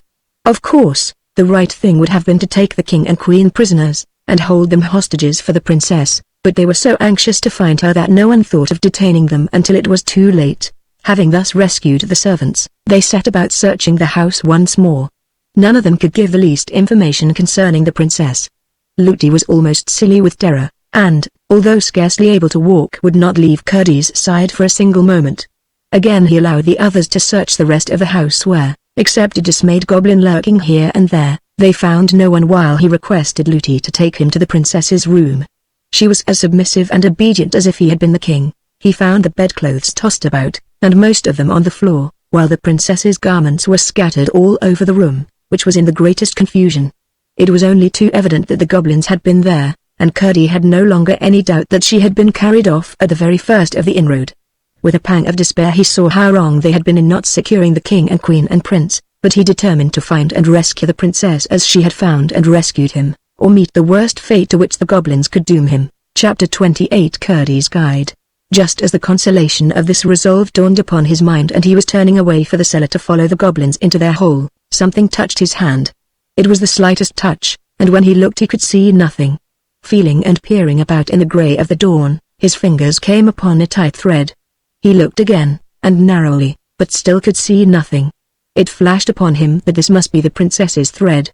Without saying a word, for he knew no one would believe him any more than he had believed the princess, he followed the thread with his finger, contrived to give Lootie the slip, and was soon out of the house and on the mountainside, surprised that, if the thread were indeed the grandmother's messenger, it should have led the princess, as he supposed it must, into the mountain, where she would be certain to meet the goblins rushing back enraged from their defeat. But he hurried on in the hope of overtaking her first. When he arrived, however, at the place where the path turned off the mine, he found that the thread did not turn with it, but went straight up the mountain. Could it be that the thread was leading him home to his mother's cottage? Could the princess be there? He bounded up the mountain like one of its own goats, and before the sun was up the thread had brought him indeed to his mother's door. There it vanished from his fingers, and he could not find it, search as he might. The door was on the latch, and he entered. There sat his mother by the fire, and in her arms lay the princess, fast asleep. "Hush, Curdie," said his mother. "Do not wake her. I'm so glad you're come. I thought the cobs must have got you again." With a heart full of delight, Curdie sat down at a corner of the hearth, on a stool opposite his mother's chair, and gazed at the princess, who slept as peacefully as if she had been in her own bed. All at once she opened her eyes and fixed them on him. "Oh, Curdie. You're come," she said quietly. "I thought you would." Curdie rose and stood before her with downcast eyes. "Irene," he said, "I am very sorry I did not believe you." "Oh, never mind, Curdie," answered the princess. "You couldn't, you know. You do believe me now, don't you?" "I can't help it now. I ought to have helped it before. Why can't you help it now? Because, just as I was going into the mountain to look for you, I got hold of your thread, and it brought me here. Then you've come from my house, have you? Yes, I have. I didn't know you were there. I've been there 2 or 3 days, I believe, and I never knew it. Then perhaps you can tell me why my grandmother has brought me here? I can't think. Something woke me, I didn't know what. But I was frightened, and I felt for the thread, and there it was. I was more frightened still when it brought me out on the mountain, for I thought it was going to take me into it again, and I liked the outside of it best. I supposed you were in trouble again, and I had to get you out. But it brought me here instead, and, oh, Curdie. Your mother has been so kind to me, just like my own grandmother. Here Curdie's mother gave the princess a hug, and the princess turned and gave her a sweet smile, and held up her mouth to kiss her. Then you didn't see the cobs? Asked Curdie. No, I haven't been into the mountain, I told you, Curdie, but the cobs have been into your house, all over it, and into your bedroom, making such a row. What did they want there? It was very rude of them. They wanted you to carry you off into the mountain with them, for a wife to their Prince Hairlip. Oh, how dreadful, cried the princess, shuddering. But you needn't be afraid, you know. Your grandmother takes care of you. Ah, you do believe in my grandmother, then? I'm so glad. She made me think you would someday. All at once Curdie remembered his dream, and was silent, thinking, but how did you come to be in my house, and me not know it? Asked the princess. Then Curdie had to explain everything, how he had watched for her sake, how he had been wounded and shut up by the soldiers, how he heard the noises and could not rise, and how the beautiful old lady had come to him, and all that followed. Poor Curdie. To lie the hurt and ill, and me never to know it! Exclaimed the princess, stroking his rough hand. I would have come and nursed you, if they had told me. I didn't see you were lame, said his mother. Am I? Mother?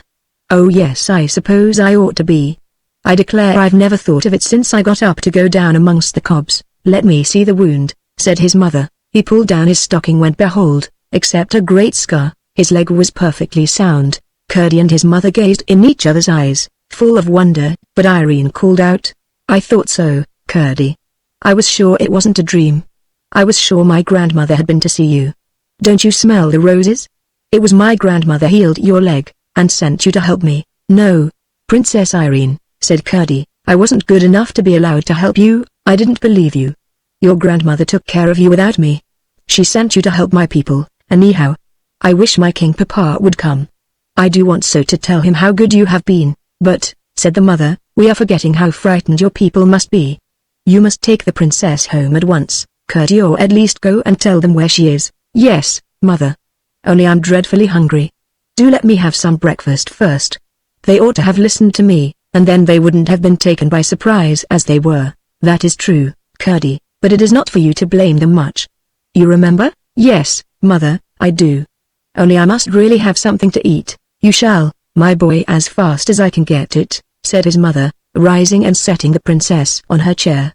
But before his breakfast was ready, Curdie jumped up so suddenly as to startle both his companions. Mother, mother! He cried, I was forgetting. You must take the princess home yourself. I must go and wake my father. Without a word of explanation, he rushed to the place where his father was sleeping. Having thoroughly roused him with what he told him, he darted out of the cottage. Chapter 29 Mason Work. He had all at once remembered the resolution of the goblins to carry out their second plan upon the failure of the first. No doubt they were already busy, and the mine was therefore in the greatest danger of being flooded and rendered useless, not to speak of the lives of the miners. When he reached the mouth of the mine, after rousing all the miners within reach, he found his father and a good many more just entering. They all hurried to the gang by which he had found a way into the goblin country. There the foresight of Peter had already collected a great many blocks of stone, with cement, ready for building up the weak place well enough known to the goblins. Although there was not room for more than 2 to be actually building at once, they managed, by setting all the rest to work in preparing the cement and passing the stones, to finish in the course of the day a huge buttress filling the whole gang, and supported everywhere by the live rock. Before the hour when they usually dropped work, they were satisfied the mine was secure. They had heard goblin hammers and pickaxes busy all the time, and at length fancied they heard sounds of water they had never heard before. But that was otherwise accounted for when they left the mine, for they stepped out into a tremendous storm which was raging all over the mountain. The thunder was bellowing, and the lightning lancing out of a huge black cloud which lay above it and hung down its edges of thick mist over its sides. The lightning was breaking out of the mountain, too, and flashing up into the cloud. From the state of the brooks, now swollen into raging torrents, it was evident that the storm had been storming all day. The wind was blowing as if it would blow him off the mountain, but, anxious about his mother and the princess, Curdie darted up through the thick of the tempest. Even if they had not set out before the storm came on, he did not judge them safe, for in such a storm even their poor little house was in danger.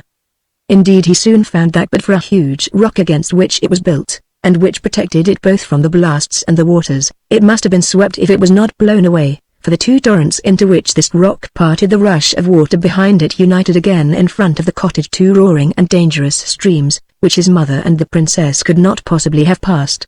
It was with great difficulty that he forced his way through one of them, and up to the door. The moment his hand fell on the latch, through all the uproar of winds and waters came the joyous cry of the princess.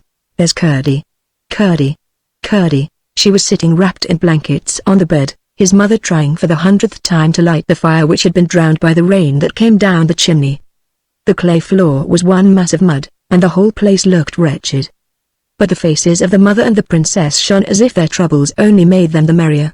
Curdie burst out laughing at the sight of them. "I never had such fun," said the princess, her eyes twinkling and her pretty teeth shining. "How nice it must be to live in a cottage on the mountain." "It all depends on what kind your inside house is," said the mother. "I know what you mean," said Irene. "That's the kind of thing my grandmother says." By the time Peter returned the storm was nearly over. But the streams were so fierce and so swollen that it was not only out of the question for the princess to go down the mountain, but most dangerous for Peter even or Curdie to make the attempt in the gathering darkness. "They will be dreadfully frightened about you," said Peter to the princess, "but we cannot help it. We must wait till the morning, with Curdie's help." The fire was lighted at last, and the mother set about making their supper, and after supper they all told the princess stories till she grew sleepy. Then Curdie's mother laid her in Curdie's bed, which was in a tiny little garret room. As soon as she was in bed, through a little window low down in the roof she caught sight of her grandmother's lamp shining far away beneath, and she gazed at the beautiful silvery globe until she fell asleep. Chapter 30 The King and the Kiss. The next morning the sun rose so bright that Irene said the rain had washed his face and let the light out clean. The torrents were still roaring down the side of the mountain, but they were so much smaller as not to be dangerous in the daylight. After an early breakfast, Peter went to his work and Curdie and his mother set out to take the princess home. They had difficulty in getting her dry across the streams, and Curdie had again and again to carry her, but at last they got safe on the broader part of the road, and walked gently down towards the king's house. And what should they see as they turned the last corner but the last of the king's troop riding through the gate? "Oh, Curdie!" cried Irene, clapping her hands right joyfully, "My king papa is come." The moment Curdie heard that, he caught her up in his arms, and set off at full speed, crying, "Come on, mother dear. The king may break his heart before he knows that she is safe." Irene clung round his neck and he ran with her like a deer. When he entered the gate into the court, there sat the king on his horse, with all the people of the house about him, weeping and hanging their heads. The king was not weeping, but his face was white as a dead man's, and he looked as if the life had gone out of him. The men-at-arms he had brought with him sat with horror-stricken faces, but eyes flashing with rage, waiting only for the word of the king to do something they did not know what, and nobody knew what. The day before, the men-at-arms belonging to the house, as soon as they were satisfied the princess had been carried away, rushed after the goblins into the hole, but found that they had already so skillfully blockaded the narrowest part, not many feet below the cellar, that without miners and their tools they could do nothing. Not one of them knew where the mouth of the mine lay, and some of those who had set out to find it had been overtaken by the storm and had not even yet returned. Poor Sir Walter was especially filled with shame, and almost hoped the king would order his head to be cut off, for to think of that sweet little face down amongst the goblins was unendurable. When Curdie ran in at the gate with the princess in his arms, they were all so absorbed in their own misery and awed by the king's presence and grief, that no one observed his arrival. He went straight up to the king, where he sat on his horse. "Papa! Papa!" the princess cried, stretching out her arms to him. "Here I am." The king started. The color rushed to his face. He gave an inarticulate cry. Curdie held up the princess, and the king bent down and took her from his arms. As he clasped her to his bosom, the big tears went dropping down his cheeks and his beard. And such a shout arose from all the bystanders that the startled horses pranced and capered, and the armor rang and clattered, and the rocks of the mountain echoed back the noises. The princess greeted them all as she nestled in her father's bosom, and the king did not set her down until she had told them all the story. But she had more to tell about Curdie than about herself, and what she did tell about herself none of them could understand except the king and Curdie, who stood by the king's knee stroking the neck of the great white horse. And still as she told what Curdie had done, Sir Walter and others added to what she told, even Lootie joining in the praises of his courage and energy. Curdie held his peace, looking quietly up in the king's face. And his mother stood on the outskirts of the crowd listening with delight, for her son's deeds were pleasant in her ears, until the princess caught sight of her. "And there is his mother, King Papa," she said. "See there. She is such a nice mother, and has been so kind to me." They all parted asunder as the king made a sign to her to come forward. She obeyed, and he gave her his hand, but could not speak. "And now, King Papa," the princess went on, "I must tell you another thing. One night long ago Curdie drove the goblins away and brought Lootie and me safe from the mountain. And I promised him a kiss when we got home, but Lootie wouldn't let me give it him. I don't want you to scold Lootie, but I want you to tell her that a princess must do as she promises." "Indeed she must, my child, except it be wrong," said the king. "There, give Curdie a kiss," and as he spoke he held her towards him. The princess reached down, threw her arms round Curdie's neck, and kissed him on the mouth, saying, "There, Curdie. There's the kiss I promised you." Then they all went into the house, and the cook rushed to the kitchen and the servants to their work. Lootie dressed Irene in her shiniest clothes, and the king put off his armor, and put on purple and gold, and a messenger was sent for Peter and all the miners, and there was a great and a grand feast, which continued long after the princess was put to bed. Chapter 31 The Subterranean Waters. The king's harper, who always formed a part of his escort, was chanting a ballad which he made as he went on playing on his instrument about the princess and the goblins, and the prowess of Curdie, when all at once he ceased, with his eyes on one of the doors of the hall. Thereupon the eyes of the king and his guests turned thitherward also. The next moment, through the open doorway came the Princess Irene. She went straight up to her father, with her right hand stretched out a little sideways, and her forefinger, as her father and Curdie understood, feeling its way along the invisible thread. The king took her on his knee, and she said in his ear, "King Papa, do you hear that noise?" "I hear nothing," said the king. "Listen," she said, holding up her forefinger. The king listened, and a great stillness fell upon the company. Each man, seeing that the king listened, listened also, and the harper sat with his harp between his arms, and his finger silent upon the strings. "I do hear a noise," said the king at length, "a noise as of distant thunder. It is coming nearer and nearer. What can it be?" They all heard it now, and each seemed ready to start to his feet as he listened. Yet all sat perfectly still. The noise came rapidly nearer. "What can it be?" said the king again. "I think it must be another storm coming over the mountain," said Sir Walter. Then Curdie, who at the first word of the king had slipped from his seat, and laid his ear to the ground, rose up quickly, and approaching the king said, speaking very fast, "Please, your majesty, I think I know what it is. I have no time to explain, for that might make it too late for some of us. Will your majesty give orders that everybody leave the house as quickly as possible and get up the mountain?" The king, who was the wisest man in the kingdom, knew well there was a time when things must be done and questions left till afterwards. He had faith in Curdie, and rose instantly, with Irene in his arms. "Every man and woman follow me," he said, and strode out into the darkness. Before he had reached the gate, the noise had grown to a great thundering roar, and the ground trembled beneath their feet, and before the last of them had crossed the court, out after them from the great hall door came a huge rush of turbid water, and almost swept them away. But they got safe out of the gate and up the mountain, while the torrent went roaring down the road into the valley beneath. Curdie had left the king and the princess to look after his mother, whom he and his father, one on each side, caught up when the stream overtook them and carried safe and dry. When the king had got out of the way of the water, a little up the mountain, he stood with the princess in his arms, looking back with amazement on the issuing torrent, which glimmered fierce and foamy through the night. There Curdie rejoined them. "Now, Curdie," said the king, "what does it mean? Is this what you expected?" "It is, your majesty," said Curdie, and proceeded to tell him about the second scheme of the goblins, who, fancying the miners of more importance to the upper world than they were, had resolved, if they should fail in carrying off the king's daughter, to flood the mine and drown the miners. Then he explained what the miners had done to prevent it. The goblins had, in pursuance of their design, let loose all the underground reservoirs and streams, expecting the water to run down into the mine, which was lower than their part of the mountain, for they had, as they supposed, not knowing of the solid wall close behind, broken a passage through into it. But the readiest outlet the water could find had turned out to be the tunnel they had made to the king's house, the possibility of which catastrophe had not occurred to the young miner until he had laid his ear to the floor of the hall. What was then to be done? The house appeared in danger of falling, and every moment the torrent was increasing. "We must set out at once," said the king. "But how to get at the horses? Shall I see if we can manage that?" said Curdie. "Do," said the king. Curdie gathered the men-at-arms, and took them over the garden wall, and so to the stables. They found their horses in terror.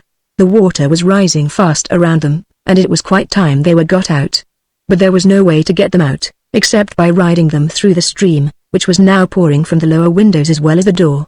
As one horse was quite enough for any man to manage through such a torrent, Curdie got on the king's white charger and, leading the way, brought them all in safety to the rising ground. "Look, look, Curdie!" cried Irene, the moment that, having dismounted, he led the horse up to the king. Curdie did look, and saw, high in the air, somewhere about the top of the king's house, a great globe of light shining like the purest silver. "Oh!" he cried in some consternation, "that is your grandmother's lamp. We must get her out. I will go and find her. The house may fall, you know. My grandmother is in no danger," said Irene, smiling. "Here, Curdie, take the princess while I get on my horse," said the king. Curdie took the princess again, and both turned their eyes to the globe of light. The same moment there shot from it a white bird, which, descending with outstretched wings, made one circle round the king and Curdie and the princess, and then glided up again. The light and the pigeon vanished together. "Now, Curdie," said the princess, as he lifted her to her father's arms, "you see my grandmother knows all about it, and isn't frightened. I believe she could walk through that water and it wouldn't wet her a bit. But, my child," said the king, "you will be cold if you haven't something more on. Run, Curdie, my boy, and fetch anything you can lay your hands on, to keep the princess warm. We have a long ride before us." Curdie was gone in a moment, and soon returned with a great rich fur, and the news that dead goblins were tossing about in the current through the house. They had been caught in their own snare. Instead of the mine they had flooded their own country, whence they were now swept up drowned. Irene shuddered, but the king held her close to his bosom. Then he turned to Sir Walter, and said, "Bring Curdie's father and mother here." "I wish," said the king, when they stood before him, "to take your son with me. He shall enter my bodyguard at once, and wait further promotion." Peter and his wife, overcome, only murmured almost inaudible thanks. But Curdie spoke aloud. "Please, your majesty," he said, "I cannot leave my father and mother." "That's right, Curdie," cried the princess. "I wouldn't if I was you."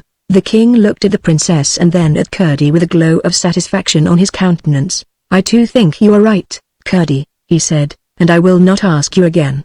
But I shall have a chance of doing something for you sometime." "Your majesty has already allowed me to serve you," said Curdie. "But, Curdie," said his mother, "why shouldn't you go with the king? We can get on very well without you." "But I can't get on very well without you," said Curdie. "The king is very kind, but I could not be half the use to him that I am to you. Please, your majesty, if you wouldn't mind giving my mother a red petticoat. I should have got her one long ago, but for the goblins." "As soon as we get home," said the king, "Irene and I will search out the warmest one to be found, and send it by one of the gentlemen." "Yes, that we will, Curdie," said the princess. "And next summer we'll come back and see you wear it, Curdie's mother," she added. "Shan't we, King Papa?" "Yes, my love, I hope so," said the king. Then turning to the miners, he said, "Will you do the best you can for my servants tonight? I hope they will be able to return to the house tomorrow." The miners with one voice promised their hospitality. Then the king commanded his servants to mind whatever Curdie should say to them, and after shaking hands with him and his father and mother, the king and the princess and all their company rode away down the side of the new stream, which had already devoured half the road, into the starry night. Chapter 32. The last chapter. All the rest went up the mountain, and separated in groups to the homes of the miners. Curdie and his father and mother took Lootie with them. And the whole way a light, of which all but Lootie understood the origin, shone upon their path. But when they looked round they could see nothing of the silvery globe. For days and days the water continued to rush from the doors and windows of the king's house, and a few goblin bodies were swept out into the road. Curdie saw that something must be done. He spoke to his father and the rest of the miners, and they at once proceeded to make another outlet for the waters. By setting all hands to the work, tunneling here and building there. They soon succeeded, and having also made a little tunnel to drain the water away from under the king's house, they were soon able to get into the wine cellar, where they found a multitude of dead goblins, among the rest the queen, with the skin shoe gone, and the stone one fast to her ankle, for the water had swept away the barricade, which prevented the men-at-arms from following the goblins, and had greatly widened the passage. They built it securely up, and then went back to their labors in the mine. A good many of the goblins with their creatures escaped from the inundation out upon the mountain. But most of them soon left that part of the country, and most of those who remained grew milder in character, and indeed became very much like the Scotch brownies. Their skulls became softer as well as their hearts, and their feet grew harder, and by degrees they became friendly with the inhabitants of the mountain and even with the miners. But the latter were merciless to any of the cob's creatures that came in their way, until at length they all but disappeared. The rest of the history of the princess and Curdie must be kept for another volume.